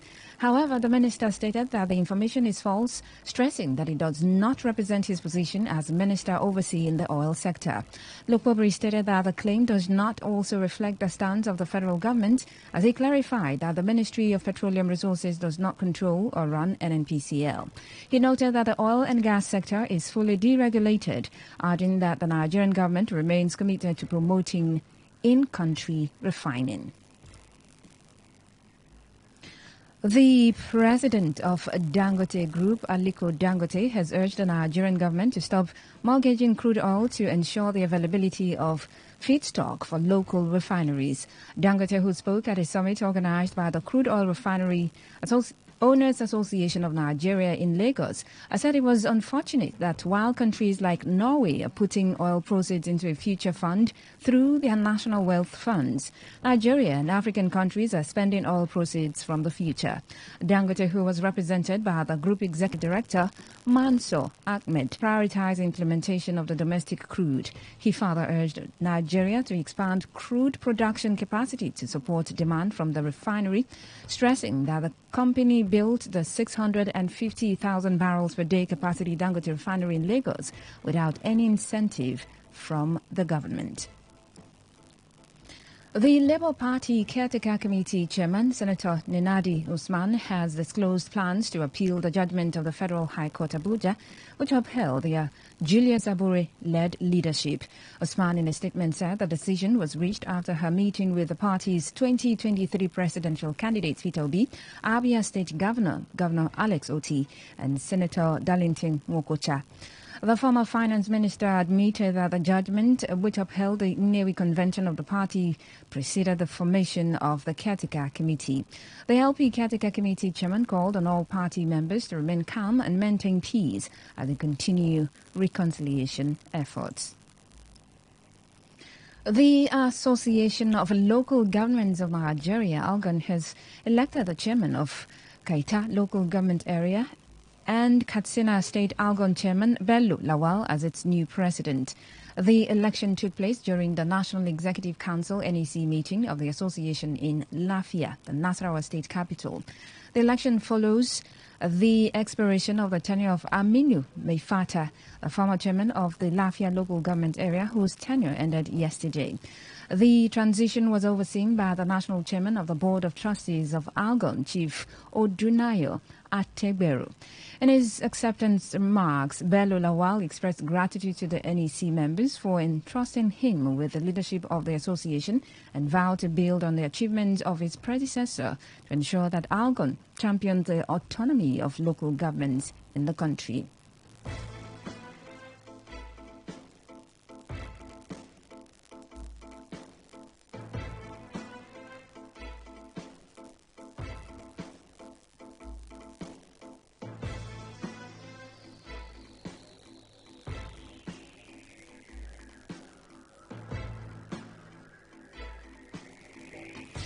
You're listening to the World News on your Premium Talk Radio, Today 95.1 FM, Voice of the People. After the break, more news, foreign and sports stories. Stay tuned.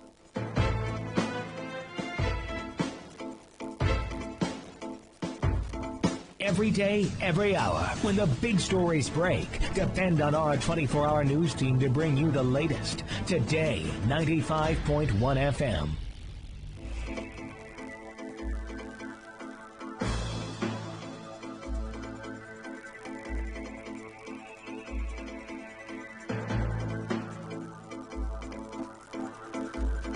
Thank you so much for staying tuned. Welcome back to the rest of the stories. Several persons have been reportedly killed in a fierce gun battle that erupted between soldiers and bandits in Ehime, Mbano local government area of Imo State. The attack occurred at Aba branch in Ehime, Mbano last night. A source who confirmed this said some non-state actors attacked and killed some soldiers in the area yesterday. The source claimed that the whole place is on fire and troops have taken over nearby communities. Residents fled in panic as constant shootings fill the air, creating a climate of fear and uncertainty. Police and military authorities are yet to release any statement on the incident.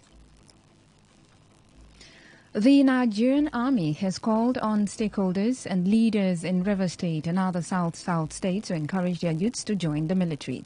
Brigadier General Wito Nzide, Acting Director of Supply and Transport Services at Army Headquarters, Department of Army Logistics, made this appeal while leading a sensitization team to River State to promote the ongoing Nigerian Army 88 regular intake for trades, non-tradesmen and women. Speaking at a media conference titled Army Headquarters Sensitization and Advertisement for 88 Regular Recruitment at the Garrison Command of the 6th Division, Nigerian Army, Port Harcourt, Brigadier General Nzide revealed that Rivers State currently has the lowest representation in Army recruitment among South states, expressing concern that the state is not fully utilizing its recruitment quota.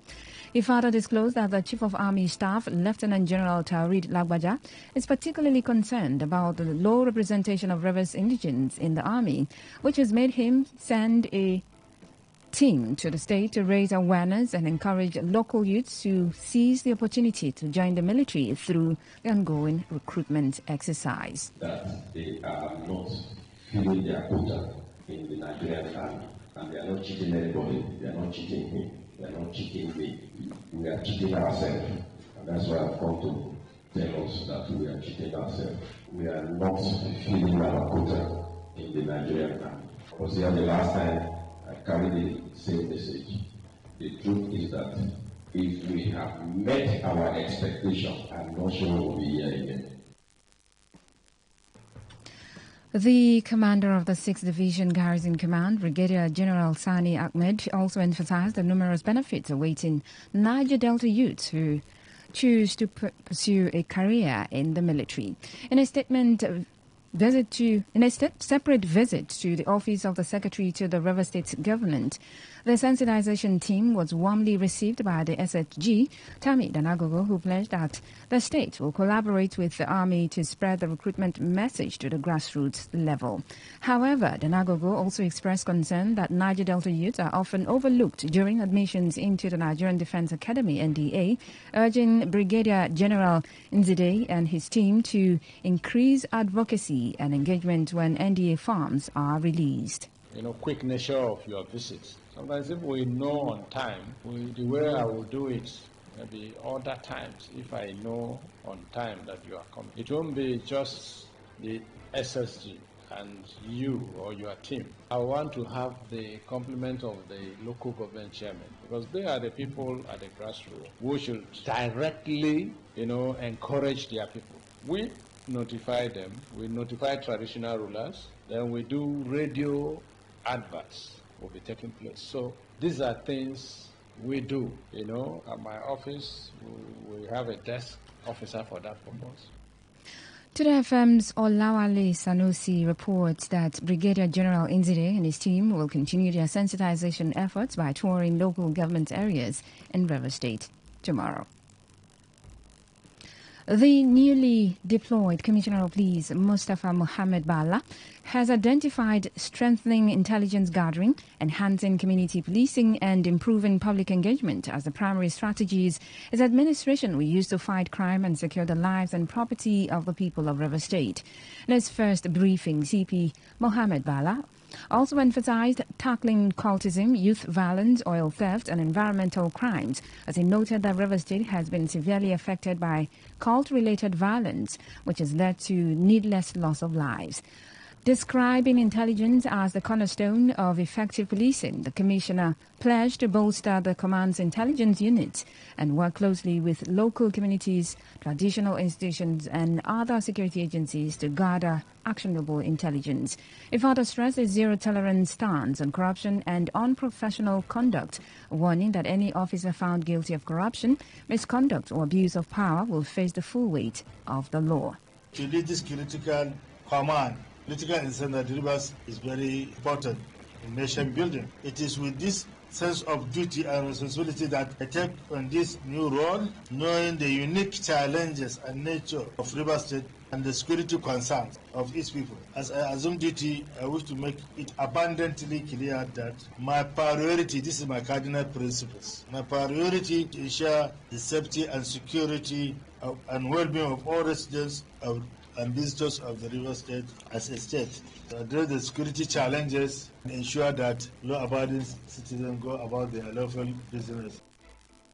The Commissioner also reaffirmed his commitment to improving police response times and increasing visibility, just as he called on the people of River State to collaborate with the police in their efforts to eradicate crime and violence in the state. So I would make a special appeal to the media, who are my key partners in our quest to secure the state. I urge you to report accurately, objectively, and responsibly. Sensationalism or the spread of unverified information only serves to heighten fear in the state. My office is always open.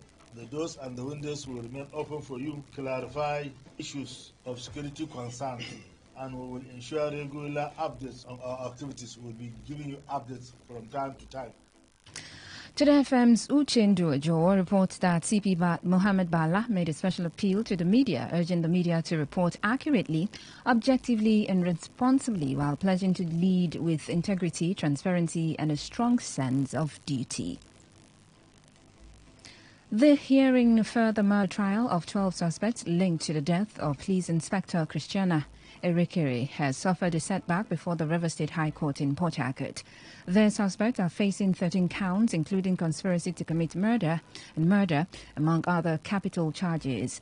Inspector Erekere was killed on April 25, 2024, while on stop-and-check duty at a police checkpoint in the Taba community of Kana local government area. Reports indicate that the incident occurred when a police team questioned the validity of the documents for one of the vehicles the suspects were traveling in, which escalated into a mob attack that resulted in Erekere's death.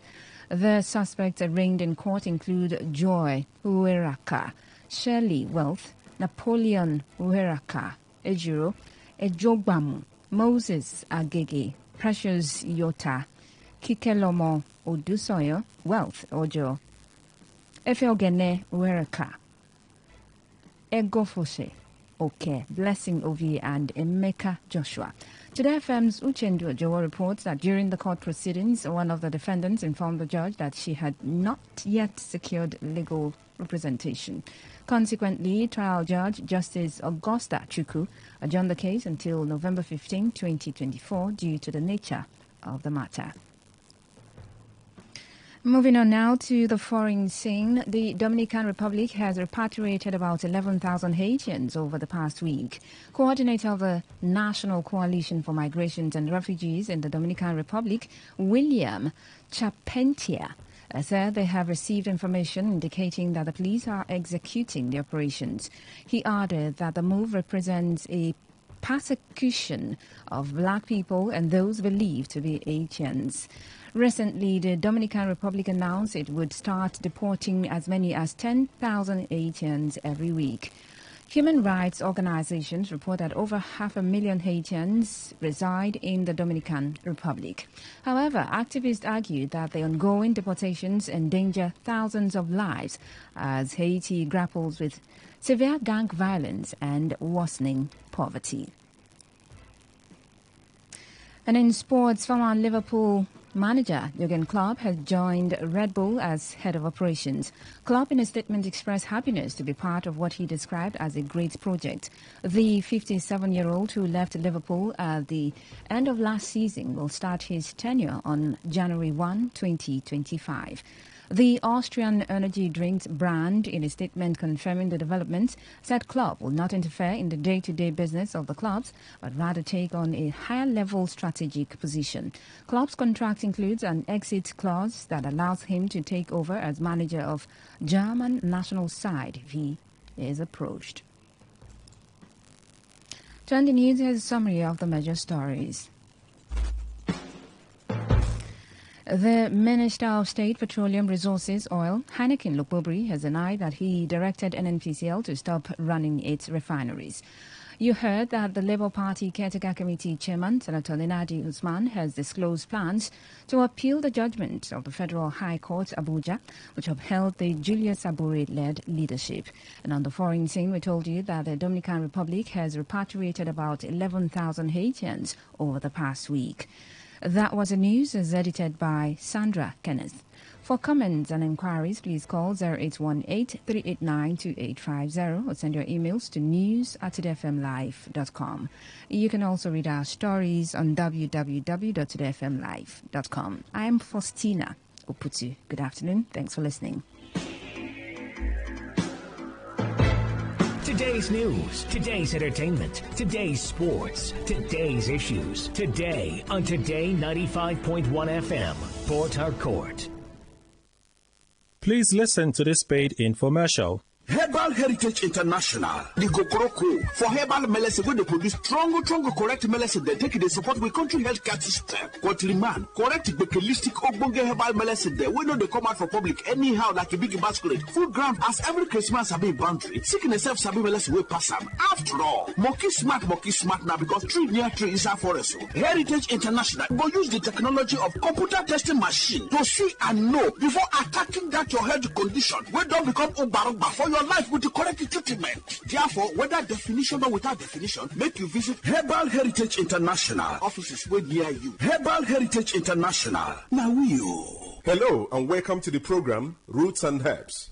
Roots and Herbs is a program that discusses health-related challenges and suggests possible ways out from the herbal medicine perspective. It's put together and sponsored by Herbal Heritage International, also known as Baba Yoruba. Baba Yoruba is currently having a special promo package. This promo package will give you the opportunity to enjoy 50% discount on all their products and services. This offer runs while the stock lasts at number 24 Ikwere Road, Mile 1 by Education Bus Stop, Port Harcourt. Number 24 Ikwere Road, Mile 1 by Education Bus Stop, Port Harcourt. This promo package will give you the opportunity to enjoy 50% 24 Ikwere on all their products and services.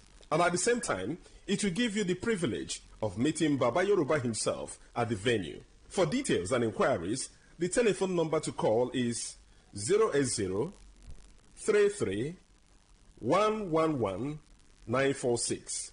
I repeat, 080 33 111 946. 080 33 111 946. On today's edition of the program, our topic for discussion is staphylococcal infection. And I have with me in the studio Dr. Otumba Abiodun. Sir, you're welcome to the program. Thank you, Mr. Moderator. Staphylococcal infections do occur in the body system when Staphylococcus bacteria enters into the body system and spread within the body system, destroying body cells. Staphylococcus bacteria are majorly of three types that can afflict men. But of these three, the most pathogenic in nature, that is the one that is capable of causing diseases easily in men, is the Staphylococcus aureus, because it is capable of invading body cells, destroying them, causing different pathological changes in the body. When Staphylococcus bacteria spread in the body system, there are a number of changes that one can experience. This can result to burning sensation within the individual, and this can be seen as fever from time to time, or a situation where there is certain hotness coming from within. There can be skin manifestations in staphylococcal infection that can be given one periodic boils or rashes all over the body. In some people, such rashes can come around the pubic region, or even leading to boils that can lead to blisters or even ulcers on the skin. It is possible for one to experience persistent headache in staphylococcal infection because the body fluid is already contaminated. Staphylococcus, as we know, is a form of bacteria. Any bacteria that is capable of spreading in the body system can lead to reactions in the body that can further damage body tissues. And when this occurs, it is possible for one to experience joint pains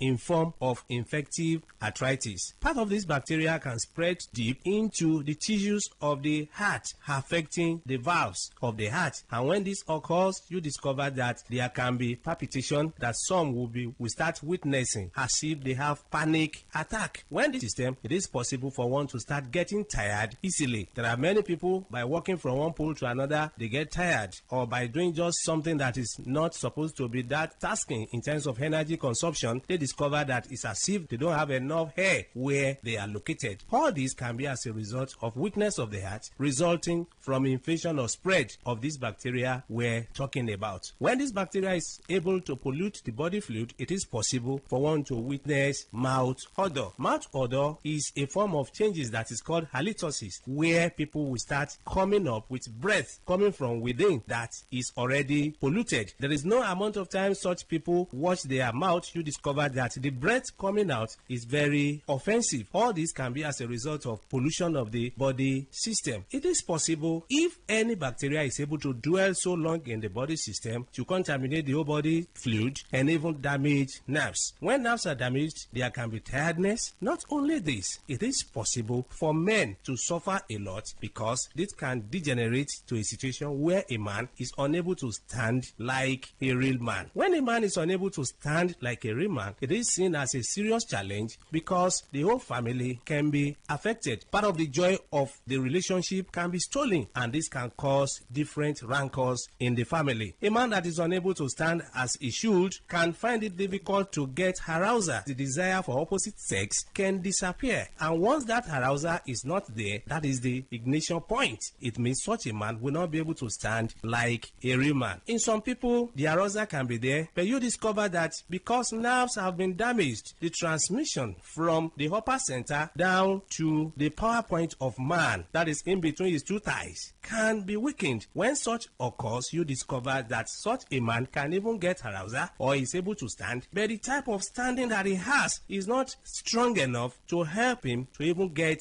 into the heart. In some people, they make efforts to get into the heart, but you discover that they are unable to spend more than a minute or more before they are exhausted. Mind you, before a man can be called a real man, such a man must be able to have the arousal as desired and and also be able to sustain the energy he has been able to gather for a considerable length of time. That is when such a man can be able to make his partner happy when it comes to man-to-woman interaction. So such men do suffer from this from time to time. It's after knowing the root cause of the challenge that one will be able to know the right step to take for one to be totally free. Whenever you experience anything that we have been able to mention or other things, it's very important for one to visit a competent healthcare giver who will be able to run tests on one and pinpoint where the problem lies and prefer solution. For more enlightenment and advice, the number to call is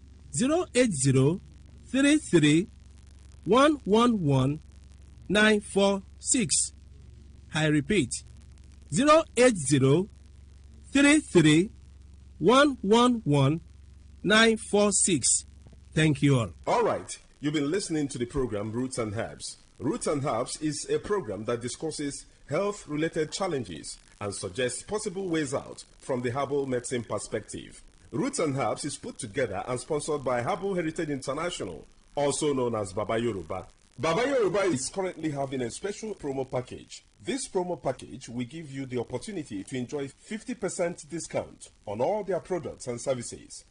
This offer runs while the stock lasts at number 24 Ikwere Road, Mile 1 by Education Bus Stop, Port Harcourt. Number 24 Ikwere Road, Mile 1 by Education Bus Stop, Port Harcourt. This promo package will give you the opportunity to enjoy 50% discount on all their products and services. And at the same time, it will give you the privilege of meeting Baba Yoruba himself at the venue. For details and inquiries, the telephone number to call is 080-33-111-946. I repeat, 080-33-111-946. I repeat, 080-33-111-946. Let's take our sponsor's message. Don't go away. We shall be right back. Herbal Heritage International, the Kokoroko, for herbal medicine, when they produce strong, correct medicine, they take it, they support with country healthcare system. Liman, correct bakelistic ogbonge herbal medicine, they know they come out for public anyhow like a big basket. Full ground as every Christmas have been boundary. Sickness self sabi medicine will pass them. After all, monkey smart now because tree near tree is our forest. Heritage International will use the technology of computer testing machine to see and know before attacking that your health condition. We don't become ubarumba for your life with the correct treatment. Therefore, whether definition or without definition, make you visit Herbal Heritage International. Offices way near you. Herbal Heritage International. Now You're welcome back to Roots and Herbs. Roots and Herbs is a program that discusses health-related challenges and suggests possible ways out from the herbal medicine perspective. Roots and Herbs is put together and sponsored by Herbal Heritage International, also known as Baba Yoruba. Baba Yoruba is currently having a special promo package. This promo package will give you the opportunity to enjoy 50% discount on all their products and services. This offer runs while the stock lasts at number 24 Ikwere Road, Mile 1 by Education Bus Stop, Port Harcourt. Number 24 Ikwere Road, Mile 1 by Education. This promo package will give you the opportunity to enjoy 50% discount on all their products and services. And at the same time, it will give you the privilege of meeting Baba Yoruba himself at the venue. For details and inquiries, the telephone number to call is 080-33-111-946. I repeat, 080-33-111-946. 080-33-111-946. Until we come your way again, remain blessed. And that was a paid infomercial. Talk radio. I listen to a lot of talk radio. 95.1 FM.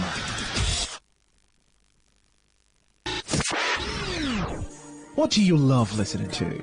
What's your style? What's your choice? What do you yearn for? So we've got great talk, amazing conversations, and entertainment, sports, and lifestyle. So tune in to Today 95.1 FM. We're talking because we are the voice of the people. The voice of the people.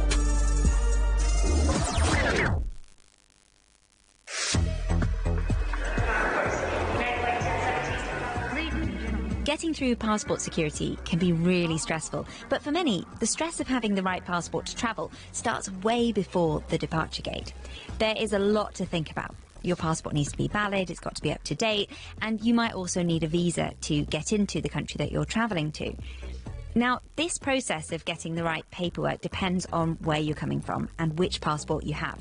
For example, people from Singapore face fewer barriers than those from Afghanistan. But why is it that some passports are worth so much more than others, and how does that impact people? That is what we're talking about in this episode of What in the World from the BBC World Service, with me, Hannah Gelbart.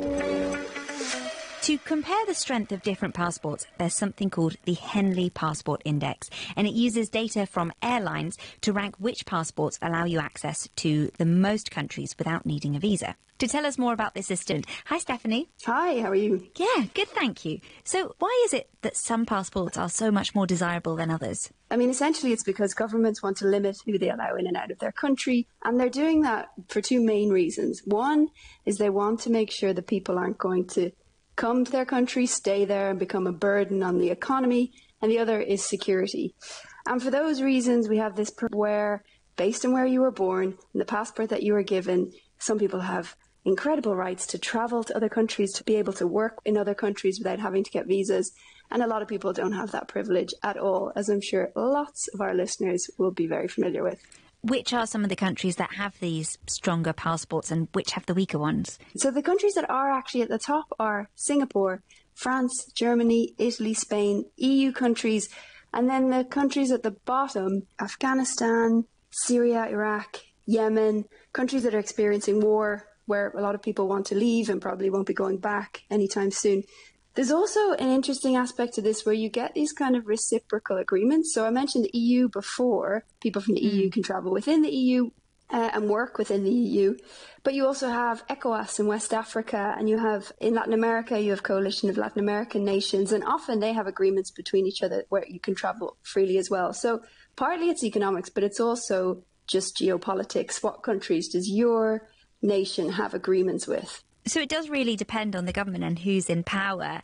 Like, I imagine that different politicians might change the rules around visiting a country. Like, when Trump was the president of the United States, did that affect who could come to the US? Absolutely. They had the Muslim ban. So it was really difficult for people from most Muslim countries to enter the US. So if I was from one of those countries, say Afghanistan, Pakistan, and I applied for a visa to travel to somewhere like the UK, and that application got rejected, what reasons would they give for that?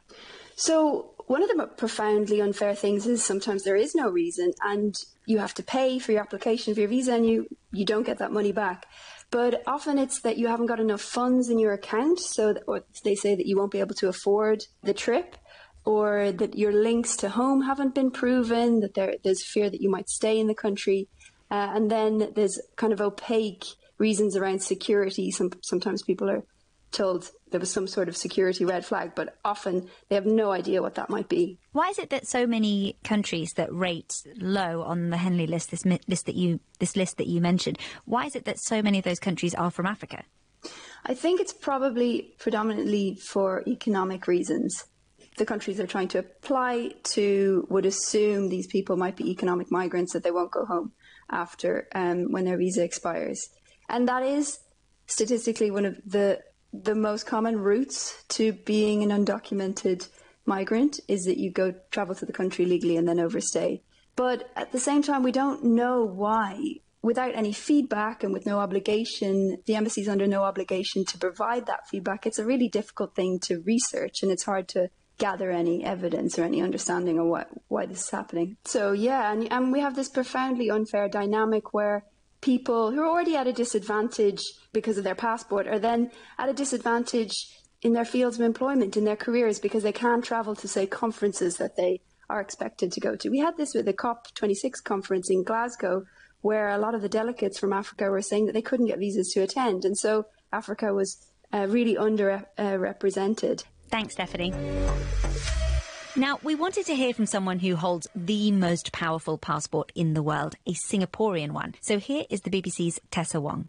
So, Singapore ranks highly because It's a small city-state that's figured out that in order to thrive, it has to be an important node in global networks for many industries, so that people want to come here to do business. These visa-free arrangements are mutually beneficial. That means Singaporeans also benefit from having visa-free travel to lots of places. So that's a pretty good perk. There are different types of visas. The most common ones are tourist visas, student visas, work and transit visas. And depending on the passport you have or where you're going, you might need to apply for a visa before you enter the country, or there are some that are given on arrival. So what is that process like for a student visa, and just how difficult is it? To find out, I'm here with Daniel Dadsey, a BBC reporter. Hi, Daniel. Welcome back to the podcast. Hi, and thanks for having me again. You're from Ghana. What was the visa application process for you, and what hoops did you have to jump through? So first of all, I came to the UK on a student's visa. And that meant that I had to show documents, including a letter of intent from my university. But the biggest part really was that I found out that if I was going to self-fund my university fees, I had to show proof of funds. And at the time, the rules were you have to show £1,334 for every month that you stay in the UK. It has to be in a bank account for 60 days. And on top of that, your school fees, and on top of that, your accommodation fees. Thankfully, that's changed for me because I was awarded a scholarship. Now, there's some research that shows that people coming from Africa who are applying for visas face a disproportionately high number of rejections. What is behind that? Why is it that people from countries in Africa have such difficulty in getting visas to European countries? First of all, the statistics you mentioned are true. There's an organization called President's Alliance for Higher Education, which is based in the States. They did an analysis between 2015 and 2022, and they found that at a point, 54% of applicants for F1 students' visas from the Global South were refused. It was as high as 70% in some countries, and it was as low as 30 and 20% in other countries. But the countries with the highest number of rejections were in West Africa, where I'm from. And the response that we always get is that there are a disproportionately high number of people who go to these countries and decide not to come back. So that's the reason they give. It's quite dehumanizing for someone to enter an embassy to think that I will be judged based on a statistic. Because a lot of people who, first of all, build up the capital to be able to travel or to be able to apply for the visas in the first place have done their research, and they know the difficulties involved, and they know the limitations that have been placed, and they've tried their best to provide all the documentation that is required. And if after all of that you still feel like it's down to the decision of someone that you meet when you get there, which is the case in some embassies, it's quite dehumanizing. Thanks, Daniel. It's great to have you back on the podcast. The rules around passports and visas are changing all the time, and there's an interesting case in Namibia. They recently decided that if a Namibian passport holder needs a visa to enter your country, you're also going to need one to go into Namibia. Now, we don't yet know when these measures will be introduced or how they'll affect the country, but that will affect people with passports from countries like the UK and the US. And that is it for today's episode. Thank you so much for listening. I'm Hannah Gelbart. This is What in the World from the BBC World Service, and we'll be back with another episode tomorrow. See you then. Bye. And there's much more on the BBC World Service app. Your home for live radio, and where you can listen to your favourite BBC programmes and podcasts.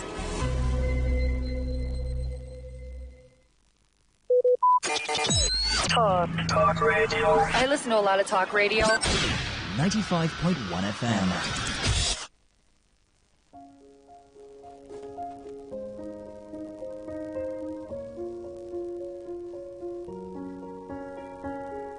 I'm going on during this time. I feel there's no one to save me. This all and nothing really got away. You're driving me crazy. I need somebody to hear, somebody to know, somebody to have, somebody to hold. It's easy to say, but it's never the same. I guess I kinda like the way you numbed all the pain. Now the day bleeds into nightfall, and you're not here to get me through it all. I let my guard down, and then you pulled the rug. I was getting kinda used to being someone you love.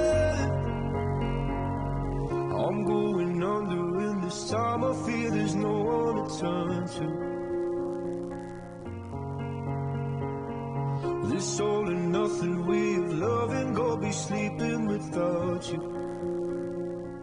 I need somebody to know, somebody to hear, somebody to have, just to know how it feels. It's easy to say, but it's never the same. I guess I kinda like the way you help me escape. Now the day bleeds into nightfall, and you're not here to get me through it all. I let my guard down, and then you pulled the rug. I was getting kinda used to being someone you love, and I here to get me through it all. I let my guard down, and then you pulled the rug. I was getting kinda used to being someone you love, but now the day bleeds into nightfall, and you're not here to get me through it all.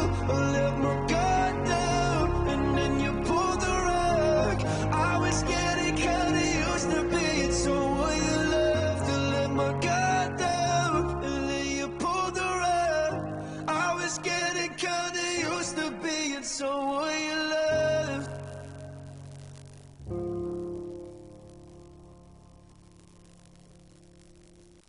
How was I to know? It's a crazy thing. I showed you my hand, and you still let me in. Who was I to say that this was meant to be? The road that was broken brought us together, and I know you could fall for 1,000 kings and hearts that would give you a diamond ring. When I fall, you see the best in me, the Joker and the Queen. I was upside down from the outside in.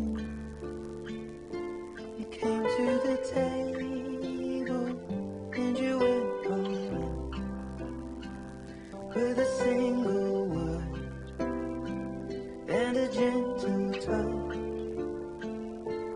You turned a moment into forever, and I know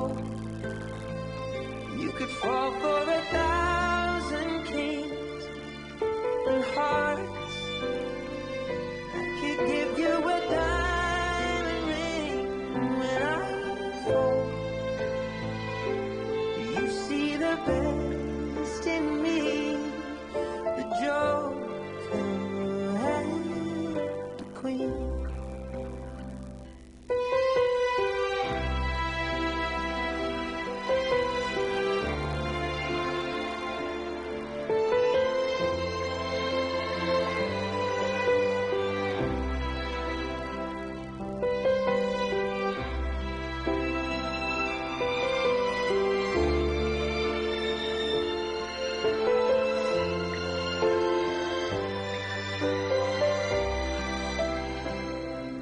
And I know you could fall for 1,000 kings and hearts that would give you a diamond ring. When I fall, you saw the best in me, the Joker and the Queen. The Joker and Queen.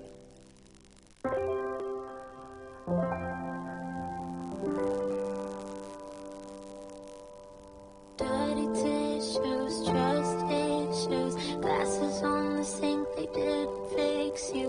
Lonely pillows in a stranger's bed, little voices in my head. Sacred keeping, stopped the bleeding, lost a little weight because I wasn't eating. All the songs that I can't listen to tell the truth.